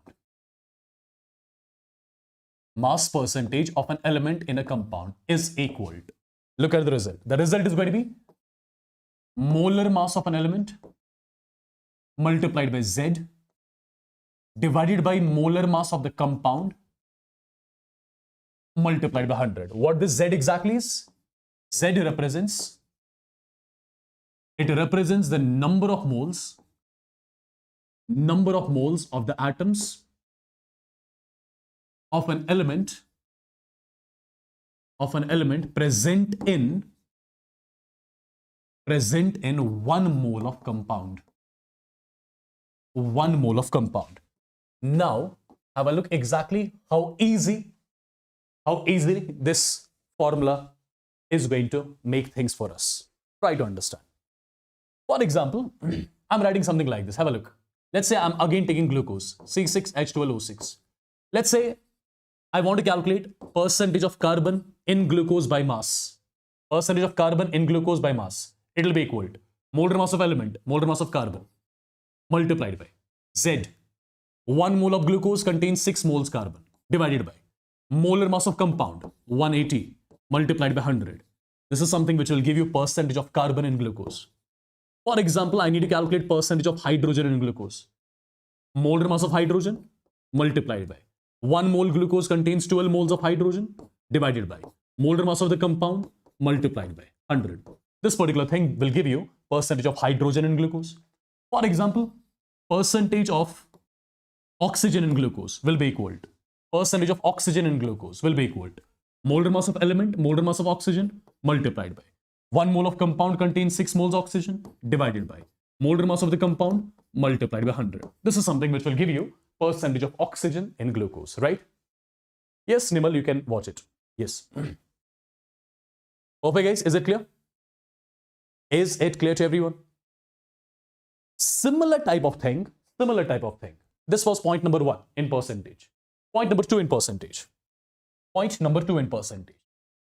Now I'm writing something like this. Percentage of a compound. Percentage of a compound in a sample. Percentage of a compound in a sample. And I'm using the term by mass. By mass. Percentage of a compound in a sample by mass. Earlier I wrote percentage of an element in a compound. Now I'm writing percentage of compound in a sample. Earlier it was element in compound. Now it's compound in sample. That means in the formula, in place of element, you'll be writing compound. In place of compound, you'll be writing sample. That's it. So my formula becomes like this. Molar mass of the compound multiplied by Z divided by molar mass of molar mass of sample multiplied by what? Multiplied by 100. Have a look exactly how I'm going to use this particular result. Understand properly. My dear students, for example, I'm writing something like this.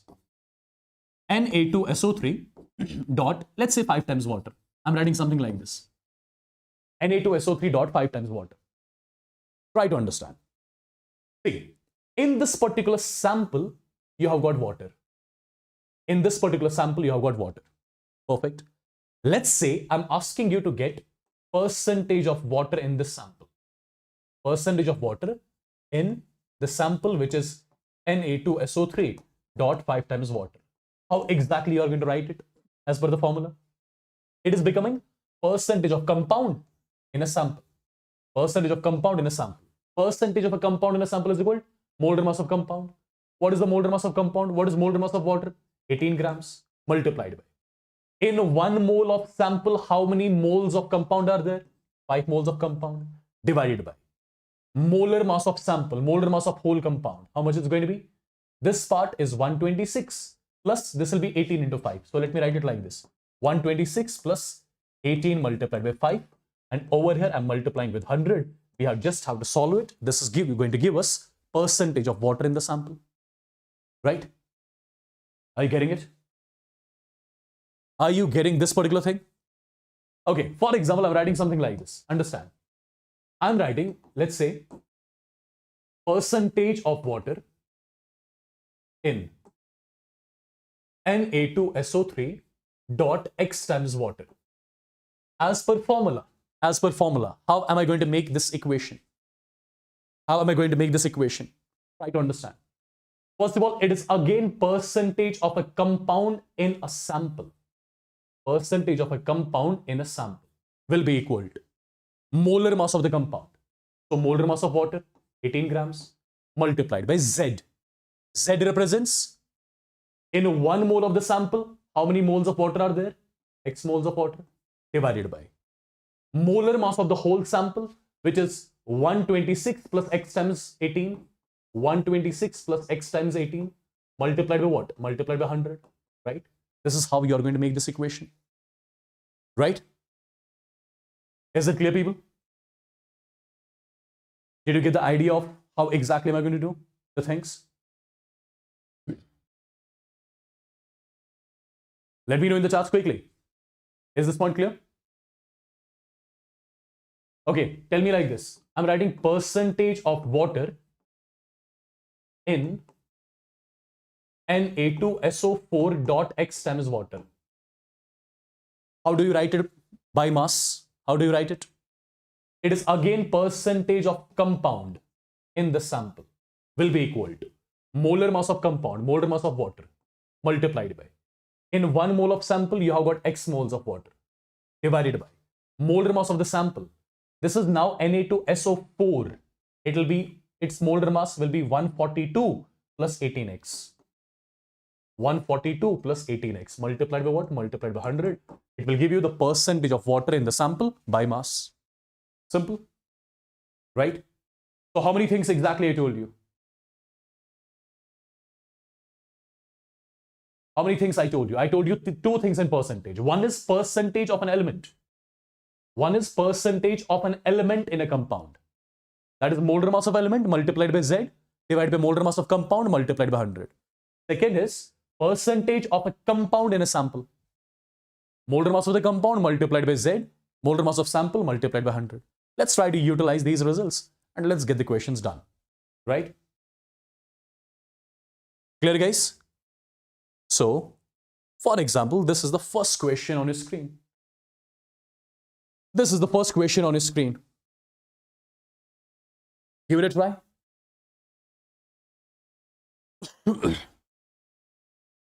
The question is the percentage of sulfur in insulin. The percentage of sulfur in insulin by mass is 3.2. Percentage of sulfur in insulin by mass is 3.2. Calculate the minimum molar mass of insulin. Calculate the minimum molar mass of insulin. Right? How exactly you're going to solve this? Understand. As per the question, you have got insulin. See, I do not remember the exact formula of insulin.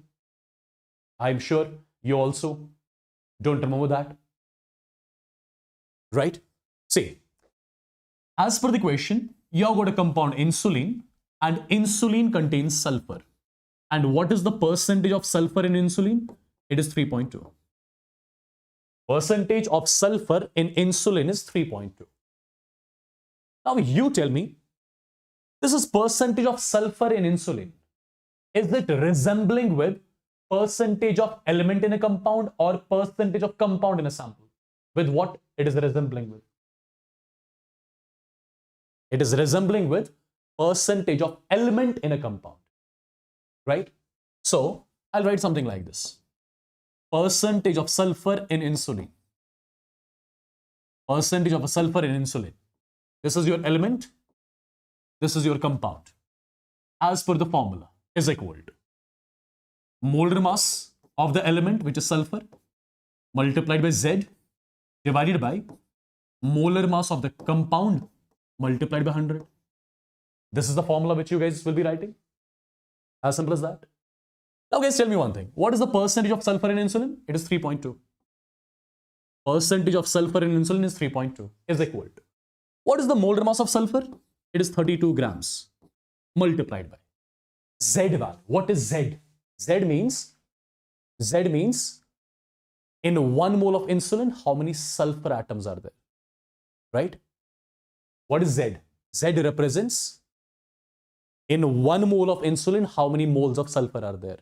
But how can I tell that? Because I do not know its formula. I do not know its formula. How can I say how many moles of sulfur are present in 1 mole of insulin? I cannot say that unless I know the formula. But in the question, if you really observe one thing, they have asked you to calculate minimum molar mass of insulin.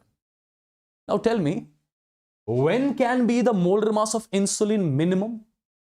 So here we have to use an assumption. When can be the molar mass of insulin minimum? When I'll assume there are minimum moles of sulfur atoms in 1 mole of insulin. Now, what is that minimum moles of sulfur atoms which can be present in 1 mole of insulin? I'll say minimum 1 mole of sulfur. Minimum 1 mole of sulfur will be present in 1 mole of insulin. At that point of time only, I can say I'm calculating the minimum molar mass of insulin. Right? So Z value I'll assume as 1. Because I have to calculate minimum molar mass. So I'll assume in 1 mole insulin, there is only 1 mole of sulfur. I hope you agree to this. Divided by molar mass of compound. Now it's not going to be molar mass of compound. It is going to be minimum molar mass of compound. I mean minimum molar mass of insulin. Right? Multiplied by what? Multiplied by 100. Now from this particular equation, you can easily calculate minimum molar mass of insulin. And this will come out to be 1000 grams per mole. I hope you exactly got to know what I did. Right? Right, people? Is this clear? Say yes or no in the chats, everyone. Say yes or no in the chats, everyone. Everyone means everyone.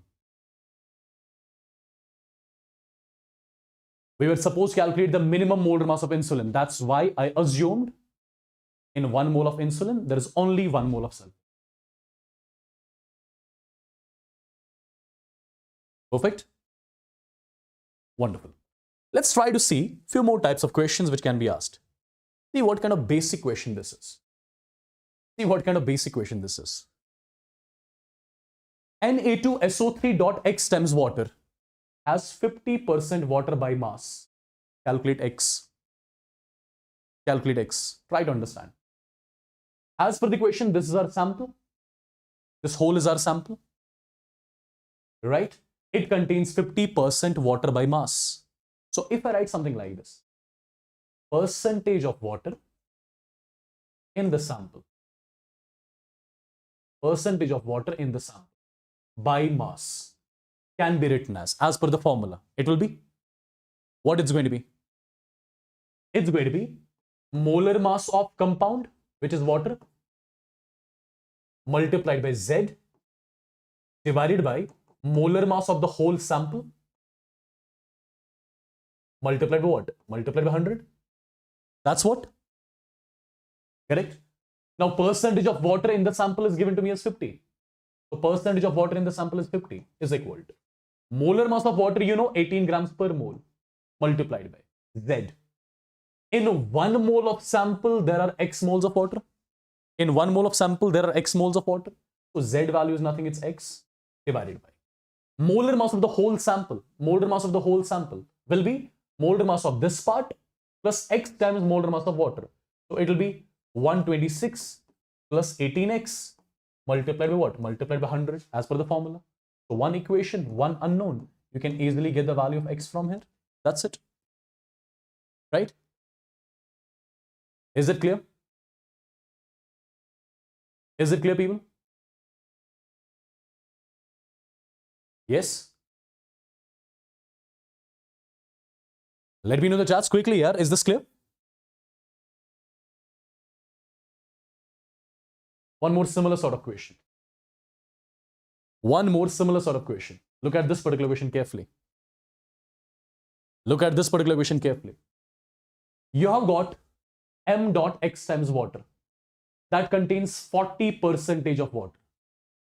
If the molar mass of m is this much, find x.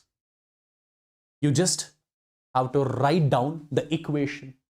You're done. You're sorted. Right? Have a look. I'll be writing like this. Percentage of water in percentage of water in m dot x times water is equal to, as per the formula, is equal to molar mass of water multiplied by 1 mole of this sample contains x moles of water multiplied by x divided by molar mass of this whole sample, which will be molar mass of m plus x times molar mass of water. So it is going to be 189 plus 18x multiplied by what? Multiplied by 100. Now percentage of water here is given as 40. So 40 is equal to 18x divided by 189 plus 18x multiplied by 100. Again, look at this particular equation. You just need to cross multiple and get the value of x from here. Done and dusted again. Right? Is it clear, people? Let's have a look on one more. Let's have a look on one more question. Look at this particular question. The question simply says that 13.4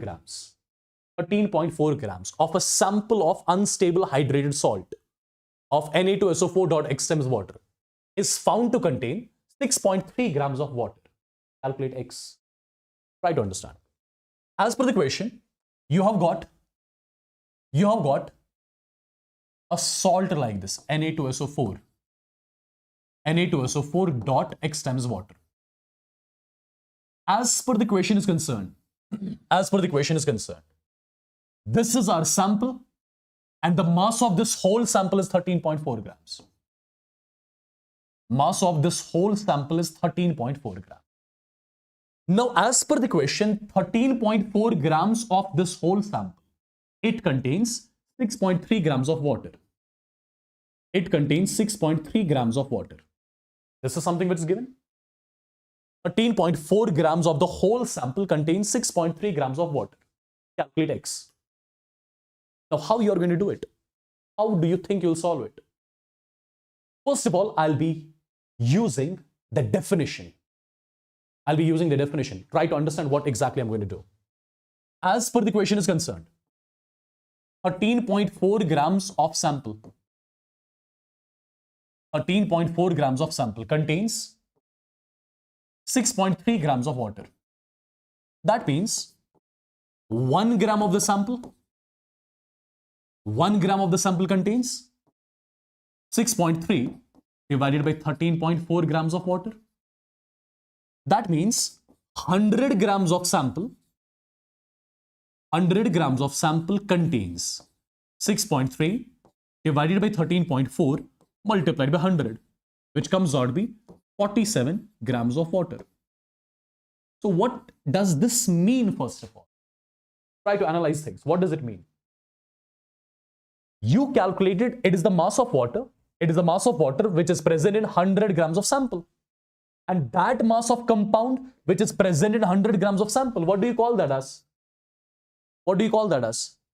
This is the percentage, this is the mass percentage of water in the sample. See, if you remember, what is meant by mass percentage of element in a compound? It means that mass of element which is present in 100 grams of compound. Similarly, mass percentage of a compound in a sample, what does that mean? That mass of the compound which is present in 100 grams of sample. So this is the mass of compound which is present in 100 grams of sample. So shouldn't I be calling this as mass percentage of water in the sample? Simple, right? So I'll write percentage of water by mass in the sample is equal to how much? 47. Correct? Now use the formula. Try to make the equation. Percentage of water in the sample. That means molar mass of water multiplied by 1 mole of sample contains x moles of water divided by molar mass of the whole sample. So molar mass of this part is 142 and this part is going to be 18x. So whole sample is going to be 142 plus 18x multiplied by 100 and this value is equal to 47. Now look at this particular equation. Cross multiple, get the value of x from here. That's it. Are you getting this? Did you get this part? Quickly. Did you get this question?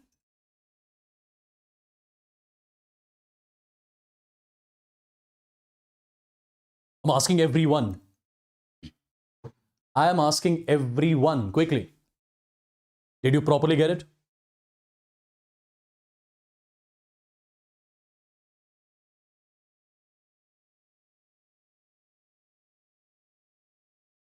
Everyone in the chats. Everyone in the chats.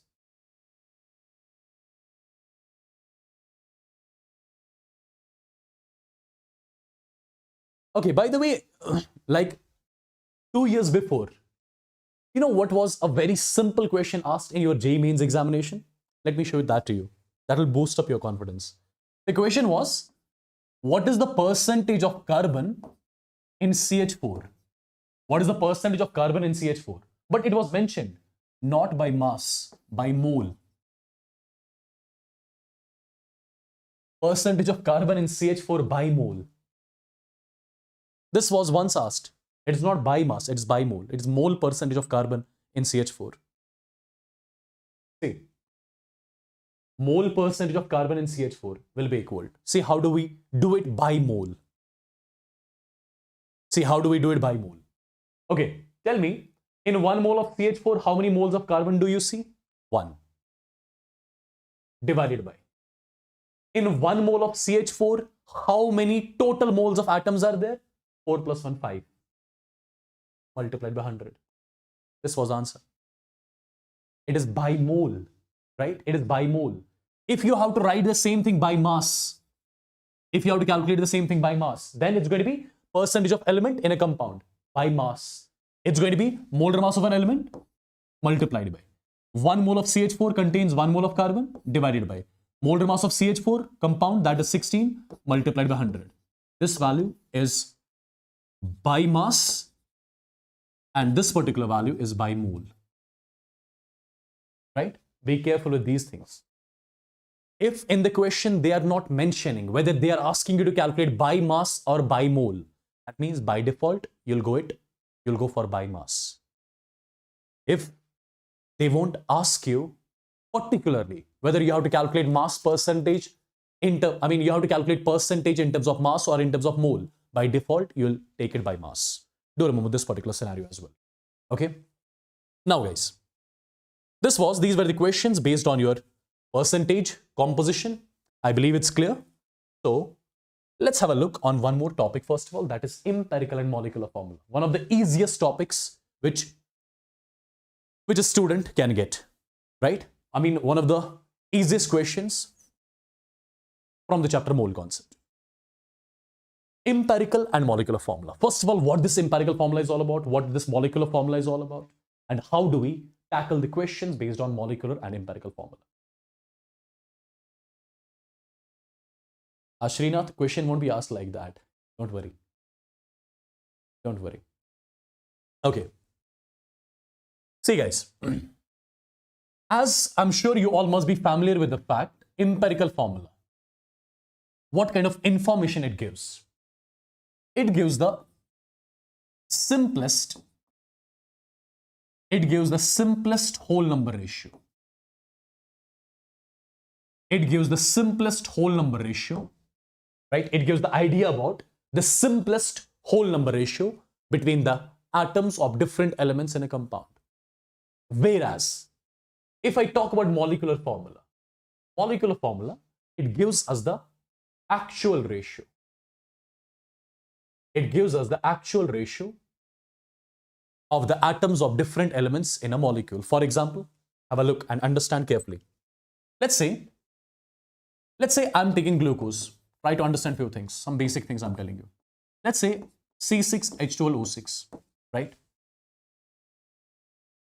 If I ask you, what is the ratio of the moles of atoms of these elements in glucose? You'll say the ratio is nothing, it is 6:12:6. This is the ratio, correct? Now, if I ask you, can you further simplify this ratio? You can do that. Just divide this throughout by 6. It becomes 1:2:1. Correct? Now, this particular ratio which you wrote over here, should you be calling this as actual ratio or simplest whole number ratio? You know it. This is something which I'll be calling as simplest ratio, simplest whole number ratio. What do I call this particular ratio as? This is something which I'll be calling as actual ratio. This is the actual ratio of the atoms of different elements in a compound, right? One is simplest ratio, one is actual ratio. As per the actual ratio, the formula is becoming C6H12O6. And as per the simplest ratio, the formula has to be C1H2O1. So I got two formulas. One formula as per the actual ratio, one formula as per the simplest ratio. That particular formula which gives us the idea about the simplest whole number ratio between the atoms of different elements, what do you call that as? So this particular formula I'll be calling as empirical formula of glucose. This particular formula is giving me the actual ratio of the atoms of different elements in a compound. So I'll be calling this as molecular formula, right? Isn't it very simple? One is molecular formula which gives us the idea about the actual ratio of different atoms of elements in a compound. There is one more formula which is giving me the simplest whole number ratio between the atoms of different elements in a compound. That's what I call as empirical formula. So one is molecular formula, one is empirical formula, correct? Now people, now since you got to know what molecular formula is, what empirical formula is, now comes a point. Let me tell you, with the help of molecular formula, we'll be always calculating the molecular mass. With the help of molecular formula, we'll be always calculating the molecular mass. Similarly, with the help of empirical formula, we'll be always calculating the empirical mass. What did you remember? With the help of molecular formula, you'll be always calculating molecular mass. With the help of empirical formula, you'll be always calculating empirical mass. For example, molecular mass is equal to, use the molecular formula, 12 multiplied by 6 plus 1 into 12 plus 16 multiplied by 6. The value comes out to be 180 U. Calculate the empirical mass with the help of empirical formula. 12 multiplied by 1 plus 1 multiplied by 2 plus 16 multiplied by 1. The value comes out to be 30 U. So how many things we got now? We got molecular mass as well as empirical mass. Once you get the molecular and empirical mass, there is a number which I define, N. N does not represent moles here. N is a number, just a number. You can represent it with X, Y, Z, whatever. I'm representing it with N. What is N? What is N? N is the ratio of molecular mass of the substance to that of empirical mass of the substance. N is the ratio of molecular mass of the substance to that of empirical mass of the substance. If I ask you what is the N value for glucose? What is the N value for glucose? Can't you calculate it? Molar mass of glucose divided by empirical mass of glucose. The value comes out to be 6. N value for glucose is 6. N value for glucose is 6. Now, my dear students, there is one very, very, very important result which I am giving you. Do remember this from now onwards. Molecular formula is always equal to empirical formula multiplied by N. You can check it out also. You can check it out also whether this formula is right or wrong. Check the same result for glucose. Check the same formula for glucose. What is the molecular formula for glucose? It is C6H12O6 is equal to. What is the empirical formula for glucose? It is C1H2O1. What is the N value? That is 6. This is 6. This becomes 12. This becomes 6. So LHS, RHS again coming out to be equal. That means whatever formula I have given you, that's absolutely correct. So this particular formula is used to calculate the molecular formula of the compound. So in order to calculate the molecular formula of the compound, we have to calculate empirical formula first, then get the value of N and get the molecular formula at the end, right? There is one more thing which we have already discussed. What is that? Molar mass of the substance is always equal to 2 times vapor density of the substance, I mean the gas, right? This is one more thing which we have already discussed. Let's try to utilize all these things in the questions. I believe whatever I've said till now, every single thing is clear to you, right? Is every single thing clear till now? Let me know in the chats. Yes, Ananta, it's okay. Is it clear, people? Say yes or no in the chats, whatever I've said till now. All clear? All clear? Quickly.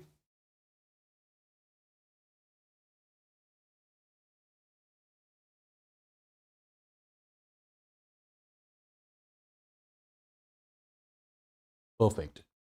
Now guys, there's a general procedure. There's a general procedure of finding empirical formulas. There are direct questions which are asked in which you are supposed to calculate empirical formula. Now there is one standard procedure. There is one standard procedure which I would want every one of you to remember to calculate the empirical formula. For that, I will directly go to the question so that you understand it properly. Okay? Step-by-step process this is. Step-by-step process. Look at the question carefully. Look at the question carefully. Calculate the empirical formula of the compound. Calculate the empirical formula of the compound that contains 26.6% potassium, 35.4% chromium, 38.1% oxygen by mass. This is the question. So as per the question, you have got a compound. You have got a compound that contains potassium, that contains chromium, that contains oxygen. You have got a compound that contains potassium, chromium as well as oxygen. Now, if you understand one thing, the percentage of potassium by mass is given to us as 26.6. What does it mean? So basically, you have got a compound which contains potassium, chromium and oxygen. As per the question, the mass percentage of potassium is given. The mass percentage of potassium is given. How much? 26.6. The mass percentage of chromium is also given. How much? 35.4. The mass percentage of oxygen is also given. How much? 38.1. Now, what does it mean? What does it mean? It means that 100 grams of compound, if you remember few minutes back only I have discussed, it means that 100 grams of compound contains 26.6 grams of potassium, contains 35.4 grams of chromium, contains 38.1 grams of what? 38.1 grams of oxygen, right? Few minutes back only we discussed. Percentage of potassium in the compound is given. What does that mean? That means in 100 grams of compound, there are 26.6 grams of potassium. There are 35.4 grams of chromium. There are 38.1 grams of oxygen. Right? Clear? Now guys, what are we supposed to calculate? We are supposed to calculate empirical formula. We are supposed to calculate empirical formula. Now see how exactly, what is the procedure? The procedure is, the first step always is to get the number of moles of these elements, or in simpler words, get the atomic ratio. Get the atomic ratio. What is the atomic ratio? What is the atomic ratio? How do we get the atomic ratio? Whatever percentage of elements are given to us, just divide these percentages by their respective atomic masses of the elements. For example, atomic ratio of potassium here. Atomic ratio of potassium will be equal to, what is the given percentage? 26.6 divided by. What about its atomic weight? Potassium is 39, so divide by 39. This is 35.4 divided by. Atomic weight of chromium is 52. 38.1 divided by what? Divided by oxygen's atomic weight, that's 60. So in short, what we have to do? Whatever given percentage of elements we have, divide these given percentage by their respective atomic weights. What do we get? We get atomic ratio. We get atomic ratio. Let's exactly see what are the exact numbers which we get from here.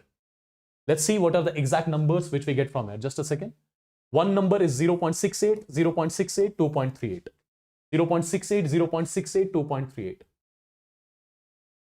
0.68, this is 0.68, this is 2.38. These are the values which we got after the calculation, correct?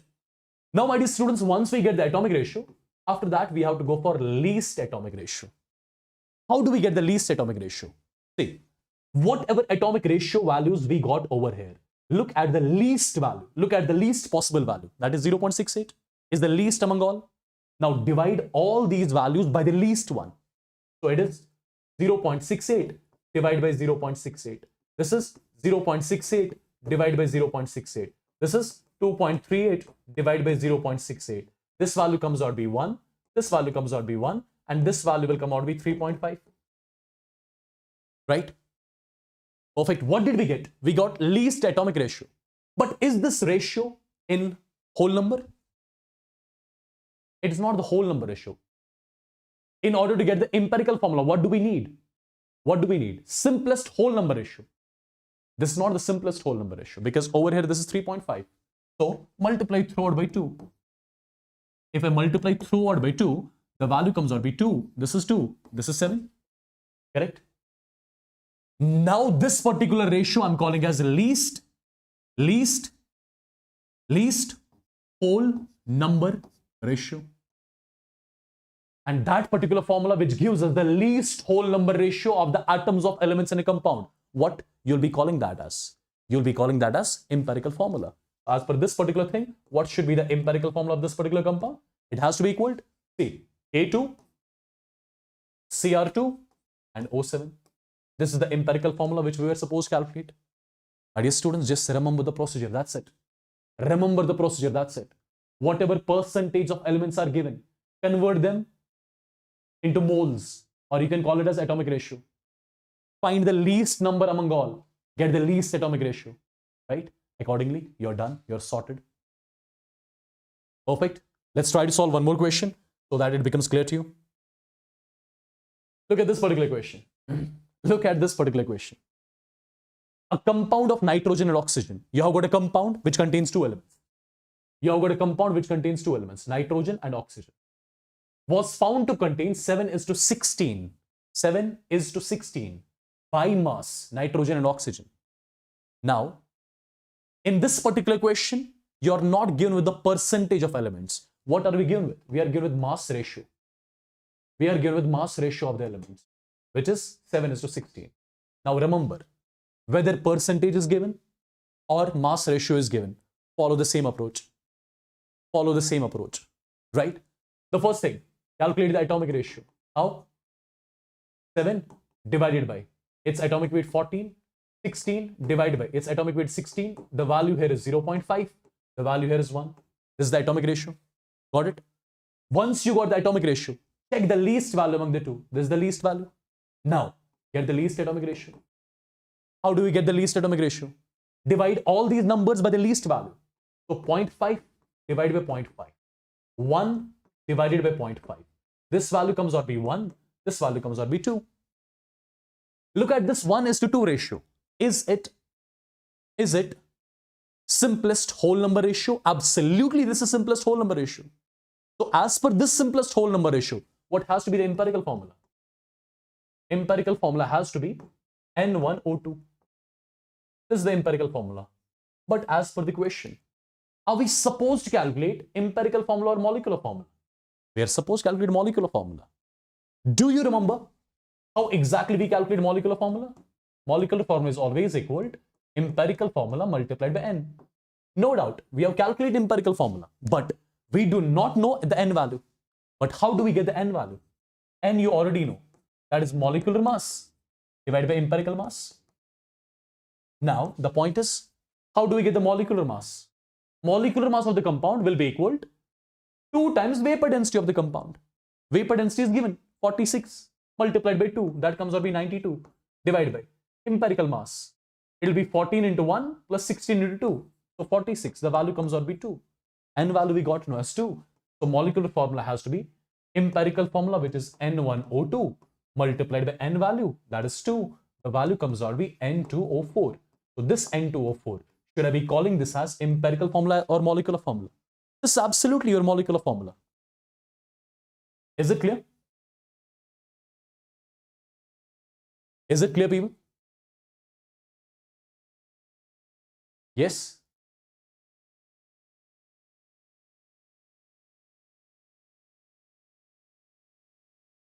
For mole concept, you are not supposed to read NCERT, okay? It will be a wastage of time for you if you read NCERT for mole concept. Okay, tell me honestly whether you can solve this question or not. Tell me honestly whether you can solve this question or not. You are supposed to calculate empirical formula here. Empirical formula. Just look at the question, tell me whether you'll be able to solve this or not. Similar type of question this is.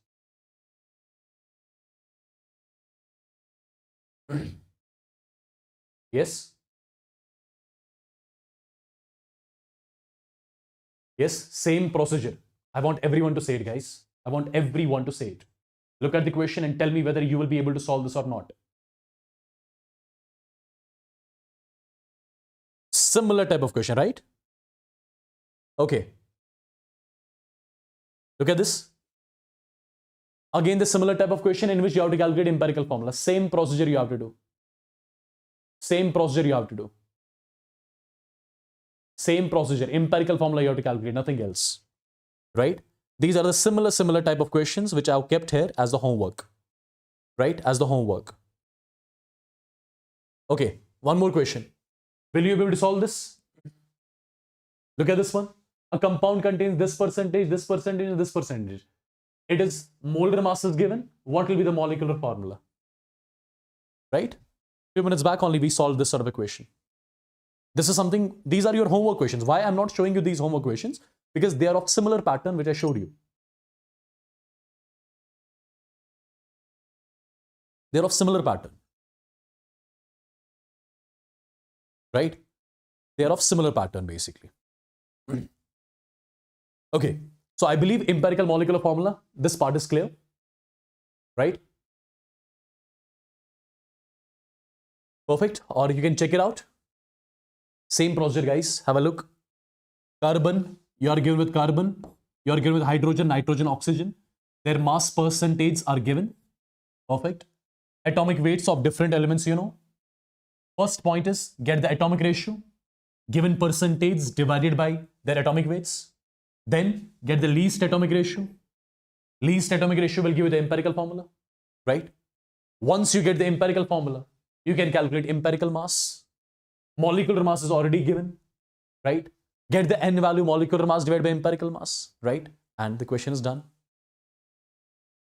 right? So this is the reason why I did not show these questions again, because I want you guys to do them, because there is nothing new in these questions. These are simple. Now we are going to move towards something which you call as stoichiometry. Are you all ready for it now? Are you all ready for it?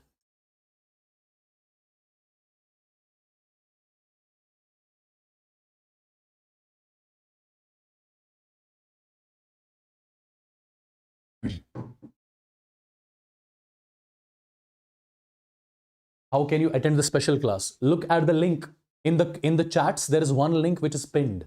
You need to click on that link, right? Automatically it will redirect you to the page. Let me show you guys once again. The ones who do not know how to join the special class, let me just show you, because special class is very important to join. It is in the morning tomorrow. Tomorrow at 11 a.m. we have got a special class. By the way, see, this is the link which you can see over here in the chats, right? You just have to click on this link. After clicking on the link, automatically you are directed to this particular page, and here you have to click on notify me. That's it. And tomorrow morning at 11 a.m, right? You have to click on the link again. Perfect. And automatically you will join into the class which is scheduled to be at 11 a.m. tomorrow. Right? And here you have to put your number. If it asks about the code is going to be, if they ask, if in between the enrollment they ask about the code is going to be WASSIM10. This is your code for special class, for my special class, right? Perfect.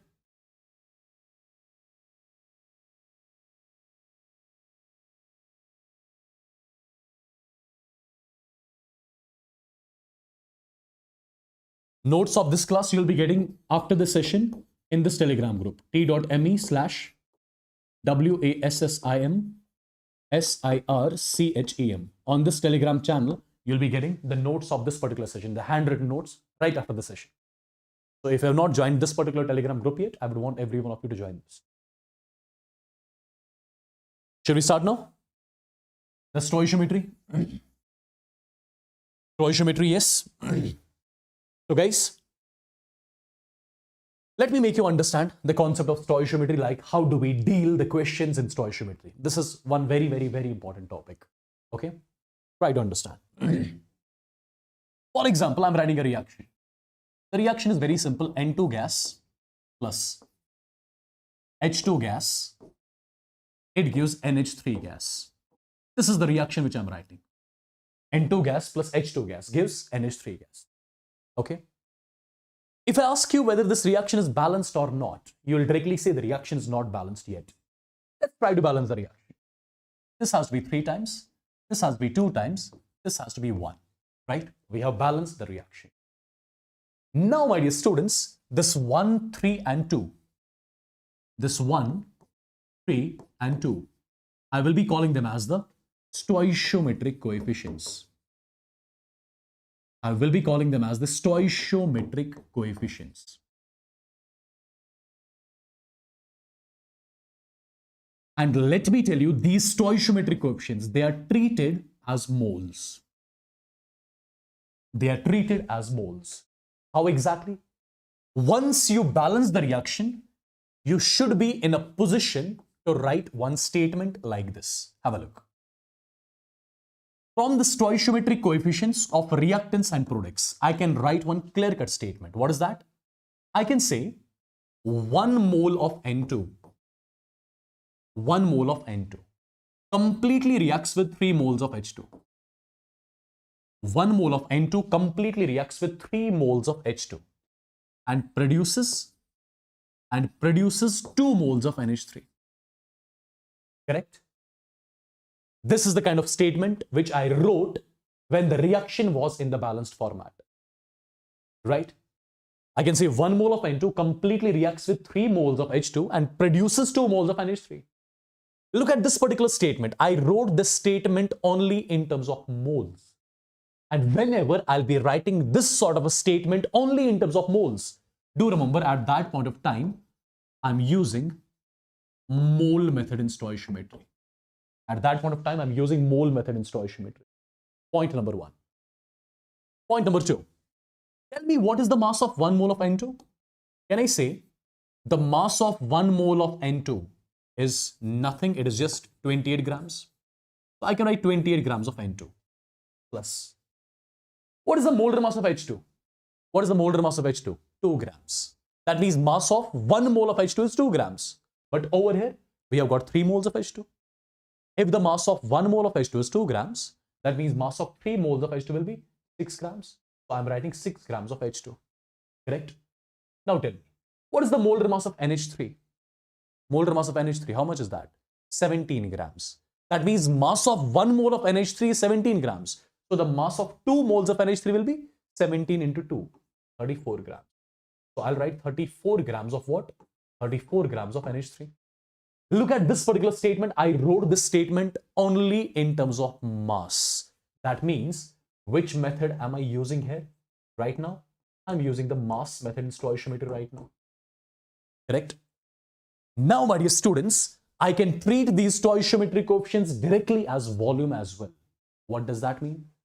Say, I can write one more statement. I can say 1 volume of N2 gas completely reacts with 3 volume of H2 gas and produces 2 volume of NH3 gas. Now you must be thinking what this volume is all about. You can use liters, you can use ml or whatever. For example, I'm using liters. I can say, as per stoichiometry coefficients, I can say 1 liter of N2 completely reacts with 3 liters of H2 and produces 2 liters of NH3. Whenever you use these kind of statements in terms of volume, remember at that point of time, which method you are using? You are using exactly the volume method. You are exactly using the volume method, right? You're exactly using the volume method. Just tell me one thing. Whatever will be the reaction given to you, will you be able to write these sort of statements for every reaction? Just tell me that. Just tell me that. Will you be able to use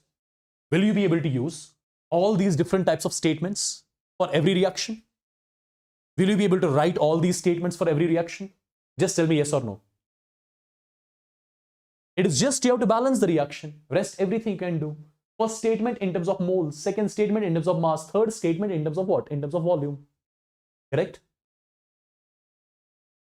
Correct, people? You should be able to do that.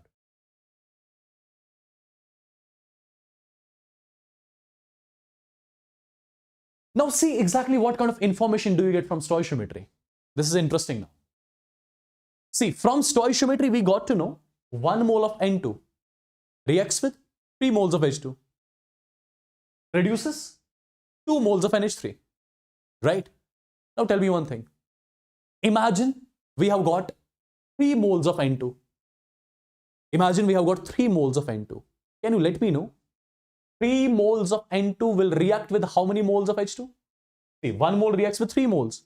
So 3 moles will react with 3 3s are 9 moles and will produce 3 2s are 6 moles of NH3. Correct? Right, people? Imagine you have got 4 moles of N2. I'll say 4 moles of N2. If you will have 4 moles of N2, 4 moles of N2 will react with 4 3s are 12 moles of H2 and produces 4 2s are 8 moles of NH3. So this kind of information you get from stoichiometry basically. Right? Right? Perfect. Now let's exactly see how we can use the stoichiometry in different types of questions. Let me tell you one thing. I'll be starting with the basic questions. Slowly the level will be raised. Slowly level will be raised. But before showing you this question, let me tell you, majority of the questions in stoichiometry we shall be using with the help of mole method. Majority of the questions in stoichiometry we shall be using with the help of mole method. Point number 1. Point number 2, whenever we'll be using mole method, my first point always will be to balance the reaction. This will be always my first point, to balance the reaction. Once we are done balancing the reaction, after that, do remember, whatever is the given quantity, we'll be converting the given quantity into moles. We'll be converting the given quantity into moles. Okay, we'll be converting the given quantity into mole. Which method I'm talking about? I'm talking about mole method. Perfect. One more thing. That species whose data is to be calculated, always will be on the right hand side of the statement. If you remember, I've discussed few questions before in which I told you that species whose data is to be calculated, that always has to be on the right side of the statement. Okay. These are the few things which you have to remember. Rest, everything is sorted. Have a look. As per the question, calculate the mass of O2. Calculate the mass of O2 gas produced on heating 12.25 grams of KClO3 at STP. As per the question, what we are doing? We are going to heat up KClO3. As per the question, we are going to heat up what? We are going to heat up KClO3. Now the question says, we have to heat up 12.25 grams of KClO3. We have to heat up 12.25 grams of KClO3. One thing I'll tell you right here, when KClO3 is heated, it gets converted into KCl, and with KCl you get O2 gas. This is the reaction which happens. Let me clearly tell you, whenever KClO3 is heated, it breaks down into KCl, and with KCl, what do we get? We get O2. Now, as per the question, we are going to heat up 12.25 grams of KClO3. And question says that when you heat up 12.25 grams of KClO3, tell us how many grams of O2 are produced. How many grams of O2 are liberated. Now, how do we solve this? It's a basic question, guys. Try to understand. The first thing, balance the reaction. 2 times, and 3 times. The reaction is balanced. Point number 1. Identify the given data and the data which is to be calculated. We are given with mass of KClO3 and we are supposed to calculate mass of O2 produced. Right? Which method are we using? We are using the mole method. In the mole method, we are supposed to balance the reaction first. After balancing the reaction, convert the given quantity into moles. What is my given quantity? Check it out. I am given with mass of KClO3. I'm given with mass of KClO3. Right? I'm given with mass of KClO3. So my first point is to convert the given quantity into moles. Right? How exactly? So I'll say moles of KClO3 will be equal to mass of KClO3, 12.25 grams, divided by molar mass of KClO3. 122.5 grams per mole. The value after solving comes out to be how much? 0.1. So as per the question, you can say something like this. You can either say we are going to heat up 12.25 grams of KClO3, or you can say we are going to heat up 0.1 moles of KClO3. The choice is all yours. The choice is all yours. Now guys, use the stoichiometry. This is 2 here, this is 3. This is 2 here and this is 3. Since you are using the mole method, you are going to treat these stoichiometric coefficients as moles. You can clearly say, as per stoichiometry, 2 moles of KClO3 upon heating, 2 moles of KClO3 upon heating produces 3 moles of O2. Produces 3 moles of O2, right? 2 moles of KClO3 upon heating produces 3 moles of O2. This is the information which we got from stoichiometry.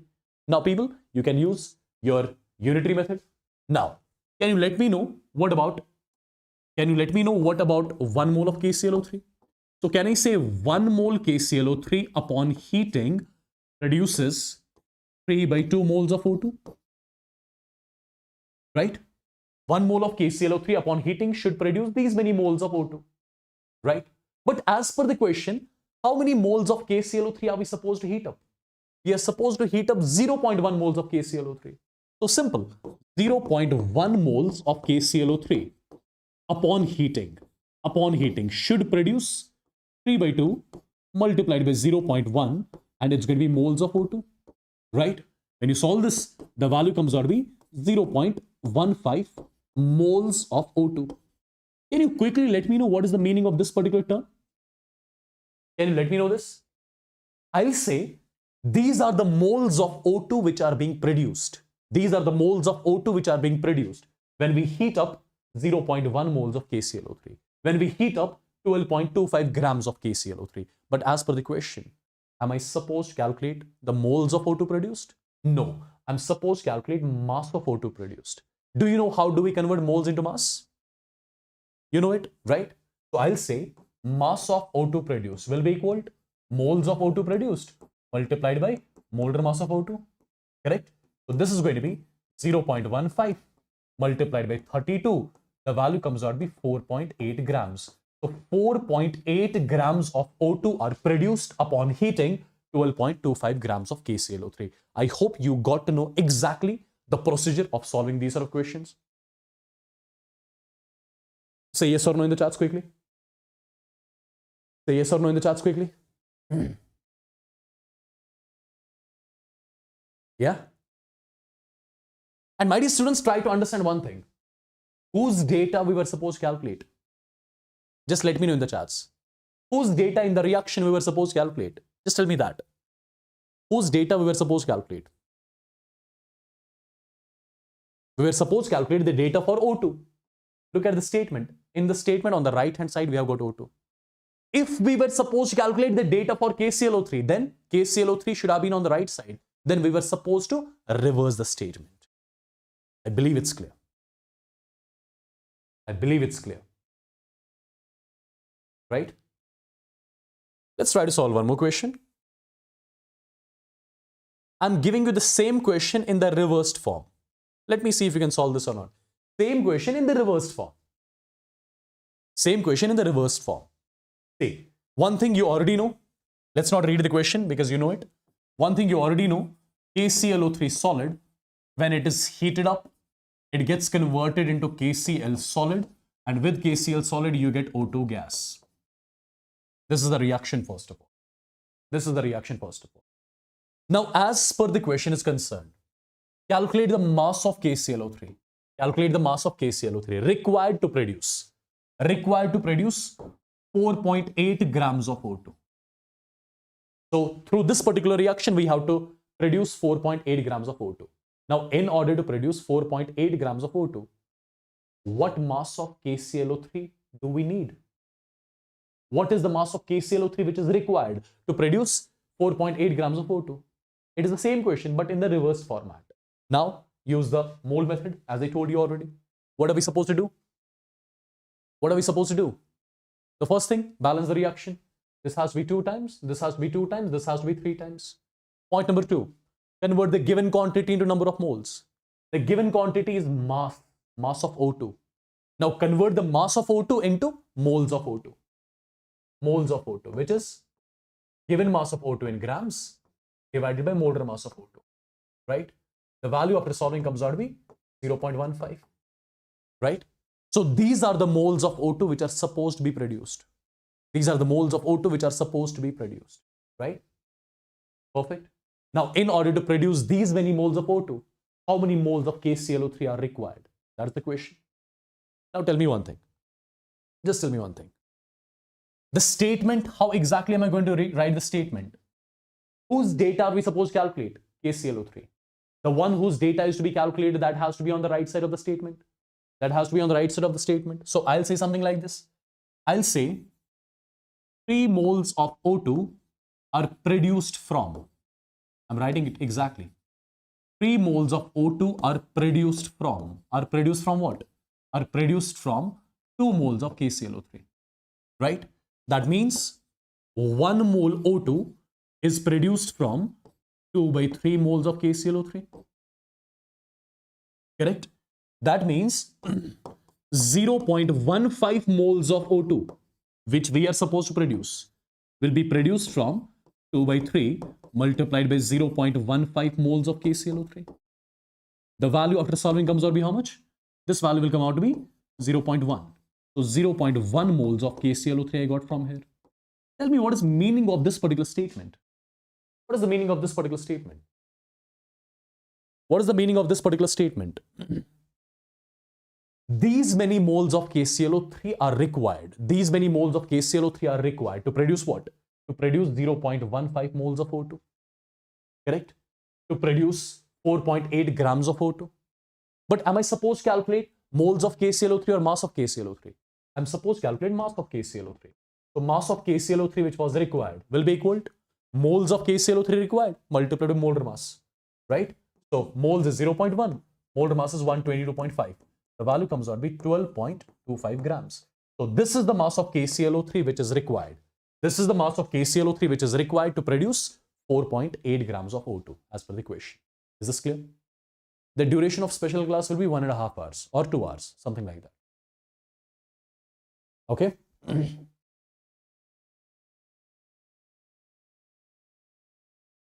Is it clear? I believe it's clear.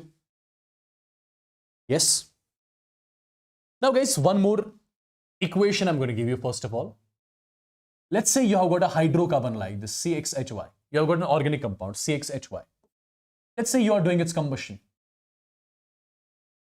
Let's say you are doing its combustion. Combustion of an organic compound, right? Combustion of this hydrocarbon, it will always lead to the formation of carbon dioxide. And with carbon dioxide, you'll be getting water as well.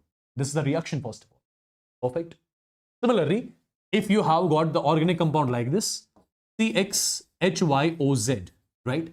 When you do its combustion, when you make it to react with O2, it will always lead to the formation of carbon dioxide, and with carbon dioxide, you'll be getting water, right? Now, one thing which you must know, how to balance these sort of reactions. How to balance these sort of reactions. It's very simple, guys. Understand and remember from now on. This is X right here. Put this X and keep it here. This is Y over here. Take this Y and make the stoichiometric coefficient of water as Y by 2. And make the stoichiometric coefficient of oxygen as X plus Y divided by 4. This is how you exactly balance this type of combustion reaction. Right?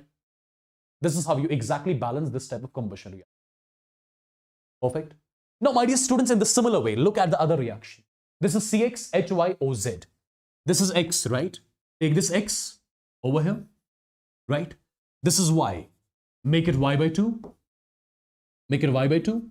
And the stoichiometric coefficient of O2 will be always X plus Y by 4 minus Z by 2.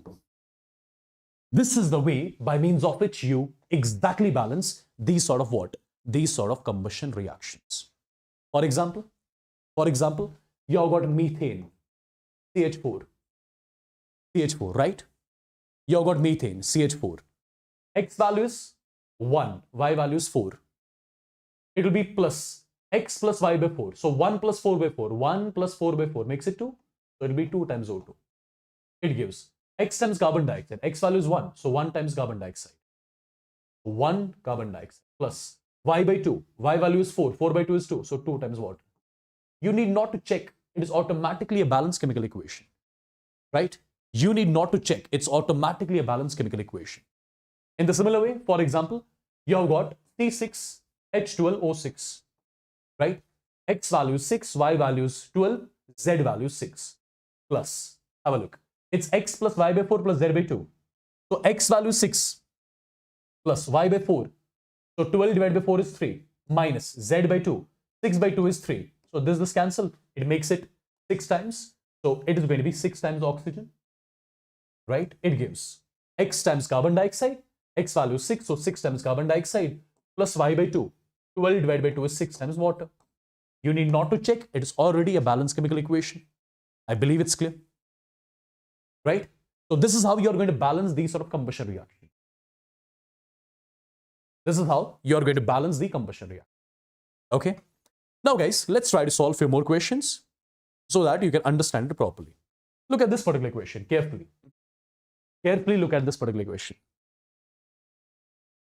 Carefully. It's very simple again. Calculate the volume of carbon dioxide. Calculate the volume of carbon dioxide gas produced at STP by the complete combustion of 570 grams of octane. Right? So as per the question, we are doing the combustion of octane. So you need to tell me the formula of octane, molecular formula of octane. It is C8H18. This is your octane and you are doing its combustion. And you know, combustion of this hydrocarbon, it will lead to the formation of carbon dioxide. And with the carbon dioxide, what you'll be getting? You'll be getting water as well. Simple. You'll be getting water as well. My first thing is to balance this reaction. Will you be able to balance the reaction now? You should be able to balance the reaction. X value is 8, make it 8 times. Y value is 18, 18 by 2 is 9 times. And this is x plus y by 4, which makes it finally 25 by 2. Now it's a balanced chemical equation. It is now a balanced chemical equation. After balancing this particular equation, read it again. Calculate the volume of carbon dioxide. Calculate the volume of carbon dioxide produced by the complete combustion of 570 grams of octane. As per the question, you are doing the combustion of 570 grams of octane. You are doing the combustion of 570 grams of octane. Which method are we going to use? Mole method. In the mole method, what are we supposed to do? In the mole method, what are we supposed to do? Convert the given quantity into moles. What is my given quantity? Mass of octane. Right? Convert the given quantity into moles. Perfect. So I'm supposed to convert mass of octane into moles of octane. So number of moles of octane will be equal. Given mass of octane in grams divided by molar mass of octane. Right? This value will come out to be 5. So as per the question, we are going to do the combustion of 570 grams of octane, or you can say that we are going to do the combustion of 5 moles of octane. Right? We are going to do the combustion of 5 moles of octane as per the question. Now use the stoichiometry, you are sorted. See, the coefficient here is 1, the coefficient here is 8. Whose data are we supposed to calculate? We are supposed to calculate the data for carbon dioxide. So carbon dioxide has to be on the right side. Right? Right? Carbon dioxide has to be on the right side. Now, tell me one thing. How exactly you're going to write the statement? I'll write the statement like this. As per stoichiometry, we got to know 1 mole octane upon combustion produces 8 moles of carbon dioxide. 1 mole octane upon combustion produces 8 mole carbon dioxide. As per the question, are we going to do the combustion of 1 mole of octane? No. We have to do the combustion of 5 moles of octane. Now you tell me. When 1 mole of octane undergoes combustion, 8 moles of carbon dioxide are produced. So, as per the question, when 5 moles of octane would undergo combustion, I would say 8 5s are 40 moles of carbon dioxide will be liberated. Right? 40 moles of carbon dioxide will be produced. Perfect. Now, as per the question, are we supposed to calculate the moles of carbon dioxide produced? No. I'm supposed to calculate volume of carbon dioxide produced at STP. So how do you convert moles into volume? I'll say volume of carbon dioxide produced will be equal to, at STP will be equal to moles of carbon dioxide produced multiplied by what? 22.4 liters. So this is going to be 40 multiplied by 22.4. The value exactly comes out to be 896 liters. So you got to know that 896 liters of carbon dioxide are being produced during this combustion over here. Is this clear to everyone? Let me know.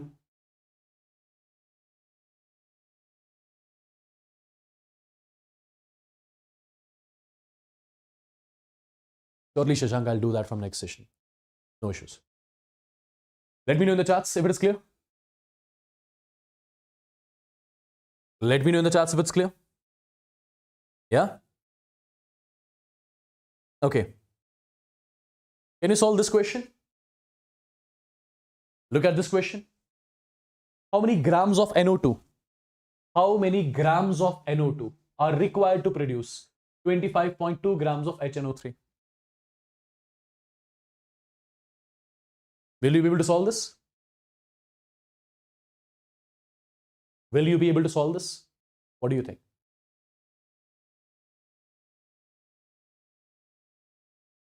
Will you be able to solve this quickly? Say yes or no.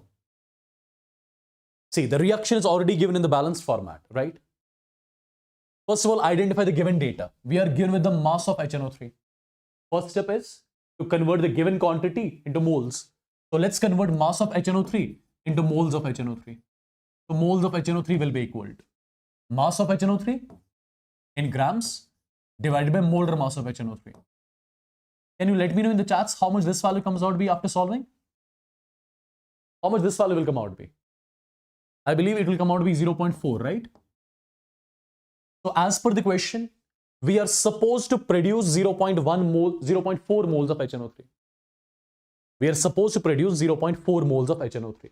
Now, whose data are we supposed to calculate? We are supposed to calculate the data for NO2. The one whose data is to be calculated, that has to be on the right side. That has to be on the right side. Now guys, just relate these two things. Can I say 2 moles of HNO3? As per the stoichiometry, 2 moles of HNO3 are produced from 3 moles of NO2, correct? So does that mean 1 mole of HNO3 will be produced from 3 by 2 moles of NO2? Correct? But was I supposed to produce 1 mole of HNO3? No. I was supposed to produce 0.4 moles of HNO3. So can I say 0.4 moles of HNO3 will be produced from 3 by 2 multiplied by 0.4 moles of NO2? And this value after solving comes out to be 0.6 moles of NO2. So what is meant by this particular statement if I ask you? What is meant by this particular statement?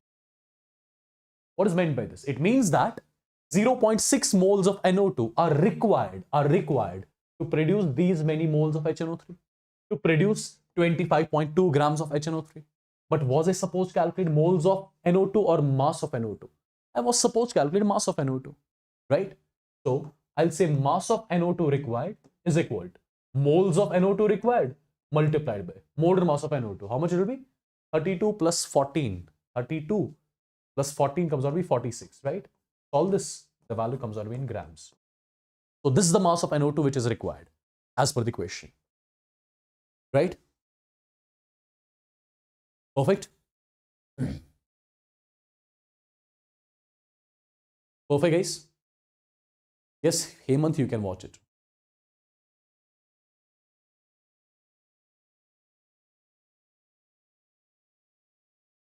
Is it absolutely clear?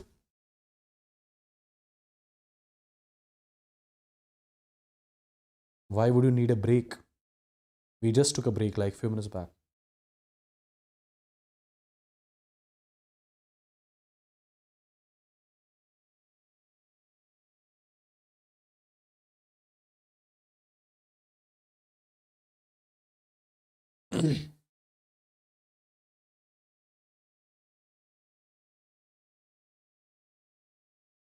Clear, guys? Okay. Can you solve this particular question on your own? Check it.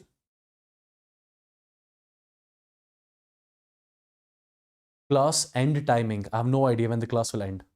The chapter will complete first, then the class will end.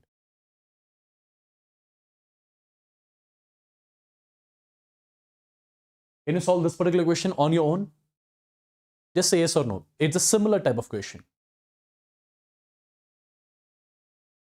Yes, Vignesh, you can.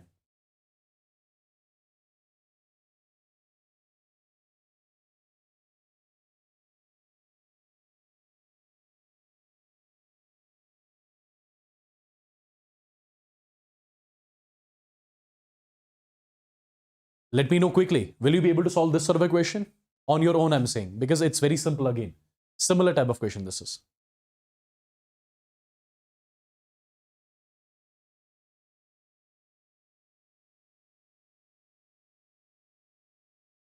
Somebody already solved this. 116.8 grams. That's the correct answer. That is the correct answer.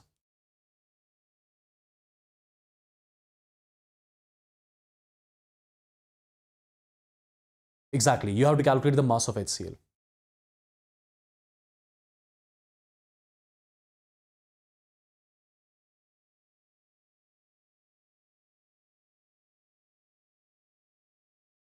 Perfect, guys. So this question you can do, I believe, on your own. This is your homework question. Now, we are going to enter into what? We are going to enter into stoichiometry in sequential reactions. Stoichiometry in sequential reaction. My dear students, sequential reactions, stoichiometry, how do we deal with them? There is one thing which you have to understand. Just one thing which you have to understand. That's all. What is that? Let's have a look. For example, imagine you have got a reaction like this.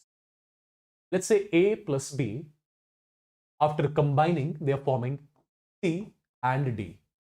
For example, I'm right now only teaching you the mole method. I did not teach the volume method yet. Just wait for it. Just wait for it. There is a lot to discuss. Just wait for it. For example, this is the reaction A plus B. It's forming C and D, right? For example, the D which got formed in the first reaction. Let's say this D is participating in one more reaction. It's forming F and G. For example, let's imagine it like this. This F which got formed in the second reaction. Let's say it is participating in one more reaction.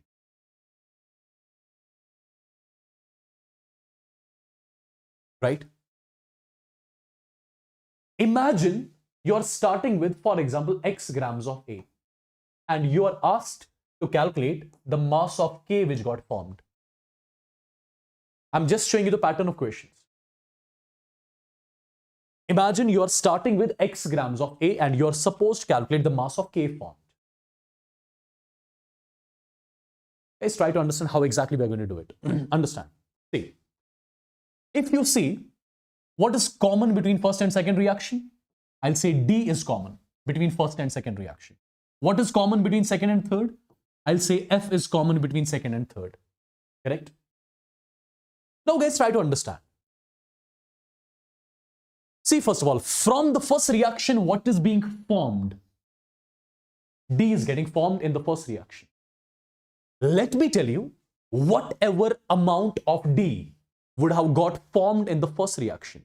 Imagine, for example, 6 moles of D have got formed in the first reaction. Whatever D would have got formed in the first reaction, remember, all these 6 moles of D would have got consumed in this reaction, because in this reaction, D is reactant. And we know, with time, reactant gets consumed, product gets formed. So, in the first reaction, D is the product. In the second reaction, D is the reactant. In the first reaction, D is getting formed. In the second reaction, D is getting consumed. So whatever amount of D would have got formed in the first reaction, that entire amount of D would have got consumed in the second reaction. Now, whatever amount of F would have got formed in the second reaction, that entire amount of F would have got consumed in this reaction, in the third reaction. This is what you have to remember. You are done, you are sorted. Have a look how. Have a look how. If this particular point you got to know properly, I'm 100% sure you can easily solve the questions now. Try to understand. I'll show you a few questions so that you can understand all the things properly. Look at this particular question. Just a second. I don't know what's wrong here.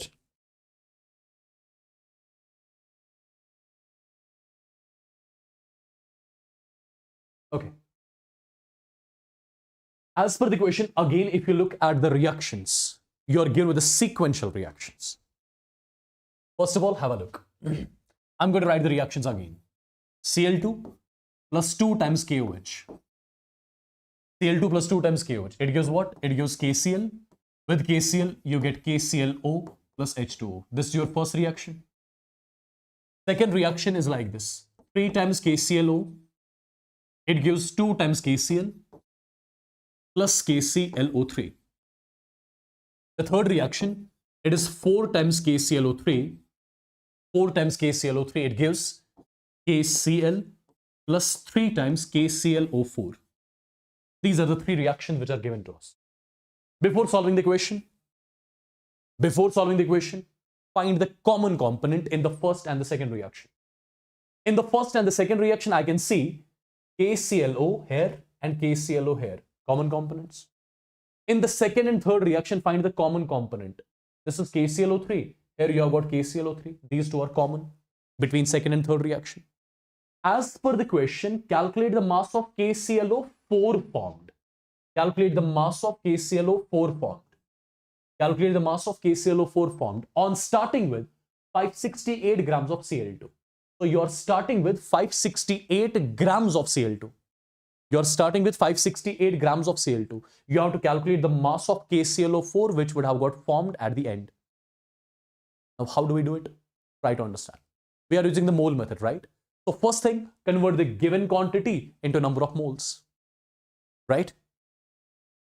Convert the given quantity into number of moles. So first thing, let me calculate number of moles. We are given mass of Cl2. Let's convert it into moles of Cl2. It is going to be given mass of Cl2 in grams divided by molar mass of Cl2, which is 78 grams per mole, 71 grams per mole. The value comes out to be 8.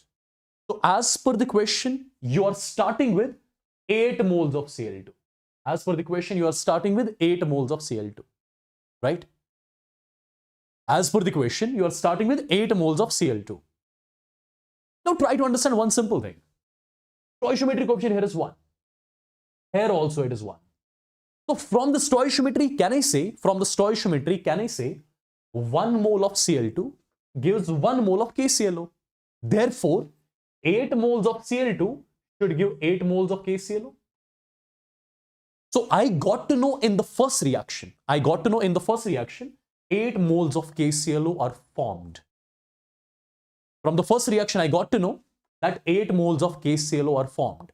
And whatever moles of KClO are formed in the first reaction, all these moles of KClO would be getting consumed in the second reaction. Because in the second reaction, same KClO is reactant. And you know, reactant amount decreases with time, right? So whatever KClO would have got formed through first reaction, that same entire amount of KClO would be getting consumed in the second reaction. Now understand, stoichiometric coefficient here is 3, here it's 1, correct? So can I say 3 moles of KClO? 3 moles of KClO gives what? Gives 1 mole of KClO3. 3 moles of KClO gives 1 mole of KClO3, right? Can I say 1 mole KClO gives 1 by 3 moles of KClO3, right? How many moles of KClO do we have? 8 moles of KClO, right? So I'll say 8 moles of KClO gives what? 1 by 3 into 8 gives 8 by 3 moles of KClO3. So you got to know from the second reaction, how many moles of KClO3 are getting formed? 8 by 3 moles of KClO3 are getting formed. Now, since KClO3 is the product here, that's why it's getting formed. But in the next reaction, the same KClO3 is the reactant, which gets consumed, right? So whatever moles of KClO3 got formed in the second reaction, all these moles of KClO3 will be getting consumed in the next reaction, right? Simple. Stoichiometric coefficient here is 4, here is 3. Now use the stoichiometry again. I'll say 4 moles gives 3 moles. So 1 mole gives 3 by 4 moles. 8 by 3 gives 3 by 4 multiplied by 8 by 3. The value comes out to be 2. I got to know 2 moles of KClO4 have got formed at the end of the reaction. So 2 moles of KClO4 have got formed at the end of the reaction. But as per the question, was I supposed to calculate the moles of KClO4 formed or mass of KClO4 formed? I was supposed to calculate the mass of KClO4 formed. I'll say mass of KClO4 formed will be equal to moles of KClO4 multiplied by molar mass of KClO4 is how much? 133.5, right? The value comes out to be 267 grams. So I got to know 267 grams of KClO4 would have got formed at the end of the reaction. Let me know once in the chats if you got to know the concept of solving these type of sequential reactions. Right? Quickly. Quickly, guys. Everyone.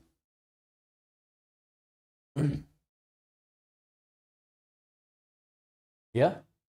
I'll solve one more similar sort of question so that you can master this concept.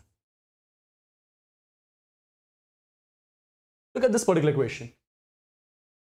Look at this particular question. First of all, again, I'm giving you 3 reactions. Again, I'm given with 3 reactions, and the reactions which we are given with, that's like this. 4 times NH3 plus 5 times O2, it gives 4 times NO plus 6 times water. This is the first reaction that's given to me. Second, 2 times NO plus O2. It gives 2 times NO2. Third reaction. 3 times NO2 plus H2O. It gives NO plus 2 times HNO3. NO plus 2 times HNO3. Right? So these are the 3 reactions that are given to me. Now, first of all, I would really want to find the common component here. Tell me what is the common component between first and the second reaction. Look here, NO, NO, common. Second and third reaction, NO2, NO2, common. Calculate the mass of HNO3. Calculate the mass of HNO3 formed on starting with 134.4 liters of HNO3. You are starting with some liters of HNO3 and you have to calculate what is the mass of HNO3 which would have got formed at the end of the reaction. Right? Correct? Correct, people? Now you tell me one thing. In the first reaction, will NO get formed or NO get consumed? In the first reaction. In the first reaction, NO is the product. It will be formed. In the second reaction, same NO is the reactant. Now it will be consumed. In the second reaction, NO2 is the product. It will be getting formed. But in the third reaction, same NO2 is the reactant. In the third reaction, same NO2 will be consumed. I hope you are getting all these things, whatever I'm saying. Right?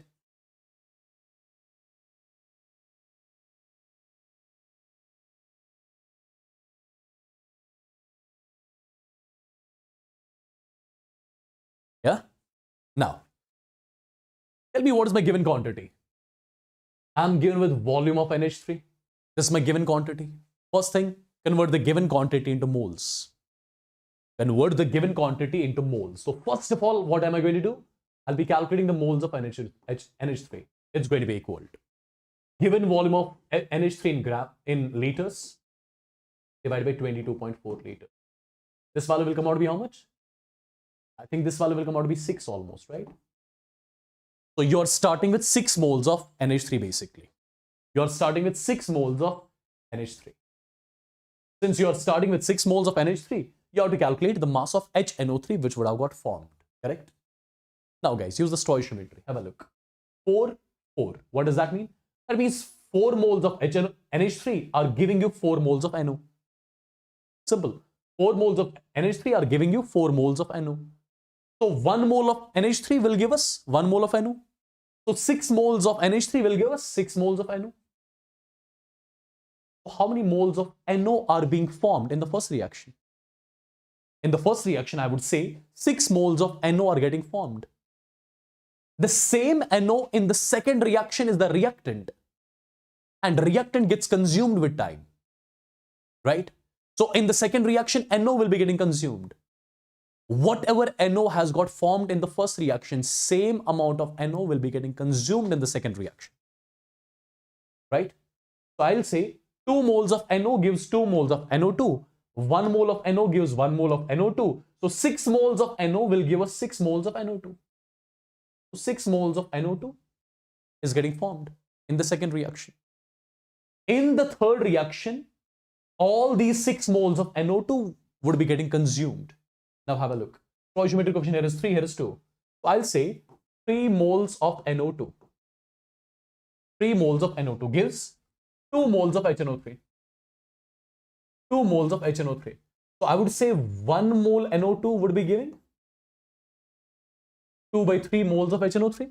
So 6 moles of NO2 would be giving 6 moles of NO2 would be giving 2 by 3 multiplied by 6. That means 4 moles of HNO3. So you got to know at the end of the reaction, 4 moles of HNO3 would be getting formed. At the end of the reaction, 4 moles of HNO3 would be getting formed, right? Now you tell me, was I supposed to calculate moles of HNO3? No way. I was supposed to calculate mass of HNO3. So let me tell you, the mass of HNO3 formed will be equal to moles of HNO3 formed multiplied by molar mass of HNO3. The value is 4312, 4324. So I would say 252 grams of HNO3 would be getting formed at the end of the reaction, right? Is it clear? Is it clear, guys? Let's end this topic, then we'll take a break. Okay, let's end this topic first. Wait, yeah. I'm getting exhausted more than you. Do you know that? Because I'm standing and talking at the same time.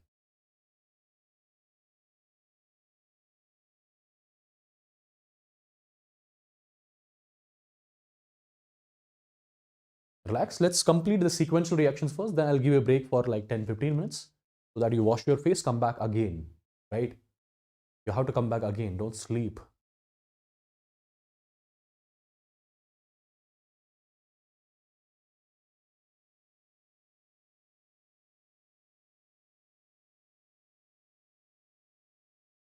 See, I know you're getting tired. Even my legs have started hurting 2 hours back.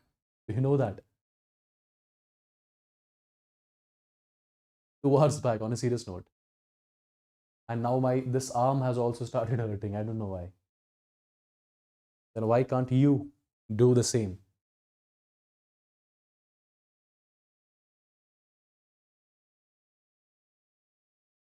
How does that matter? You have a school tomorrow. How does that matter? So stay awake till 3, till 2. Sleep for 4-5 hours. Wake up in the morning and go to school. What's wrong?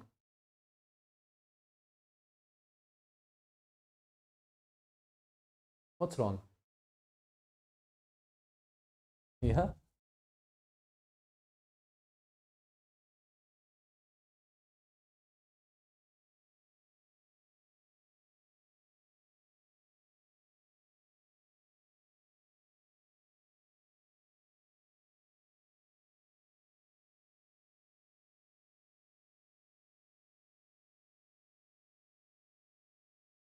Chalo, let's try to solve one more question first of all. With that, this concept of sequential reactions will be done, right? Then you can take the break for 10-15 minutes and we'll be back.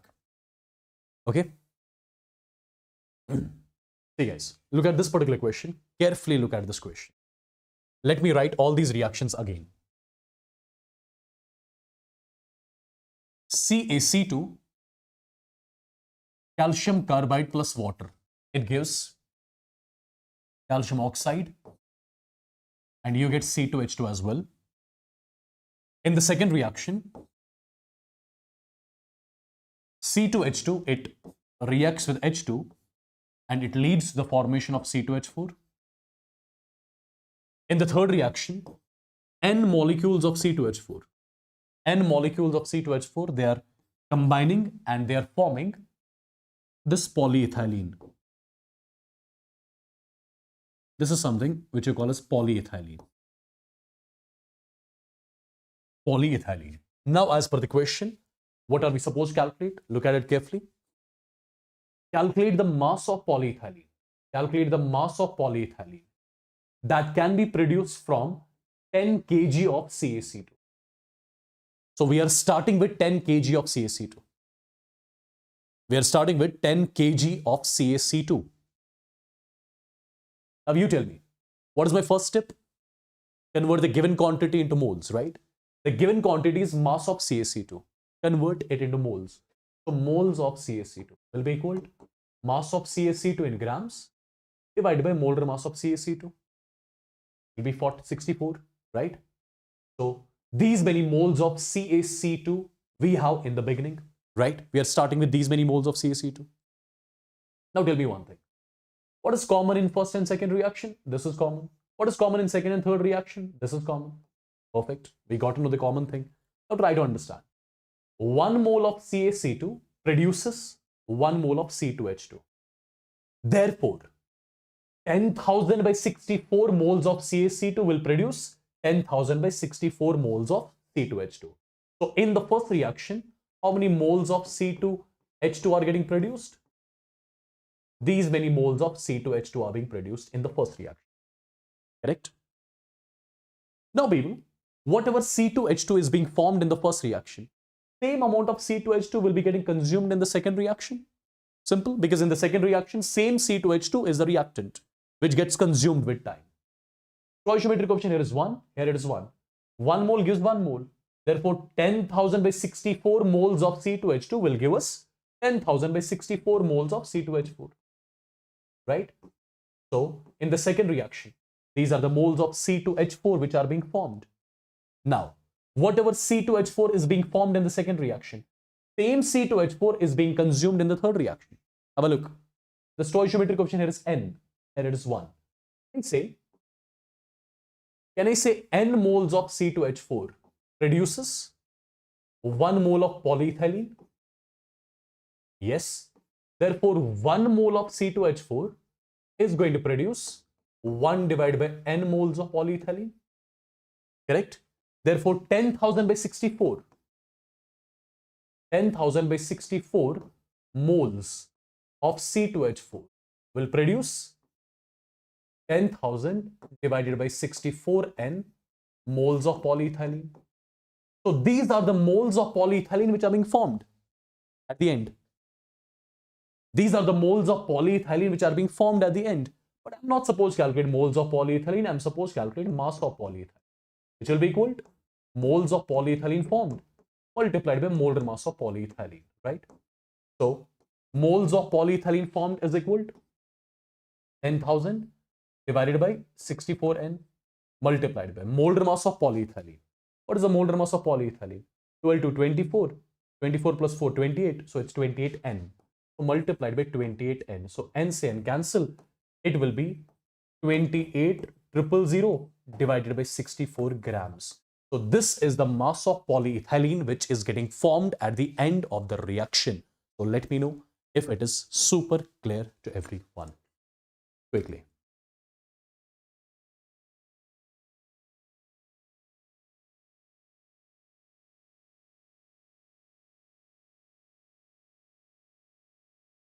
Is it clear?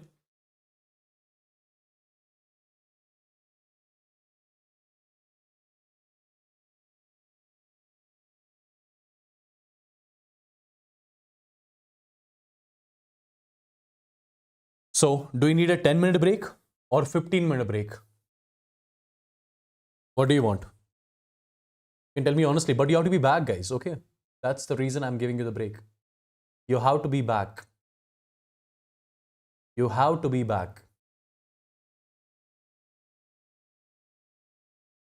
10 minutes or 15 minutes. And after that, you'll be back.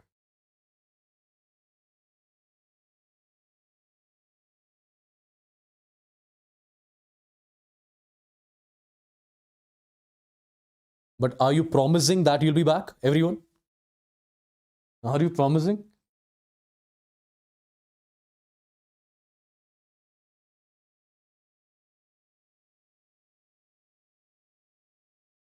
The time is 11:40.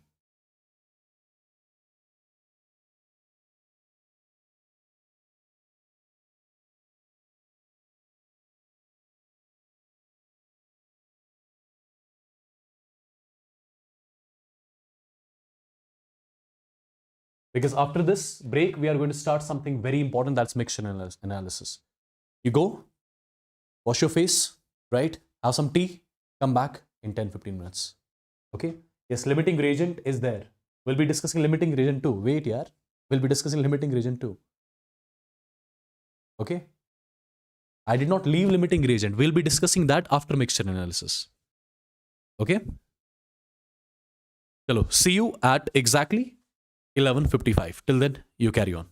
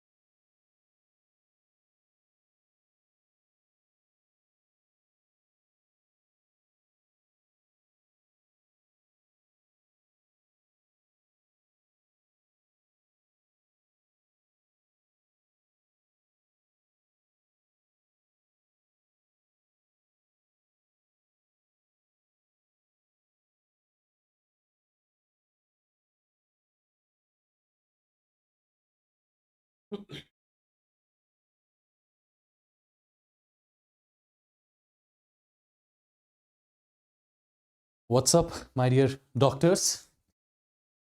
All alive? All alive? Yes?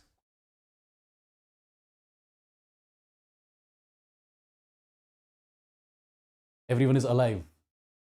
Sure? So let me know, how is the Josh? Is the Josh still high? Is the Josh still high? How is the Josh, people? How is the Josh? Let me know quickly in the chats. How is the Josh? Is it high or low?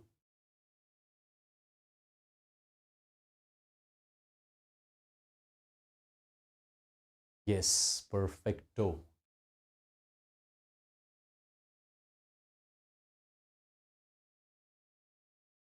Perfect, guys. Perfect, perfect.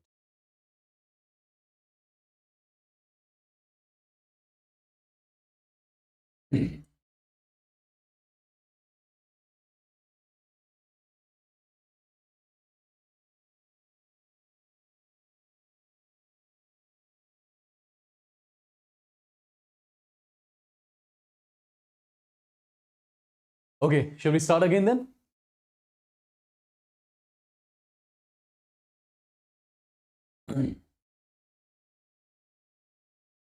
After mixture analysis, we are left with three topics. One is limiting reagent, one is percentage yield, and another one is percentage purity, right?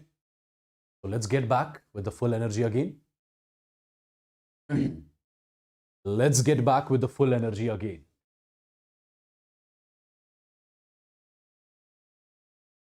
Perfect, guys. So, a particular set of questions basically that are asked from this particular topic, mixture analysis. I'll make you understand this particular topic directly in the form of questions, right? From the questions only, you'll understand exactly what this mixture analysis is exactly all about, right? See, guys, the first question which I'm starting with, from this particular question, you'll get the idea of what this particular topic is all about and how proper eye on this particular topic is, okay? Because questions from this topic, they are considered to be comparatively difficult. Because whatever concepts we have discussed till now, I would say all the concepts would be used in these sort of questions, which I'm going to show you now, right? For example, look at this particular question.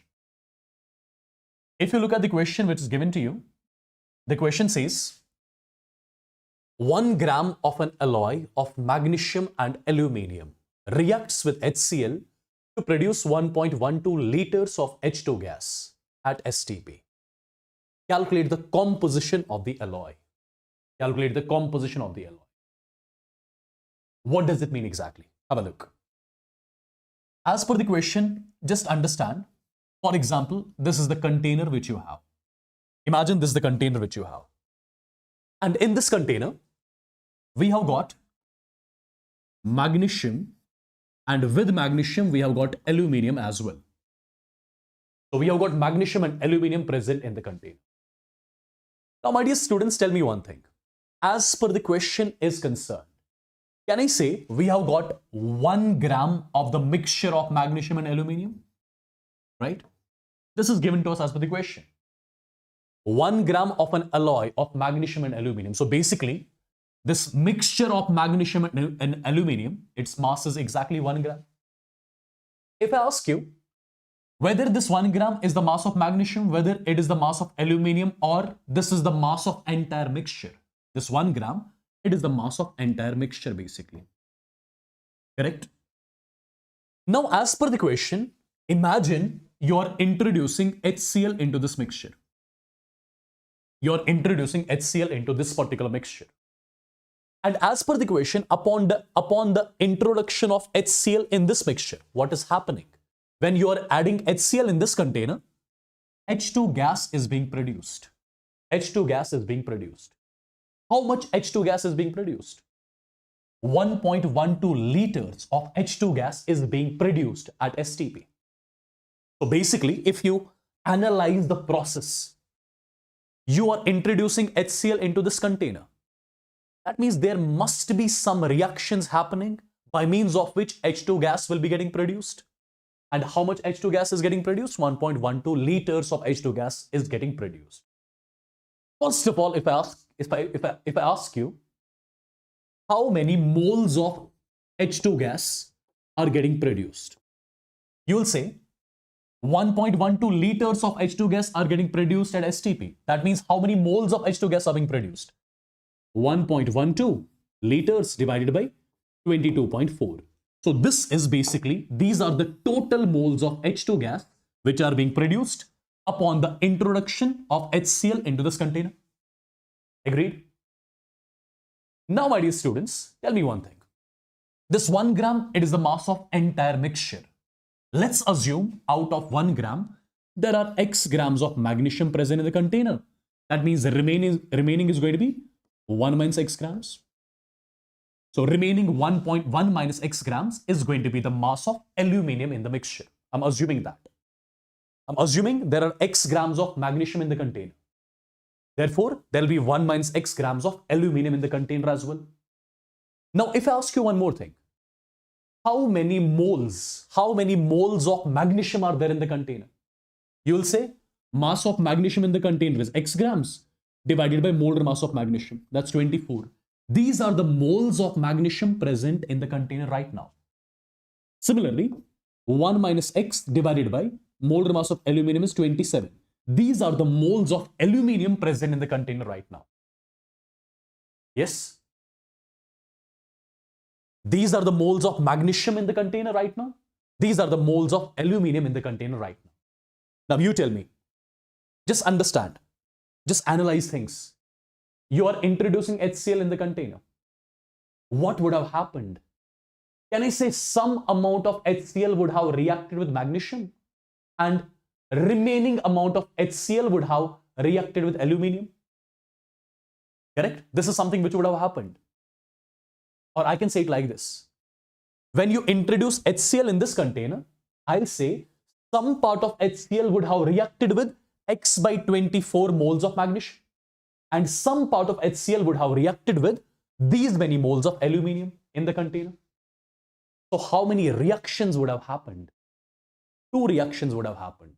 First reaction would have been like this. Magnesium would have reacted with HCl and it would have led to the formation of MgCl2. And with MgCl2, H2 gas would have got released. This would have been the first reaction. This is the first reaction which would have happened. What about the second reaction? Second reaction, HCl would have reacted with aluminium and it would have led to the formation of AlCl3. And with that, H2 gas again would have got produced. Correct? These would have been 2 reactions. These are the 2 reactions which would have happened inside the container when you had introduced HCl. Now, my dear students, if I ask you, are these 2 reactions balanced or not? The reactions are not balanced yet. So let's try to balance these reactions. Make it 2 times, right? I think the reaction is balanced, right? MgCl2 and H2, yeah. Balance this reaction as well. Let's keep it as 3 times. Let's make this as 3 by 2 times. Or you can balance it like this as well. 2 times, 6 times, 2 times, 3 times. The choice is all yours. Now these are the balanced reactions. Now tell me one thing. Total moles of H2 which are produced as per the question are these many. Can I say these total moles of H2 which are being produced? Can I say out of the total moles of H2 produced, some moles of H2 would have produced from this reaction and some moles of H2 would have produced from this particular reaction, right? Since you are putting HCl into the container, some part of HCl has reacted with this, some part of HCl has reacted with this. So 2 reactions happened, due to which H2 gas got liberated. Some moles of H2 would have got liberated from here and some moles of H2 would have got liberated from here, right? Now people, tell me one thing. The stoichiometry coefficient here is 1. Here it is 1. Can I say as per stoichiometry, I'm getting to know 1 mole of magnesium, when it reacts with HCl, it leads to the formation of 1 mole of H2. From the stoichiometry, I got to know 1 mole of magnesium upon reaction with HCl produces 1 mole of H2. But look into the container. Did we have 1 mole of magnesium in the container to react with HCl? No. We had X by 24 moles of magnesium in the container, which would have reacted with HCl. So from stoichiometry, I got to know 1 mole of magnesium, when it reacts with HCl, it leads to the formation of 1 mole of H2. Therefore, X by 24 moles of magnesium, which were there in the container, when these many moles of magnesium would have reacted with HCl, they would have led to the formation of X by 24 moles of H2. Right? So what is this particular term? Can I say these are the moles of H2 which are being liberated from reaction number 1? Similarly, there will be some moles of H2 getting produced from reaction number 2 as well. Right? Let's get to know. Stoichiometry coefficient here is 1, here it is 3 by 2. From stoichiometry, I can say 1 mole of H2 upon reaction with HCl produces 3 by 2 moles of H2. But in the container, were we having 1 mole of aluminium or 1 minus X by 27? We were having 1 minus X divided by 27 moles of aluminium in the container. So when 1 minus X divided by 27 moles of aluminium would have reacted with HCl, it would have led to the formation of 3 by 2 multiplied by 1 minus X divided by 27 moles of H2. Correct? Can you let me know what is this particular term? These are the moles of H2 which are being produced from reaction number 2. Right? Tell me one thing. Tell me one thing. How many total moles of H2 are being produced? These many. Out of total moles of H2, some moles of H2 are being produced from here. Some moles of H2 are being produced from here. Can I use a simple concept? Can I use a simple concept? Number of moles of H2 produced from reaction number 1 plus number of moles of H2 produced from reaction number 2, which has to be equal to total moles of H2 produced as per the question. Right? This is the basic concept which I'll be using here. Now you tell me, how many moles of H2 are produced from reaction number 1? X by 24. How many moles of H2 are produced from reaction number 2? 3 by 2 multiplied by 1 minus X divided by 27. How many total moles of H2 are produced? These are the total moles of H2 produced. Now look at this particular equation. You just need to cross multiple things. One equation, one unknown. You'll be getting the value of X. And what was this X? Exactly. When you solve it, I believe X value will come out to be 0.4 grams. Right? What was X? X was the mass of magnesium in the container. Right? Similarly, what will be the mass of aluminum in the container? It's going to be 1 minus X. That means the final answer will be 0.4 grams, 0.6 grams. This is something which you were supposed to calculate. Right? Right, people? This is something which you were supposed to calculate. You were supposed to calculate the mass of magnesium in the container, and you were supposed to calculate the mass of aluminum in the container as well. Perfect? I believe it's clear.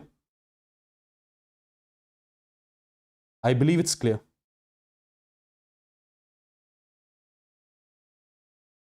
Yeah?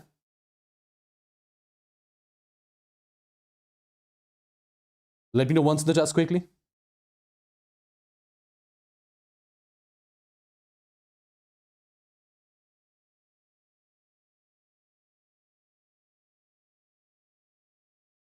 Correct? Prajwal, this sort of a question we can solve with the help of equivalent concept as well. But equivalent concept I won't be teaching here. I will be teaching that in redox reaction. Right? Not here. This question can be solved in a single line as well. But right now, I'm not teaching you that. I'm not teaching you redox right now. I'm not teaching you equivalent concept. I'm teaching you like how do we solve these sort of questions with the help of mole. By solving these sort of questions, you will get the clear understanding of every single thing. Basically, that is my point. Why I'm bringing these sort of questions. How clear understanding of like using the mole concept in the question. This was the first question. Let's have a look on the second question.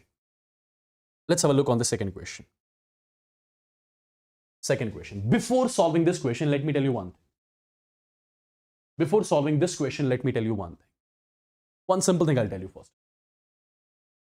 My dear students, if you will have sodium carbonate, sodium bicarbonate, NaHCO3, sodium bicarbonate. Let me tell you, sodium bicarbonate upon heating, it gives sodium carbonate plus water plus carbon dioxide. Remember this reaction. Sodium bicarbonate upon heating gives carbonate plus water plus carbon dioxide. But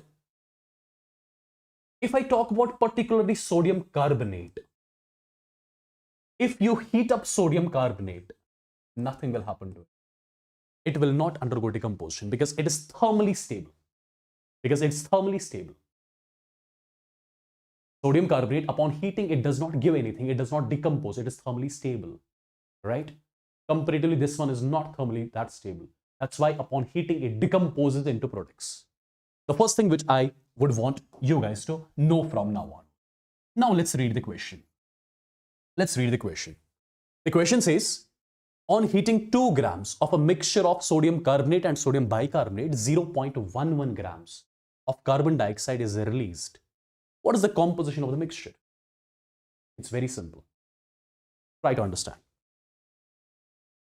Okay, guys, for example, this is the container. And in this particular container, what do we have? We have sodium bicarbonate. Apart from sodium bicarbonate, we have sodium carbonate as well. Perfect. This is a mixture of two things, bicarbonate and carbonate. As per the question is concerned, the mass of this whole mixture is 2 grams. The mass of this whole mixture is 2 grams. Perfect. Now let's assume that out of the 2 grams of the mixture, there are X grams of sodium bicarbonate in the container. So remaining is going to be 2 minus 6. These many grams of sodium carbonate are there in the container. I'm assuming that. Right? I'm assuming that. There are X grams of sodium bicarbonate in the container. Therefore, this is going to be the mass of sodium carbonate in the container. Yeah? Now tell me one thing. If I ask you, how many moles of sodium bicarbonate are there in the container? You will say, mass of bicarbonate divided by molar mass of bicarbonate. Similarly, moles of carbonate, mass of carbonate in the container divided by molar mass of sodium carbonate in the container. I'll say in the container, these are the moles of bicarbonate in the container and these are the moles of carbonate in the container. Right? Now, as per the question, you are heating this mixture. You are heating this container. If you are heating this container, that means you are heating this as well as this. But when we heat up this mixture, how many reactions will happen? Will 2 reactions happen or only 1 reaction happen? You tell me. How many reactions will happen? Let me know in the chats quickly. Let me see if you are learning things or not. When I heat up this container, when I heat up this mixture, how many reactions will happen? 2 or 1? Only 1 reaction will happen. That's understood? Now, as per the question, when you heat up this mixture, these many grams of carbon dioxide are produced. This is given to us as per the question. These many grams of carbon dioxide are produced. If I ask you how many total moles of carbon dioxide are being produced, you will say mass of carbon dioxide produced divided by molar mass. So these are the total moles of carbon dioxide which are being produced. Now you understand and analyze. These are the total moles of carbon dioxide which are being produced. Can I say all these moles of carbon dioxide will be getting generated from sodium bicarbonate? Nothing will be generated from sodium carbonate because it does not undergo decomposition. Right?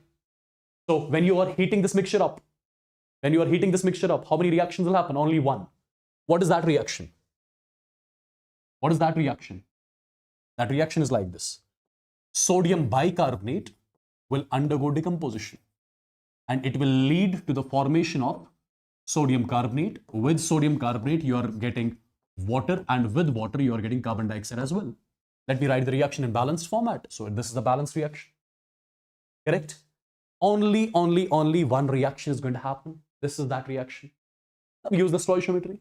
Simple. This is 2 here. This is 1 here.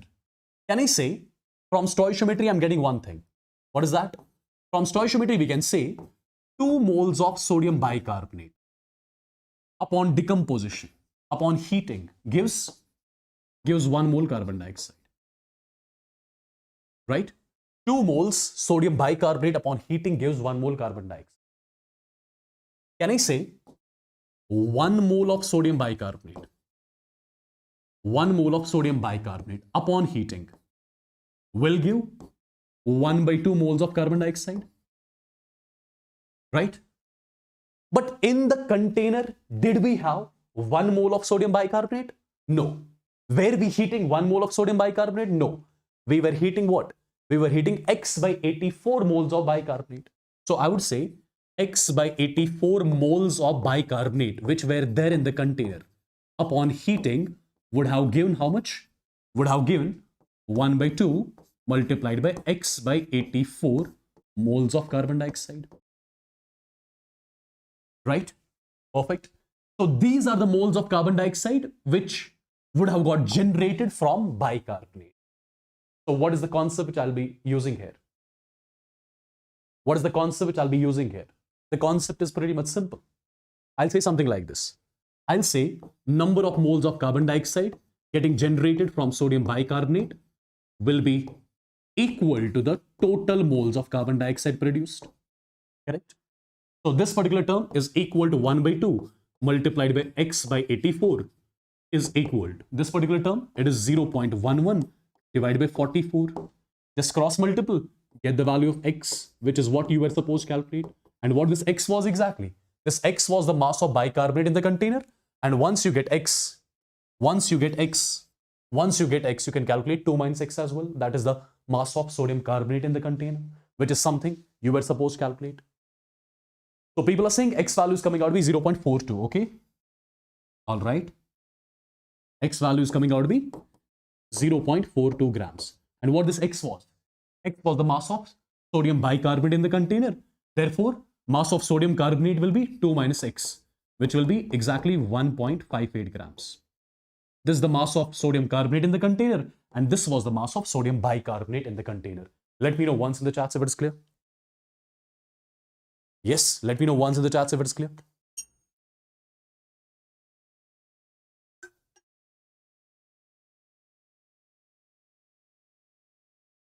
Yeah. Karthiki, POAC is not required. Why do you want to study POAC? Yaar? Why do you want to mix up everything? If you are able to solve questions with the help of mole method or mass method or volume method, why to do a lot of things? Studying a lot of things studying a lot of methods for the same thing. That will eventually confuse you, which is what I don't want. Or if you still want to study POAC, just on YouTube, search POAC by Wassim sir. You'll be getting a lot of my videos, right? But I won't suggest you to go for POAC. Okay? Perfect. Let's move on to one more question then. Okay, one more question. See, till now I did not use volume method anywhere. Now in this question, I'm going to use the volume method, which will make things clear. Better understanding of the things through these questions. See guys what the question is. A gaseous mixture of propane and butane. A gaseous mixture of propane and butane of volume 3 liters on complete combustion produces 10 liters of carbon dioxide under STP. Calculate the volume of propane and butane in the mixture. What does it mean? See guys what it means. For example, this is the container which we have. And in this particular container, what do we have? We have got propane, C3H8. With propane, we have got butane as well, C4H10. Right? This is propane and butane in the container. As per the question, the mixture which we have, its volume is 3 liters. 3 liters is the volume of whole mixture. 3 liters is the volume of whole mixture, right? Now, first thing, let's assume that out of 3 liters, X liter is the volume of propane in the mixture. Therefore, 3 minus X liters, this is going to be the volume of butane in the mixture. Correct? Agreed? Right? 3 minus X, this is going to be the volume of butane in the mixture. Now, as per the question,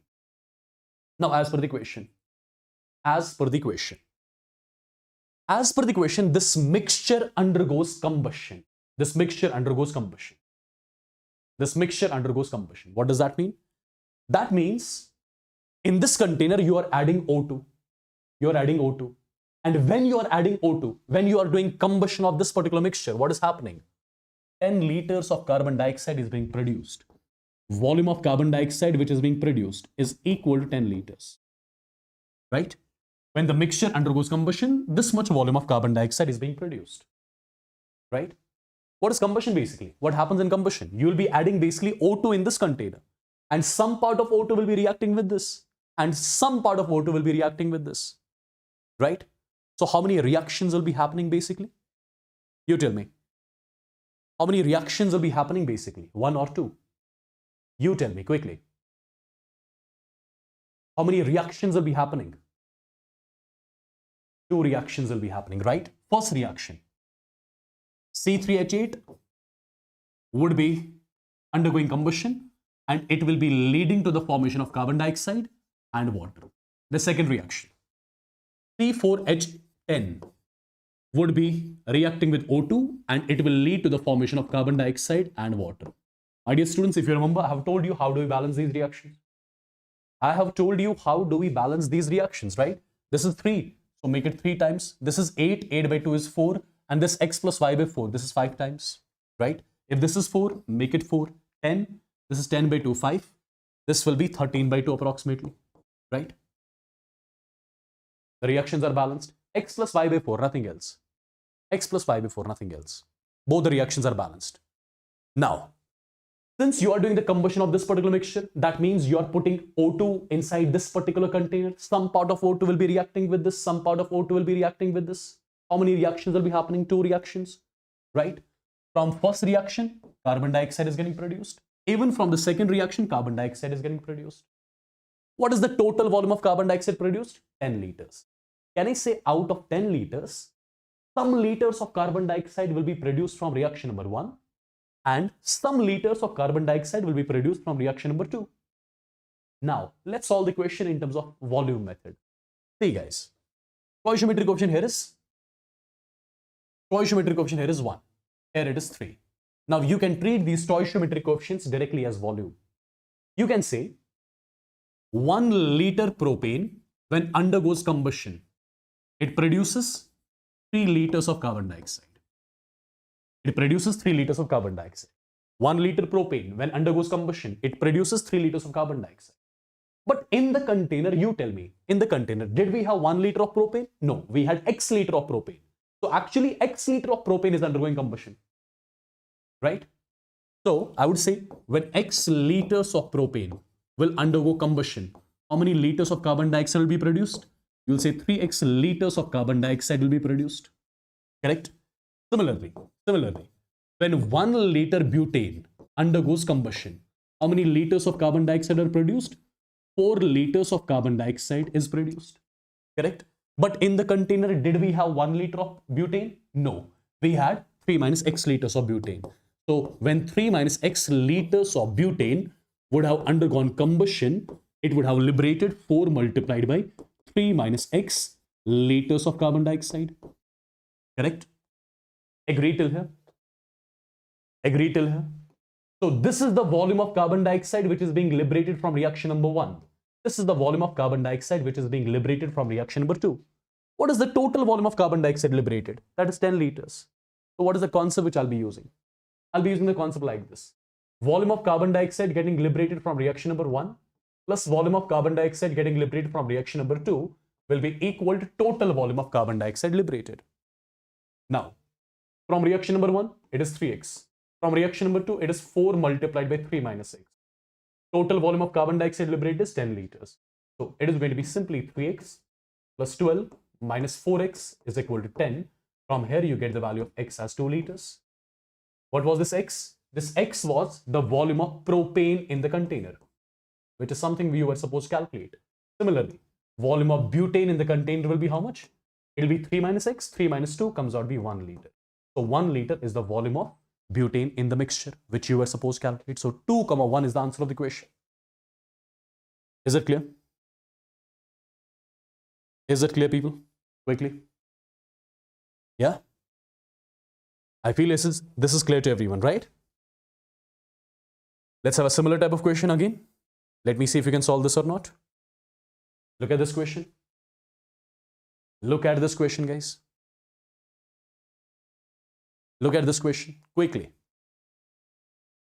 60 ml mixture of NO and N2O was exploded with hydrogen. If 38 ml of N2 was formed, calculate the composition of the mixture. How you are going to deal with this question? It is a similar type of question. Just let me show you what the question is. As per the question, we have got NO and N2O in the container. So the mixture which we have in the container, its total volume is 60 ml. So 60 ml is basically the volume of whole mixture. The first thing which we do, let's assume out of 60 ml, there is x ml of NO in the container. That means 60 minus x ml will be basically the volume of N2O in the container. Number one, first step, right? Yes. Now, my dear students, try to understand. As per the question is concerned, you are introducing H2 gas into this particular container. You are introducing H2 gas into this particular container. And when you introduce H2 gas into this particular container, what's happening? 38 ml of N2 is being produced. So volume of N2, which is getting produced as per the question, that is 38 ml. This much volume of N2 is getting produced. Correct? Now, my dear students, you tell me one thing. When H2 would be introduced into the container, can I say some part of H2 would have reacted with NO and some part of H2 would have reacted with N2? So how many reactions would have happened? 2 reactions. Correct? Can you let me know those 2 reactions? The first reaction would be NO would have reacted with H2 and it would have led to the formation of N2 plus H2. This would have been the first reaction. Second reaction is your N2O. When N2O would have reacted with H2, it would have led to the formation of N2 and again H2O. These would have been the 2 reactions. These would have been the 2 reactions, right? Now, as per the question, what is the total volume of N2 which is being produced? 38 ml. Out of 38 ml, can I say some part of N2 would be liberated from first reaction and some part of N2 would have been liberated from here? Correct? Now, my dear students, try to understand. Try to understand. Balance both the reactions. Balance both the reactions. I'll just make it half. 1 by 2. Or you can make it 2 times, 2 times, 1 times, 2 times. That's also balanced. This is already balanced. Right. Now, use the stoichiometry. Coefficient here is 1. Here it is 1 by 2. Can I say, from the stoichiometry, if I use the volume method, can I say 1 ml NO when reacts with H2 gives 1 by 2 ml of N2? But as per the question, did we have 1 ml of NO in the container to react with H2? No, we had x ml. I would say when x ml of NO would have reacted with H2, it would have led to the formation of 1 by 2 into x, which is basically x by 2 ml of N2. So I would say this is the volume of N2 which is getting generated from reaction number 1. Correct? Similarly, what is the volume of N2 which would be getting generated from reaction number 2? Stoichiometric coefficient here is 1. Here again it's 1. Can I say 1 ml NO upon reaction with H2 will lead to the formation of 1 ml of N2? Right? We know this from stoichiometry. But in the container, was there 1 ml of N2O? No, there was 60 minus x. So when 60 minus x ml of N2O would have reacted with H2, it would have led to the formation of 60 minus x ml of N2. So what is this particular term? This is the volume of N2 which is being generated, which is being liberated from reaction number 2. What is the concept which I'll be using? What is the concept which I'll be using? I'll simply say volume of N2 which is being liberated from reaction number 1 plus volume of N2 which is being liberated from reaction number 2 should be equal to total volume of N2 which is being liberated as per the question. So this particular term is x by 2 plus this particular term is 60 minus x, and this is equal to what? This is equal to 38. So this value comes out to be minus x by 2 is equal to minus 22. So x value comes out to be 44 ml. So what was this x? X was the volume of NO in the mixture. If x was the volume of NO in the mixture, therefore volume of N2O in the mixture would have been 60 minus x. 60 minus 44 comes out to be 16 ml. So these were the 2 things which we were supposed to calculate as per the question.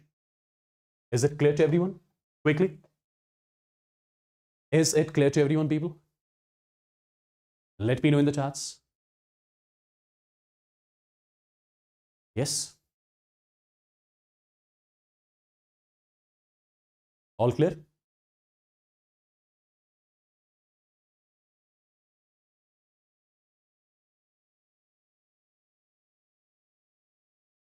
All clear till here? Say yes or no in the chats, everyone.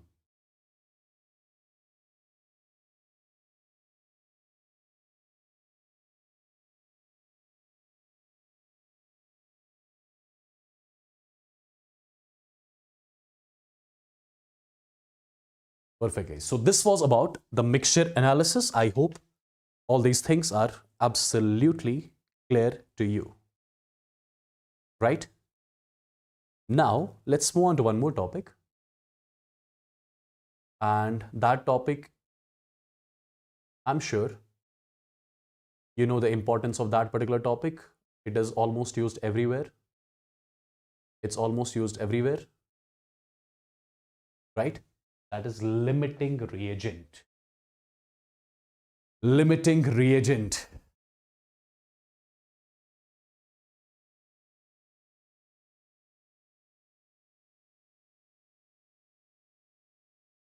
Limiting reagent.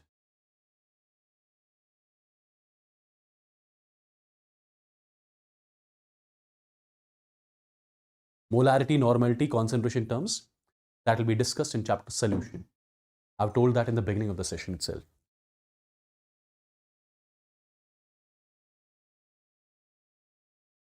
Okay.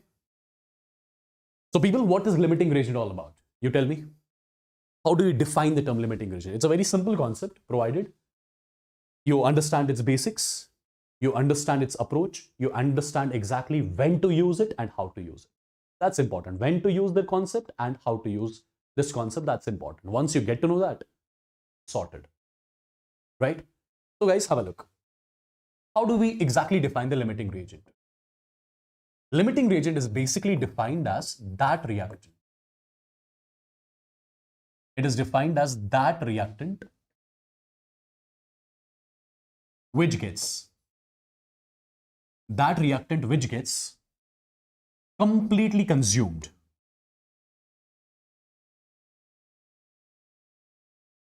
That reactant which gets completely consumed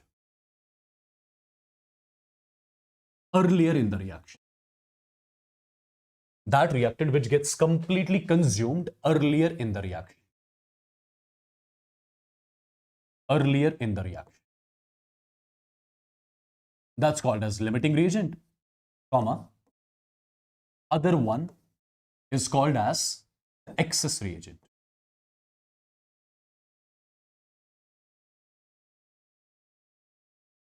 Now, what is meant by this? What is meant by this? What is meant by this? Are you guys tired or what? Are you tired? Are you feeling sleepy? Tell me honestly. Are you tired? Are you sleepy? You're not, right? You're not. I'm telling you, you are not. You are not. After 5 months, that white coat, right? Do you want to miss that white coat? Do you want to miss that? Do you want to miss that white coat? Yeah? No, right? Are you sleepy now? No. We have to complete 2 to 3 more concepts. It will not take more than 1.5 hours.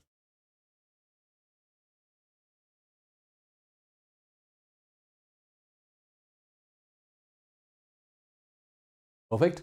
Chalo, let's get going. So how do we exactly define the concept of limiting reagent? Limiting reagent is first of all defined as that reactant which gets completely consumed earlier in the reaction. What does that mean? Let's have a look. Understand, guys. One very simple example I'm taking. Let's assume that we have got a balanced chemical equation like this. A plus B, it gives C plus D. Imagine this is a balanced chemical equation.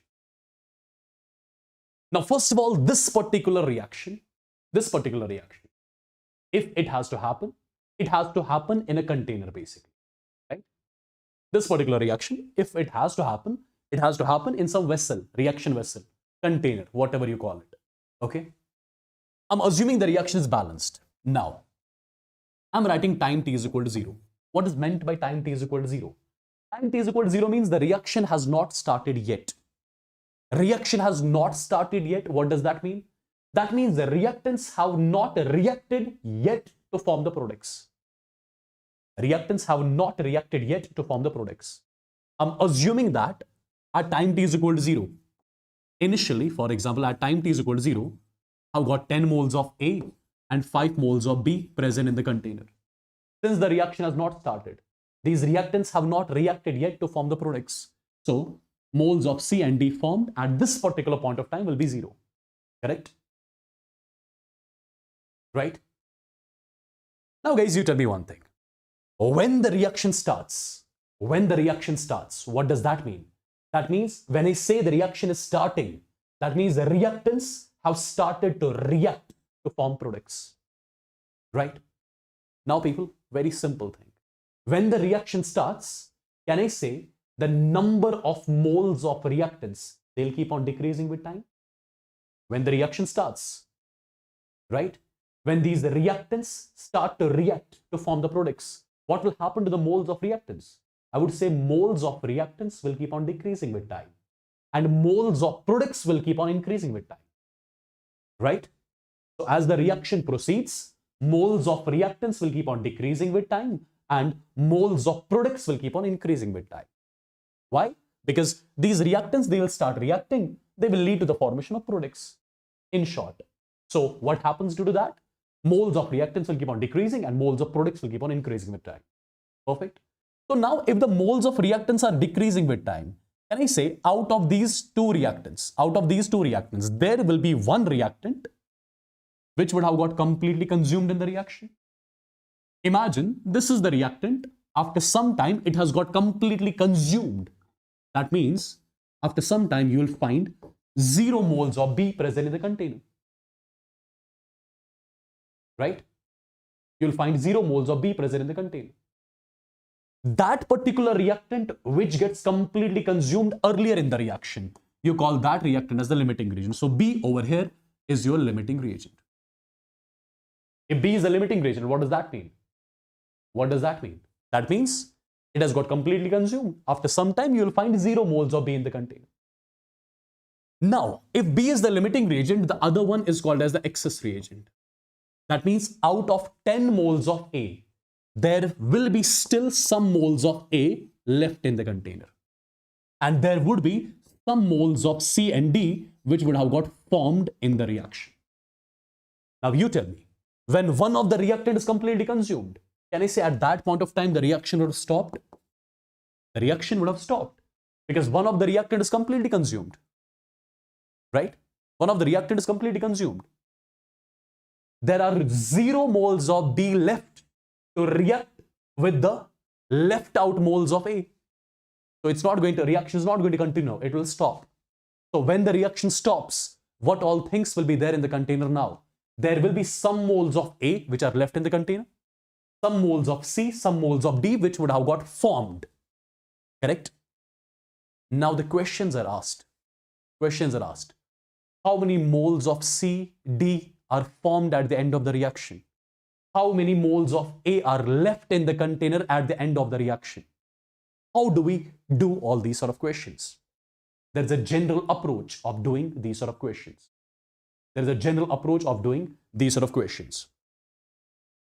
Now, my dear students, let's exactly see what kind of questions are asked, how to deal with them, and when to deal with them. Understand? First of all, whenever you see a question in which the amounts of all the reactants are given to us. Amounts can be in terms of moles, it can be in terms of mass, it can be in terms of volume, molecules, whatever. Whenever in a reaction, the amounts of all the reactants are given to us, like this particular scenario. Amount of A is given, amount of B was also given. Whenever in a reaction, amounts of all the reactants will be given to us. At that point of time, you'll use the concept of limiting reagent. So first thing, when to use the limiting reagent concept. When do we use the limiting reagent concept? My dear students, whenever in a chemical reaction, the amounts of all the reactants are given, at that point of time, we'll be using the limiting reagent concept. Once you got to know that we have to use the limiting reagent concept, what after that? My dear students, the first step in the limiting reagent concept is to balance the reaction. Right? Is to balance the reaction. You are supposed to balance the reaction first. You're supposed to balance the reaction. After balancing the reaction,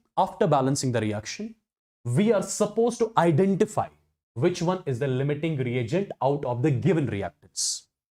Now the point is, how do we exactly identify which one is the limiting reagent among the two reactants? There's a process for that. How do we identify which one is the limiting reagent? What you have to do is very simple. Divide the given moles of reactants by their respective stoichiometric coefficients. For example, this is 10, right? 10 divided by its stoichiometric coefficient. 5 divided by its stoichiometric coefficient, right? This value is coming out to be 10. This value is coming out to be 5. How do we identify the limiting reagent? Divide the given moles of reactants by their respective stoichiometric coefficients. The one which gets the lesser value, is always going to be your limiting reagent, and other one is always going to be your excess reagent. That is why I told you here, B is your limiting reagent, A is your excess reagent. Right? This is exactly how you identify which one is the limiting reagent. How exactly? Divide the given moles of reactants by their respective stoichiometric coefficients. The one which gets the lesser value, that's always your limiting reagent. Once you identify the limiting reagent, remember, entire product formation is decided by the limiting reagent. So it is basically the limiting reagent which is going to decide. The entire product formation. It is going to be the limiting reagent which is going to let you know how many moles of excess reagent are left in the container. I hope you are getting the entire process. Right? I hope you are getting the entire process. Right? Right, people? So let me quickly summarize. Whenever in a reaction, you are given with the amounts of all the reactants, at that point of time, you'll be using the concept of limiting reagent. Right? Now, the first step in the limiting reagent concept is to balance the reaction. Once you balance the reaction, it is the time to identify the limiting reagent. How exactly?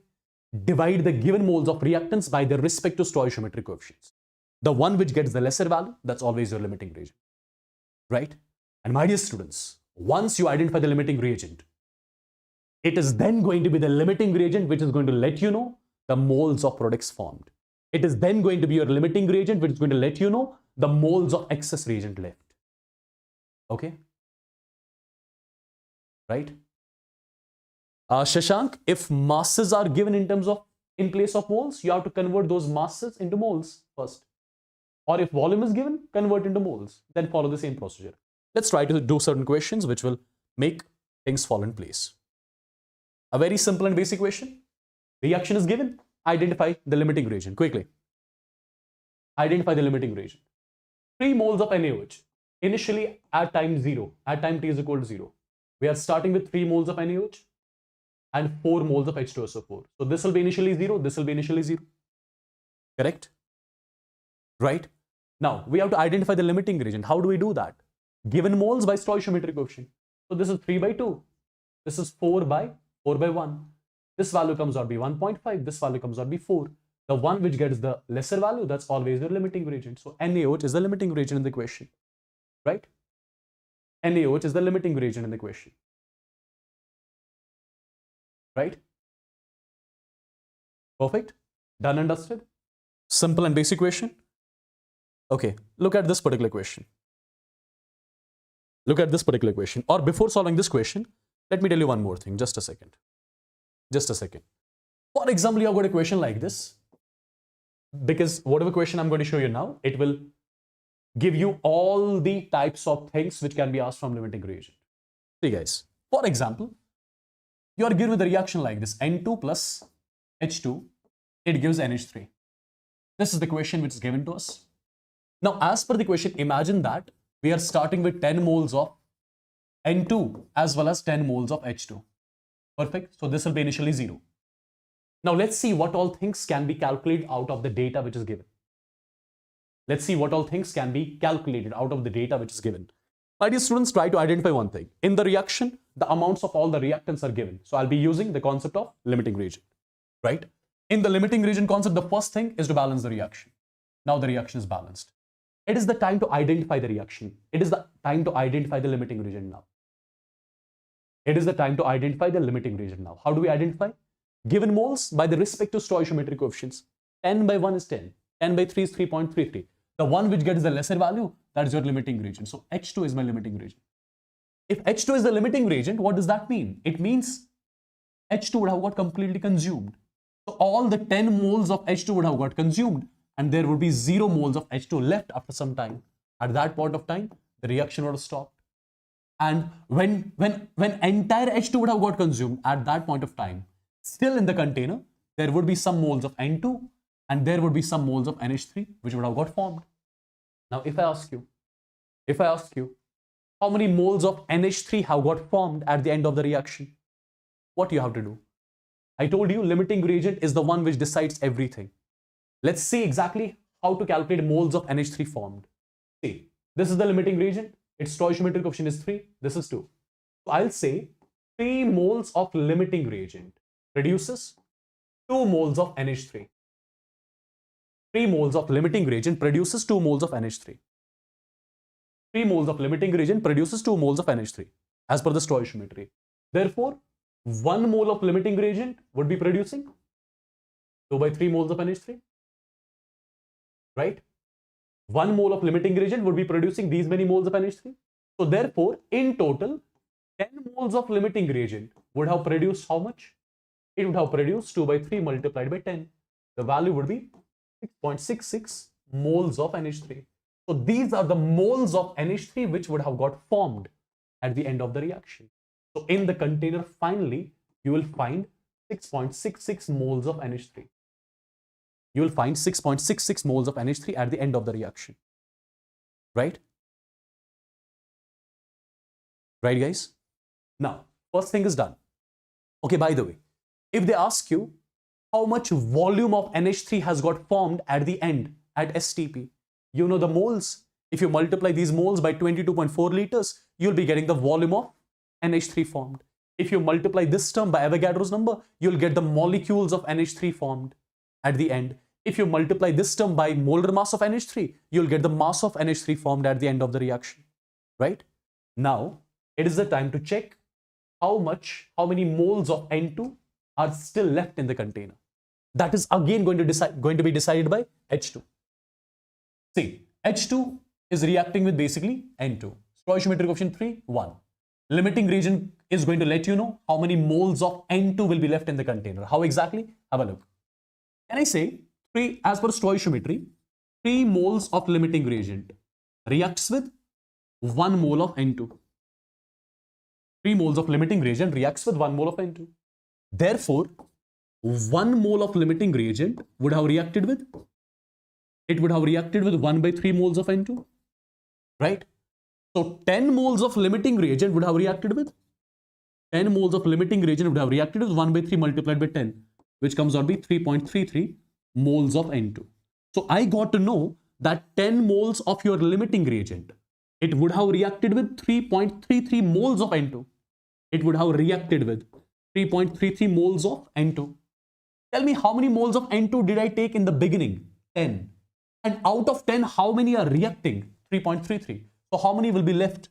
10 minus 3.33 comes out to be 6.66. So these are the moles of N2 which would be left in the container as such at the end of the reaction.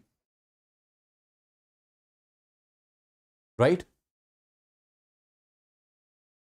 So if they ask you like this, what is the mass of NH3 which has got formed at the end of the reaction? You will say moles of NH3 formed multiplied by molar mass of NH3. If they ask you what is the volume of NH3 formed at STP at the end of the reaction, you will say moles multiplied by 22.4 liters. If they ask you, what is the mass of N2 left in the container? You will say moles of N2 left are 6.66 multiplied by its molar mass, that's 28 grams. So this is the mass of N2 left. If they ask you what is the volume of N2 left, moles of N2 left multiplied by 22.4 liters, right? All these, anything can be asked out of these. Is it clear now? Is the limiting reagent concept properly clear now? Let's try to do a few questions so that you can understand this. Okay, a very simple and basic question. 6 times LiH plus 8 times BF3. Now I'm going to be a little fast to solve these questions. 6 times LiBF4 plus what? Plus B2H6. Plus B2H6. This is the reaction that's given, right? Right, people? Now, initially at time t is equal to 0, how many moles of each do we have? We have got 2 moles each of reactant. So this is 0, this is 0. Now, the amounts of all the reactants are given. The amounts of all the reactants are given. So which concept? Limiting reagent. What do? Identify the limiting reagent. How exactly? Divide the given moles by their respective stoichiometric coefficients. 2 by 6, 2 by 8. Which value comes out to be less? 2 by 6 or 2 by 8? This value comes out to be less, so it is the limiting reagent. So it would have got completely consumed. Now entire product formation would have been decided by the limiting reagent. What do we have to calculate? How many moles of B2H6 are formed? Right? All the moles of B2H6 would be decided by limiting reagent. So this is 8 here, this is 1. So can I say 8 moles of BF3, 8 moles of limiting reagent gives 1 mole of B2H6. 8 moles of limiting reagent gives 1 mole of B2H6. Therefore, 1 mole of BF3.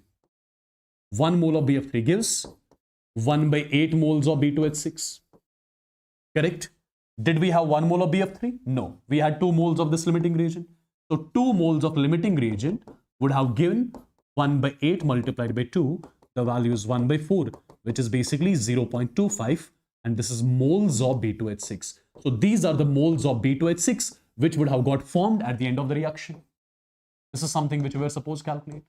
Done and dusted. Right? Is this clear? Is it clear?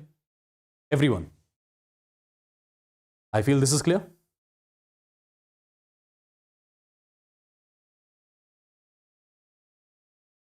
Just a second. Okay, can you solve this question? Can you solve it on your own? Can you solve it? Let me know. Can you solve this question quickly?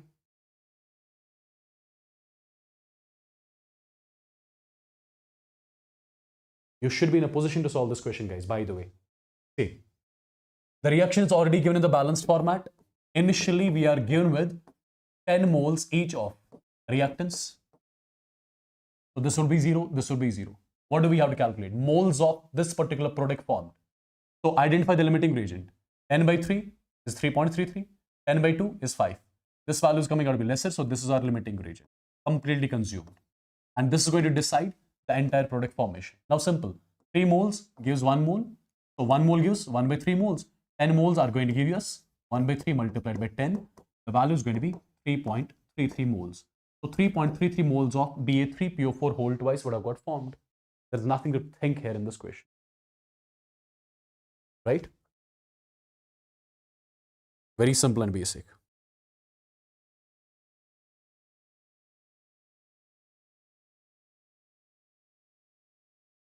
This sort of a question you can do on your own. Let me write the reaction first of all. H2SO4 is reacting with 2 times NaOH and it is leading to the formation of Na2SO4 plus 2 times water. This is the reaction that's given to us. Can you do every single thing from the given data?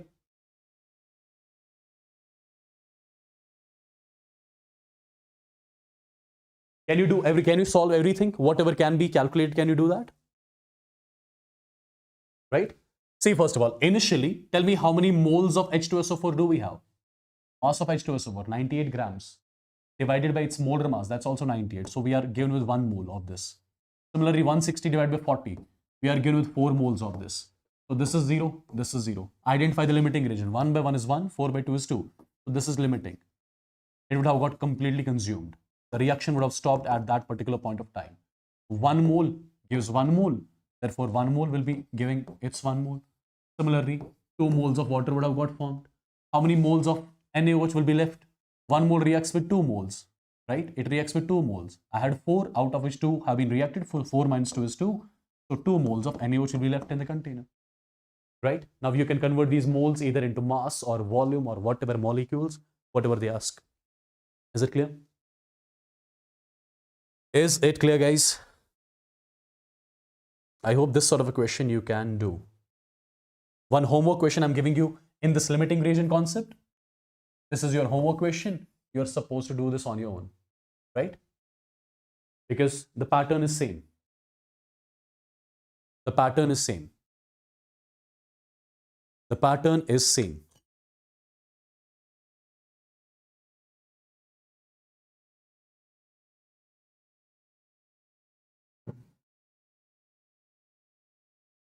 Yeah? Clear?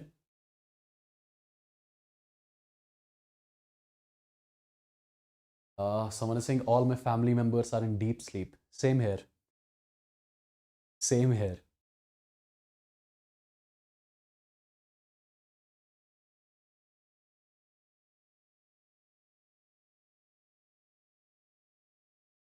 Reaction in this will be, it is simple. P4 plus O2. It gives what? It gives P4O10. Let me balance this also. This is 5 times. This is the reaction, P4O10.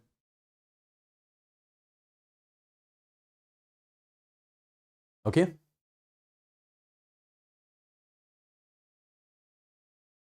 Perfect. All right. Let's move on to one more concept now. What is the concept left, by the way? Do you know?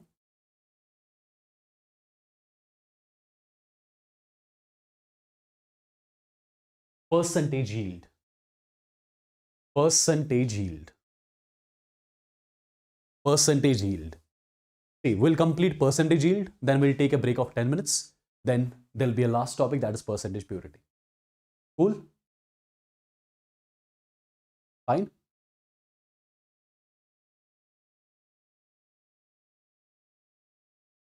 Say yes or no. After this, one topic is remaining.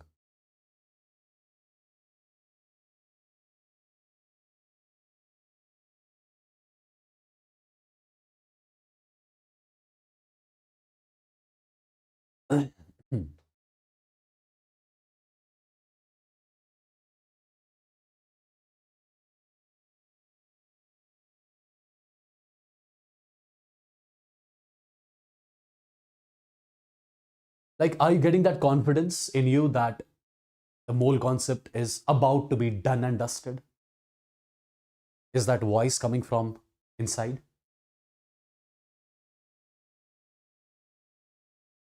Yeah? I'm honestly asking you because whatever can be asked in mole concept, I've taught you every single thing. Nothing is going to be asked apart from this. Let me be very honest.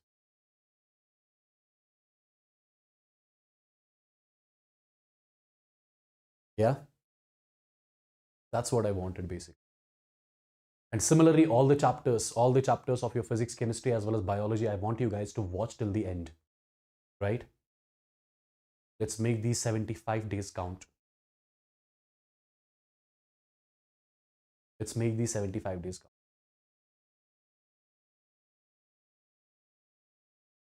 count. Have you clicked on the link which is there in the chats? That link for the extra problem practice for mole, which is going to happen tomorrow at 11 a.m. Have you all done that?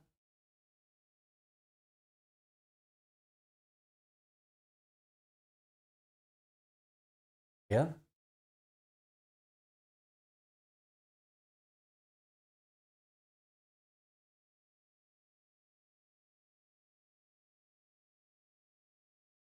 Done.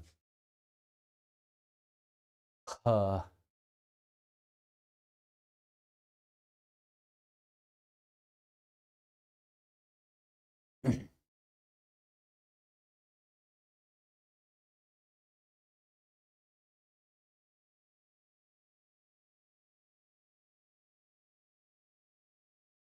Perfect. Let's start with the new topic, that is percentage yield. My dear students, first of all, before doing the percentage yield, I'm going to write its result directly. After writing the result, I'll make you understand this particular concept again in the form of questions only. Right? I'll make the questions, I'll make the concept of yield, right? I'll make this yield. So first of all, I'll write its formula. Then from the questions, you'll get to know the meaning of the percentage. Okay, have a look. See guys, first of all, percentage yield is calculated with the help of this particular result. Percentage yield is always equal to experimental amount, or you call it as the actual amount, experimental or actual amount, divided by expected or theoretical amount, expected or theoretical amount, multiplied by 100. Multiplied by 100. Experimental or actual amount divided by expected or theoretical amount multiplied by 100. This is the general result by means of which you can calculate what? You can calculate percentage yield of the reaction. Now the point is how and what is meant by it. You'll understand this in the form of question directly. I'll start with a very simple question so that you can understand it. Start with a very basic question. The question is like this. On heating 40 grams of calcium carbonate. So as per the question, what are we doing? We are heating calcium carbonate. Since you must be knowing, when calcium carbonate is heated, it leads to the formation of calcium oxide. With the calcium oxide, you'll be getting carbon dioxide as well. This is a general reaction, right? Now, my dear students, try to understand. As per the question, 40 grams of calcium carbonate is heated. And when 40 grams of calcium carbonate is heated, 20 grams of calcium oxide is produced. This is something which is given to us as per the question. This is something which is given to us as per the question. It has been experimentally seen. When this same reaction is carried out in the lab, when this reaction is carried out in the lab, it has been observed, it has been seen that when 40 grams of calcium carbonate is heated, 20 grams of calcium oxide was produced. This is something which is given to us as per the question. That means this is the experimentally determined data, right? So right now, from this particular data, I got to know this 20 grams. What amount should I be calling this? Should I be calling this as expected amount or experimental amount? It has been checked in the lab basically. It has been checked in the lab basically that 20 grams of calcium oxide is formed. Okay. Now, you know, in order to calculate percentage yield, how many amounts do we need? We need two amounts. One is experimental amount. Experimental amount. And one more is expected amount. Expected multiplied by what? Multiplied by 100. As per the question, experimental amount is already given to us as per the question. Now what do we need? We only need expected amount. Do remember, expected amount we always calculate with the help of stoichiometry. Expected amount we always calculate with the help of stoichiometry. Now have a look exactly. The reaction is in the balanced format. Tell me what will be the mass of 1 mole of calcium carbonate. That means I'm talking about the molar mass. So it's 100 grams. So I'll write 100 grams of calcium carbonate. Tell me what is the mass of 1 mole of calcium oxide. It will be 56 grams. Right? Mass of 1 mole of calcium oxide is 56 grams. Now, my dear students, tell me one thing. From the stoichiometry, I'm getting to know one simple thing. From the stoichiometry, I'm getting to know one simple thing. And what is that? 100 grams of calcium carbonate upon heating. 100 grams of calcium carbonate upon heating should produce 56 grams of calcium oxide. This is the data which I'm getting through stoichiometry, right?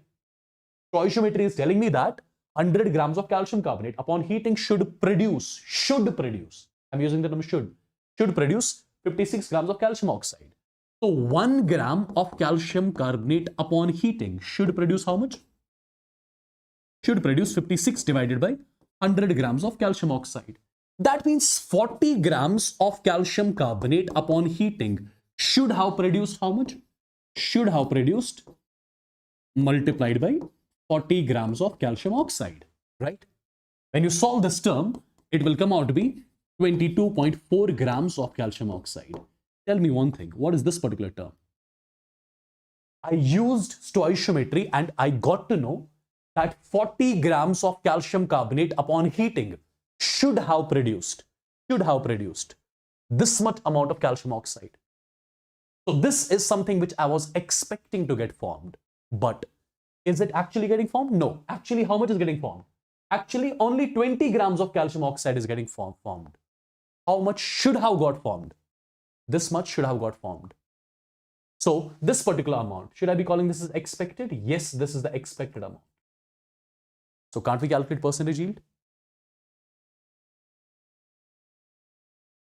Can't we calculate percentage yield? Absolutely. I'll say percentage yield is equal to experimental amount is 20 grams. Expected is 22.4 grams multiplied by 100. When you solve this, the value comes out to be 89%. So I would say the efficiency of the reaction, the yield of the reaction is how much? The yield of the reaction is 89%, right? Let's try to understand it in a different way. See, as per stoichiometry, how much should have got formed? 22.4 grams should have got formed as per stoichiometry. My dear students, imagine the yield of the reaction is 100%. Imagine the yield of the reaction is 100%. Imagine the efficiency of the reaction is 100%. That reaction whose yield is 100%, in those reactions, whatever amount you expect through stoichiometry, same amount you get in the lab also. But for those reactions whose yield is 100%. Those reactions in which experimental amount is less than expected, that means there is some error during the reaction. That means some error has happened during the reaction. It can be human error also, or the reaction can be reversible also. Anything could have happened. Though in those reactions, the yield would be less than 100%. So one thing I would want to tell you, see, what is the yield of the reaction? 89%? I'll say something like this as well. 89% of the expected amount will be actually getting formed. If you do like this, 89% of expected amount. If you solve this value, it will exactly come out to be 20. So 89% of the expected value will be actually getting formed, right? Is it clear?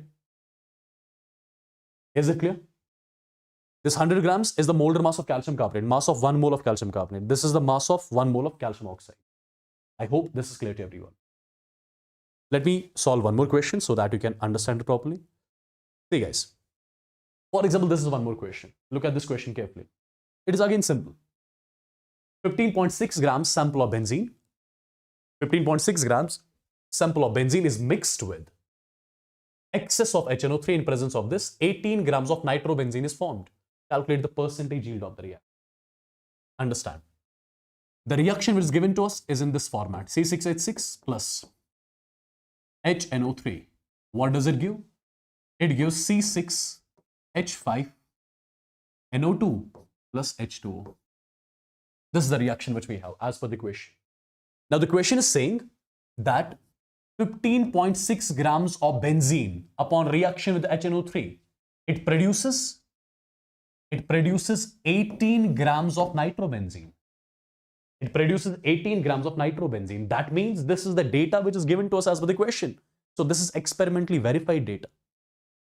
This is experimentally verified data. It has been observed that when 15.6 grams of benzene reacts with HNO3, it leads to the formation of what? It leads to the formation of 18 grams of nitrobenzene.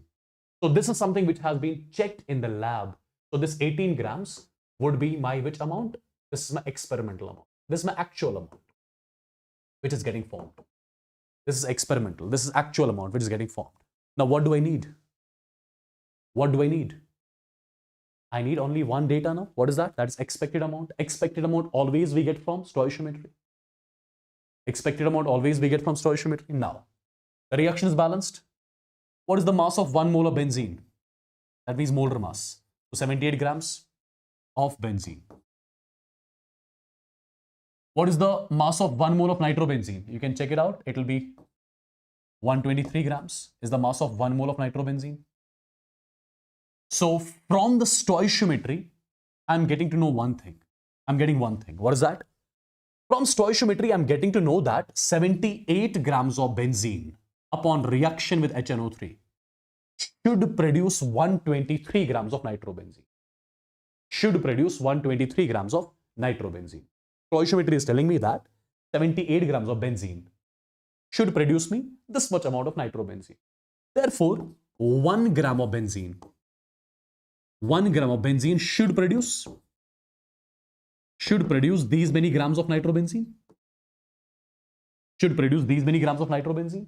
Therefore, 15.6 grams of benzene should produce how much? It should produce these many grams of nitrobenzene, right? It should produce these many grams of nitrobenzene, correct? It should produce these many grams of nitrobenzene. So my dear students, what did we understand from here? We got to know that 15.6 grams of benzene should have produced these many grams of nitrobenzene. If you solve it, the value will come out to be how much? It will come out to be 24 grams. So 24 grams of nitrobenzene should have got formed. So this is something which I was expecting to get formed. So I'll be calling this particular amount as expected amount. You got the both amounts. I can calculate yield. Experimental amount divided by expected amount multiplied by 100. When you solve this, it will be approximately 75%. So 75% is the yield of the reaction. 75% is the yield of the reaction. Approximately 75. Right? It is the yield of the reaction. Or I can say 75% of this particular amount will be actually getting formed. That means, it means 75% of 24 will be exactly coming out to be 18. Something like that. Yeah? Is it clear? Is it clear, guys? Quickly.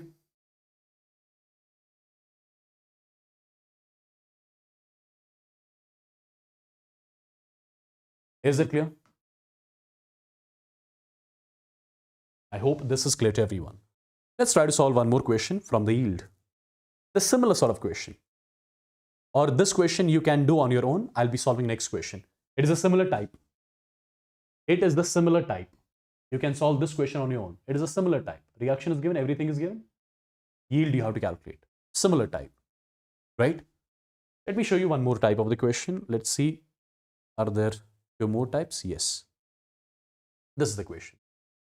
Okay, this again a simple question only. The reaction that's given to us is calcium carbonate. It is giving us calcium oxide plus carbon dioxide. Yield of the reaction is 75%. And as per the question, we are heating 150 grams of calcium carbonate. We have to calculate the actual mass of calcium oxide formed. We have to calculate actual mass of calcium carbonate formed. Have a look, people. 1 mole of calcium carbonate, its mass is 100 grams. So can I say 100 grams of calcium carbonate upon heating reduces 1 mole of calcium oxide will be 56 grams. Reduces 56 grams of calcium oxide. I can say something like this. I can say something like this, right? As per stoichiometry, 100 grams calcium carbonate should produce 56 grams of calcium oxide from stoichiometry. Therefore, 1 gram calcium carbonate should produce how much? 1 gram calcium carbonate should produce 56 divided by 100 grams of calcium oxide. Absolutely.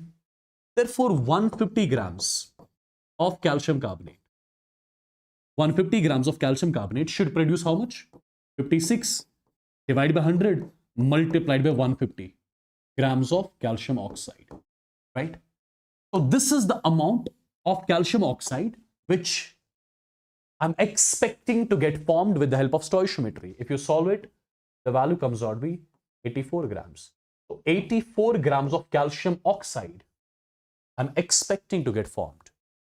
But this much of amount will only get formed in the lab. This much of amount will actually only get formed if the yield of the reaction was 100%. But the yield of the reaction is 75%. That means 75% of this amount will be actually getting formed, right? So the actual mass of calcium oxide, which would be getting formed in the lab, that is going to be 75% of the expected amount, and this will come out to be 63 grams. So 63 grams of calcium oxide will be actually getting formed in the lab. I hope this is clear to everyone. Right? This is my expected amount. This is something which I'm expecting with the help of stoichiometry. This much of amount will only get formed if the yield of the reaction is 100%. Yeah?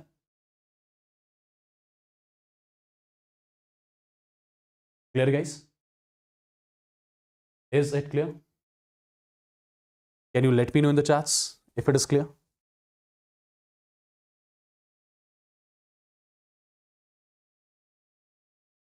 Is it clear?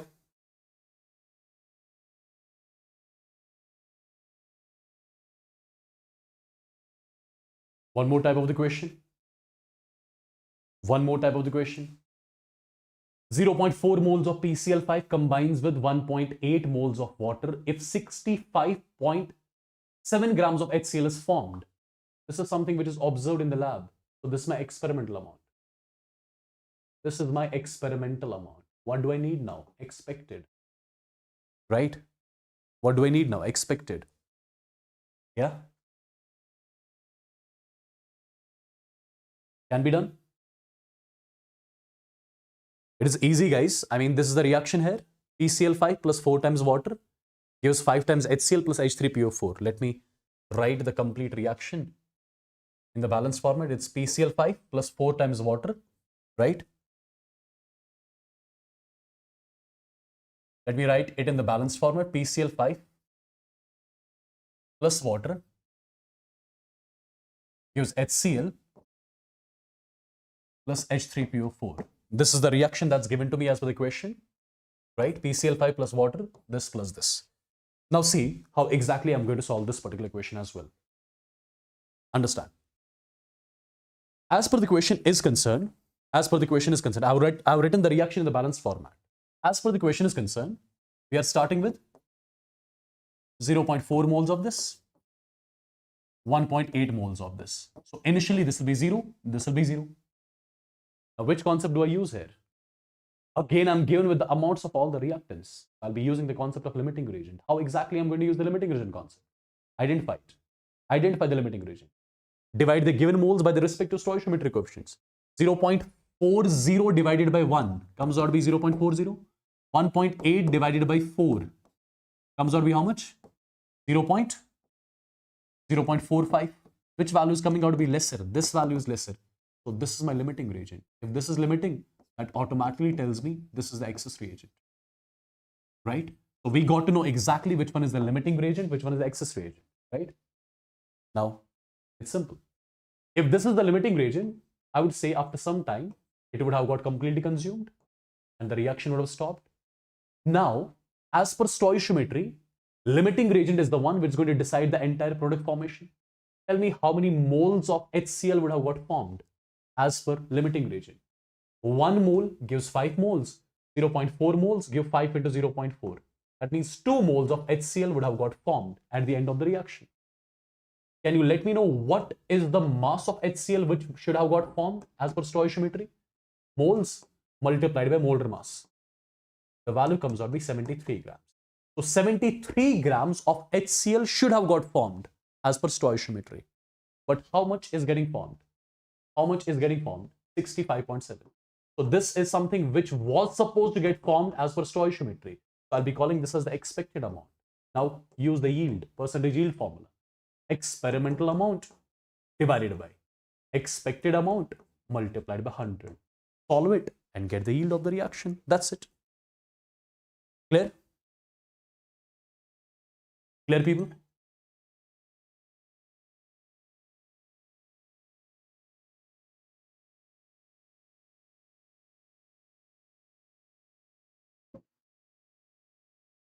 Clear to everyone?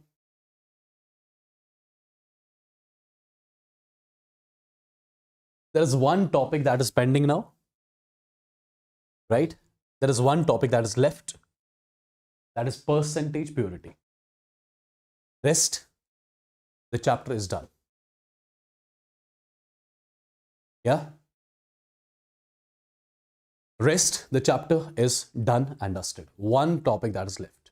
So let's complete it. Or do you don't want a break, right?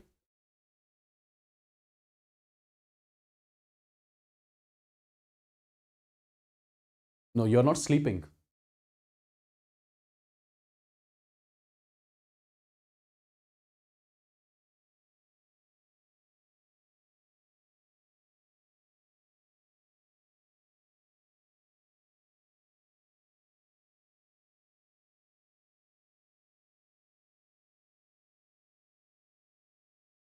No break, huh?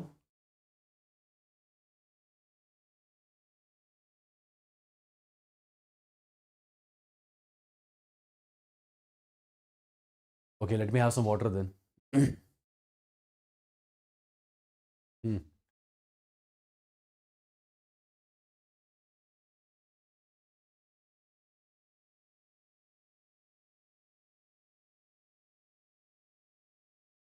This is also over.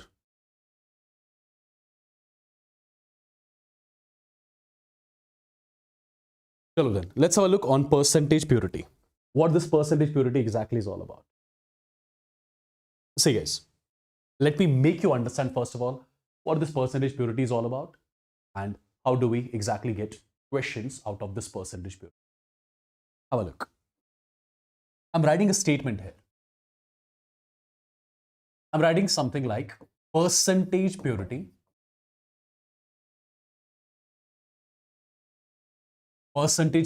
of a compound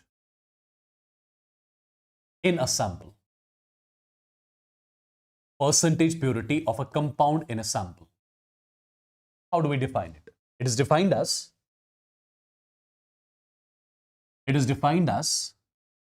the mass of pure compound. The mass of pure compound present in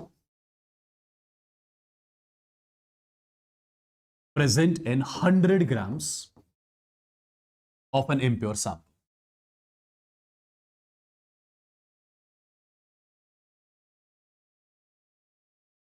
Present in 100 grams of an impure sample. What does it mean? Try to understand. Try to understand what it means exactly.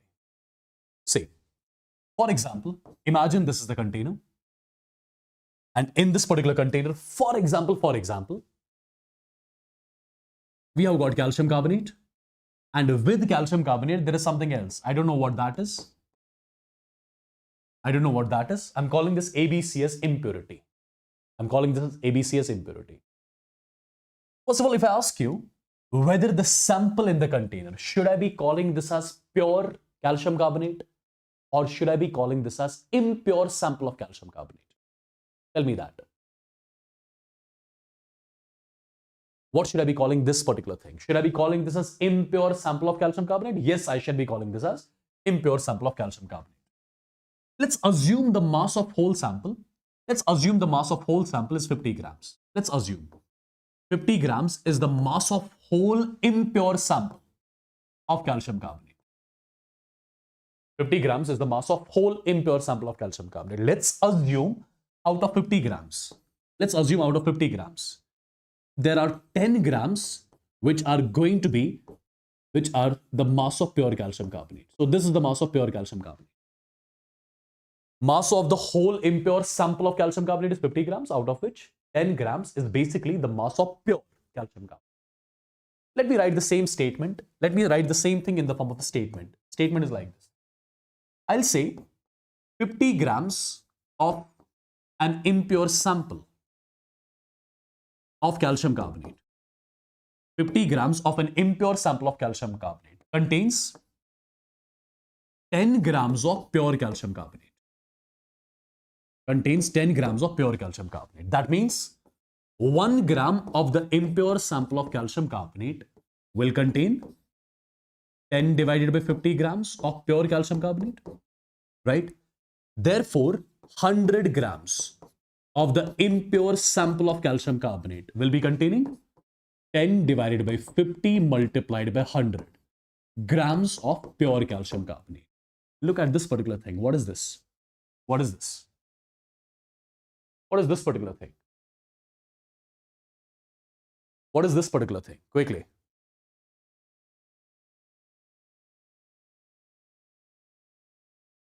This is the mass of pure calcium carbonate. This is the mass of pure calcium carbonate, which is present in 100 grams of impure sample.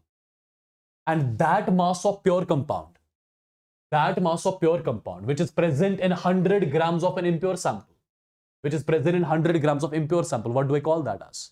I'll be calling that as percentage purity. So this particular term is giving me percentage purity of calcium carbonate in the sample. I hope you're getting it. This particular term is giving me the percentage purity of calcium carbonate in the sample. Why did I do it? Because I want to make a result directly by means of which we can calculate percentage purity of a compound. See, how many terms are there? 3. This 10 was basically the mass of pure calcium carbonate. This 50 was the mass of impure sample multiplied by 100. So directly I'm going to make a result now. The result is like this. Percentage purity of a compound.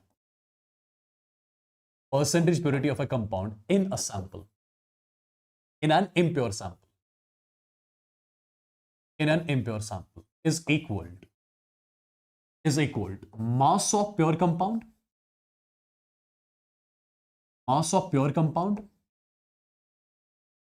Divided by mass of impure sample multiplied by 100. This is one direct result which is going to give us the percentage purity of a compound in an impure sample. Point number 1. Point number 2. Do remember, in a chemical reaction, only pure substance participates. In a chemical reaction, only pure substance participates. Impurities do not participate in a chemical reaction. You know it. Impurities do not participate in a chemical reaction. These are the 2 things which you need to know, right? The third thing. For example, I'm writing a statement like this. 50 grams of 80% pure calcium carbonate. 50 grams of 80% pure calcium carbonate. Sometimes you will see this kind of the statement in the question. What kind of information do we get from this kind of the statement? 50 grams of 80% pure calcium carbonate. It simply means the mass of whole sample, the mass of the impure sample of calcium carbonate will be 50 grams, out of which the mass of pure calcium carbonate, will be 80% of 50. 80% of 50, that will be 40 grams, right? Whenever this sort of a statement comes in front of you, you should be able to decode this statement like this. From this statement, you should be able to draw the mass of impure sample as well as the mass of pure compound in the sample. Okay? For example, I'm writing something like this. Let's say I'm writing 20 grams of 70% pure NaCl. Right? 20 grams of 70% pure NaCl. What does it mean? That means the mass of impure sample of NaCl is 20 grams. Out of which I'll say the mass of pure NaCl. The mass of pure NaCl present in 20 grams of sample is equal to 70 by 100 multiplied by 20. The value comes out to be 14 grams. Right? This is the mass of pure NaCl. Correct? Yes? Someone is asking who teaches mole for 8 plus hours. I do.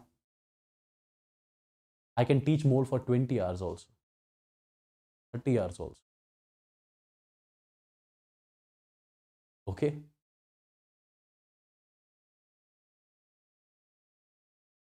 Yeah? Basically, we are not teaching here for namesake, right? We're actually teaching. Not that mole concept is like in 1 hour, formula and keep do. Yeah.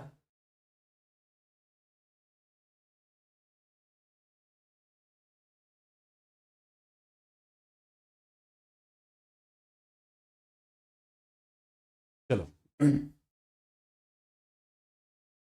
Perfect, guys. Chalo, let's try to utilize all these things, whatever I was telling you about the percentage purity. Let's try to utilize them in the questions now. Let's see what kind of questions can be asked. Let's see exactly what kind of questions can be asked. See, guys, the first and the simple question which I'm giving you. Look at this. Look at this particular question. 50 grams of 80% pure calcium carbonate. 50 grams of 80% pure calcium carbonate is heated. Calculate the volume of carbon dioxide gas produced at STP. First of all, tell me what is the meaning of this particular thing. 50 grams of 80% pure calcium carbonate. So from this particular statement, I can calculate the mass of pure calcium carbonate. That will be how much? That will be 80 by 100 into 50, which comes out to be 40. Right? This is the mass of pure calcium carbonate which we have. This is the mass of pure calcium carbonate which we have. Correct? So basically, there is a sample. There is a sample which contains calcium carbonate plus some impurities. And the mass of this whole sample is 50 grams. Mass of this whole impure sample is 50 grams, out of which 40 grams is the mass of pure calcium carbonate. Right? Now, as per the question, you are heating this sample. As per the question, you are heating this sample. When you will be heating the sample, the calcium carbonate in the sample, that will decompose, right? That will decompose. The calcium carbonate in the sample, that will decompose into what? Calcium oxide plus carbon dioxide. The pure mass of calcium carbonate in the sample was 40 grams. If I ask you, the pure moles of calcium carbonate in the sample is pure mass of calcium carbonate divided by molar mass of calcium carbonate. So these are the pure moles of calcium carbonate in the sample. Right? Now tell me one thing. Stoichiometry coefficient, for example, here is 1. Here it is 1. So I'll say from the reaction, 1 mole calcium carbonate upon heating reduces 1 mole carbon dioxide. Reduces 1 mole carbon dioxide. Now, how many pure moles of calcium carbonate were there in the sample? 0.4. Right? So 0.4 moles, 0.4 pure moles of calcium carbonate upon heating would have produced 0.4 moles of carbon dioxide. But am I supposed to calculate moles of carbon dioxide produced? No, I'm supposed to calculate mass volume of carbon dioxide at STP. So I'll say volume of carbon dioxide produced at STP will be equal to moles of carbon dioxide produced multiplied by what? 22.4 liters. So this is going to be 0.4 multiplied by 22.4. The value comes out to be 8.96 liters. So I'll say 8.96 liters of carbon dioxide is being generated, is being produced when this particular sample is heated exactly. Is this clear? Is it clear, people? Quickly. Yeah, I believe it's clear. I believe it's clear. Right?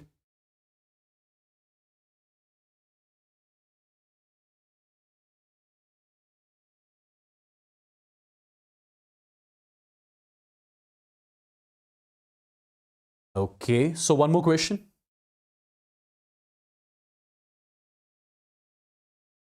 Just a second. Look at this question. Look at this question carefully. 410 grams of limestone.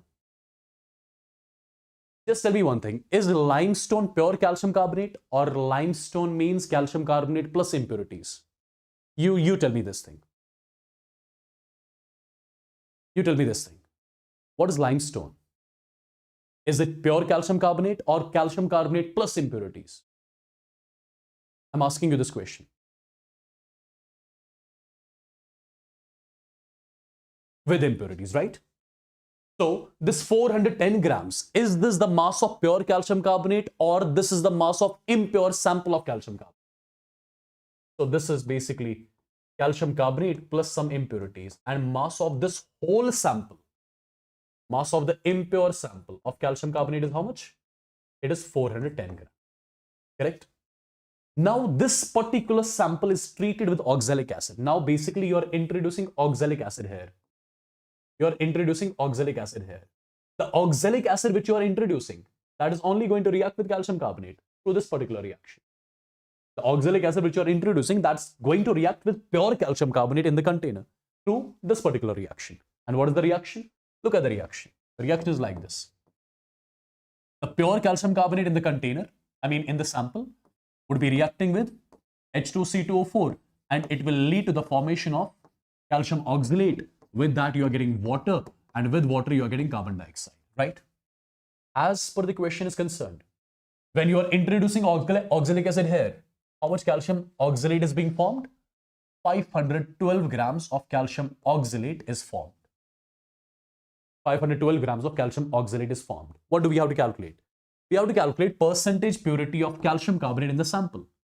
So percentage purity of calcium carbonate in the sample is going to be equal to mass of pure calcium carbonate divided by mass of impure sample multiplied by 100. This term already we have. Now what we have to calculate? We have to calculate the mass of pure calcium carbonate. Now how do we get to know the mass of pure calcium carbonate? How do we get to know the mass of pure calcium carbonate? I told you already, in a reaction only pure substance participates. So basically I'll get to know in this particular reaction how much calcium carbonate has participated. In this particular reaction, how much calcium carbonate has participated. And the mass of calcium carbonate participated in the reaction is going to give you what? That is the pure mass of calcium carbonate, right? Which I'll keep here. Okay. Now, the reaction is balanced. Tell me what is the mass of 1 mole of calcium oxalate? How much it will be? 40 plus 24 is 40 plus 24 is 64. 64 is 128. So this is 128 grams. The mass of 1 mole of calcium oxalate is 128 grams. The mass of 1 mole of calcium carbonate is 100 grams. Right? Can I say something like this? As per stoichiometry, 128 grams of calcium oxalate. As per stoichiometry, 128 grams of calcium oxalate are produced from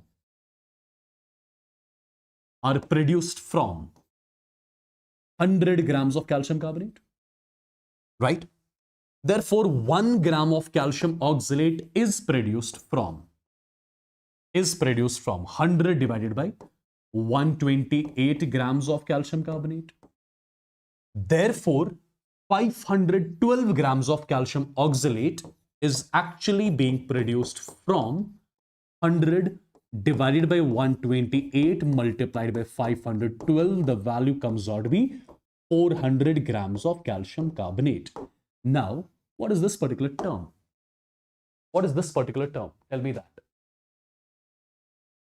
This is the mass of calcium carbonate which is utilized to produce 512 grams of calcium oxalate.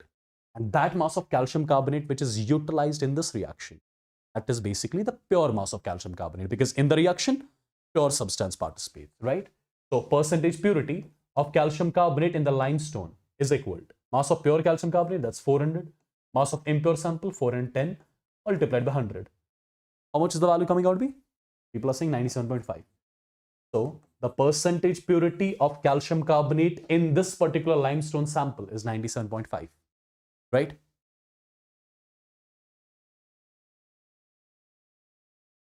Yeah. Clear? I hope this is clear to everyone. Let me see if we have more questions or not. Yes, we have more questions. Can you solve this one? Can you solve this one quickly? Look at the question carefully first of all. 5 grams of H2SO4 sample. They have mentioned sample. What does that mean? What does that mean? Is this 5 grams? We have got H2SO4 sample. That means you have got H2SO4. With this, there is something else. And the mass of this whole sample is how much? The mass of this whole sample is 5 grams. The mass of impure sample is 5 grams, right? Perfect. Now, as per the question, this sample requires 4 grams NaOH for complete neutralization. So when you will be introducing NaOH here, that NaOH will be completely reacting with what? H2SO4, because acid-base neutralization will be there through this particular reaction. The reaction is H2SO4 plus 2 times NaOH. What does it give? It gives Na2SO4 plus 2 times water. This is the reaction. Correct? Correct. What do we have to calculate? We have to calculate percentage purity of H2SO4 in this sample. So percentage purity of H2SO4 in the sample will be equal to mass of pure H2SO4 divided by what? Mass of impure sample of H2SO4 multiplied by 100. This term already we know. This is to be calculated. Mass of pure H2SO4 is to be calculated. So basically, I'll see in this reaction what is the mass of H2SO4 that has participated. That mass of H2SO4 which has participated in the reaction is something I'll be calling as pure mass of H2SO4. Right? Okay. Now guys, have a look. Try to understand. This as per the question is 4 grams. Okay. So 2 moles of NaOH means 80 grams of NaOH. Right? 1 mole of H2SO4 means 98 grams of H2SO4. So from stoichiometry, I got to know that 80 grams of NaOH react with 98 grams of H2SO4. So 1 gram NaOH would have reacted with 98 divided by 80 grams of H2SO4. Correct? Therefore, 4 grams of NaOH would have reacted with 98 divided by 80 multiplied by 4. The value comes out to be how much? The value comes out to be 4.9 grams of H2SO4. Is this 120? 4.9 grams of H2SO4. So let me know what about this particular term. What is the meaning of this term here? What is the meaning of this term here? This is the mass of H2SO4 which has reacted completely with 4 grams of NaOH. And that mass of H2SO4 which has participated in the reaction, that is something which you call as pure mass of H2SO4. So this is the pure mass of H2SO4. Correct? So percentage purity of H2SO4 in the sample is equal to mass of pure H2SO4 divided by the mass of whole sample of H2SO4 multiplied by 100. The value comes out to be 98. So this is the percentage purity of H2SO4 in the sample. Is this clear? Perfect, guys. So with this, our mole concept chapter is done and dusted, and I'm keeping one question as the homework for you guys related to percentage purity. Yeah. So with this, let's exactly see whatever I had told you in the beginning. Let's see all the concepts we have done or not, or is something left.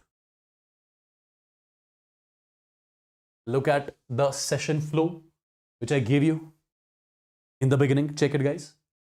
Basics of mole is done. Isotopic mixture is done. Moles, calculation of atoms, electrons, average molar mass of gaseous mixture, vapor density, percentage composition, stoichiometry, limiting reagent, stoichiometry in sequential, mixture analysis, percentage yield, percentage purity, empirical molecular. This is the topic which we shall be discussing in the chapter solution. Okay, how many questions we are going to do in this special class? In this special class, we'll be almost doing more than 50 questions. 50 plus questions we'll be doing tomorrow at 11 a.m. sharp. I would want every one of you to join, by the way. Every one of you.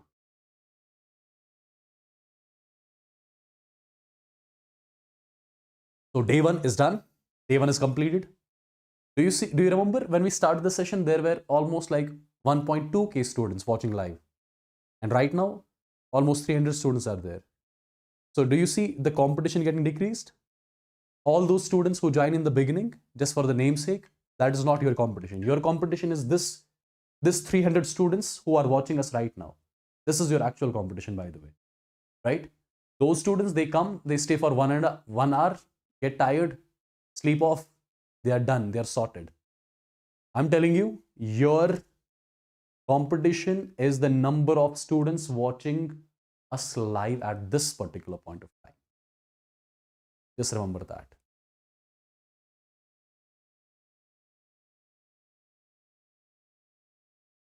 So day 1 is completed, huh?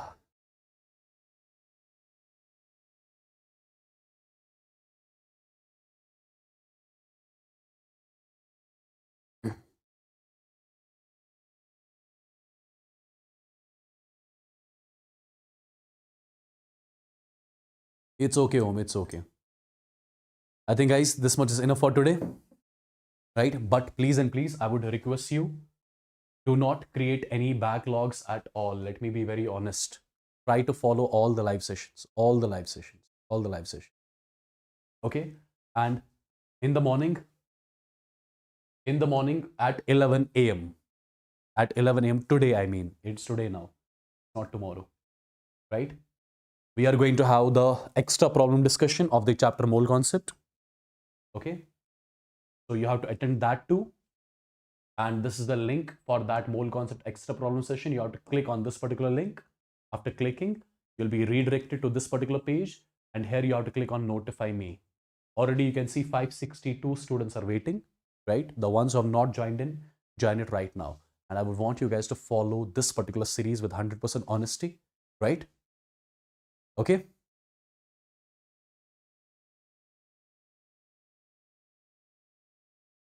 Do not miss any session in between. I would want 100% guys, live session attendance. So the first chapter is done and dusted. Tomorrow you are going to have physics units and dimensions with Kailash sir, right? Enjoy it. I'm telling you, he's one of the finest teachers, guys. You're going to love his teaching for sure. The content which is going to give you, that will amaze you. That will amaze you. I'm telling you this by heart. That's going to amaze you tomorrow. Content he's going to give you. Okay, because that teacher, that physics teacher, Kailash sir, I mean, guys, producing single digit, double digit ranks in JEE Advanced is not a joke. Okay, producing single digit or double digit or even triple digit ranks in JEE Advanced is not a joke. And that teacher has done that many a times. Now you can understand the quality of content which you'll be having, right? Correct? So watch out his session tomorrow. Perfect. So one chapter is done. How many are remaining? 74. Perfect. So in the comments, what do I need? Hashtag day 1 completed. In the comments, I would need only one thing from you. Hashtag day 1 completed. That's all. Okay? Perfect. So with this, I'll be taking a leave. See you in the next session. That is tomorrow. Till then, you take care. God bless you all and love you all, my dear students. Bye-bye. Take care.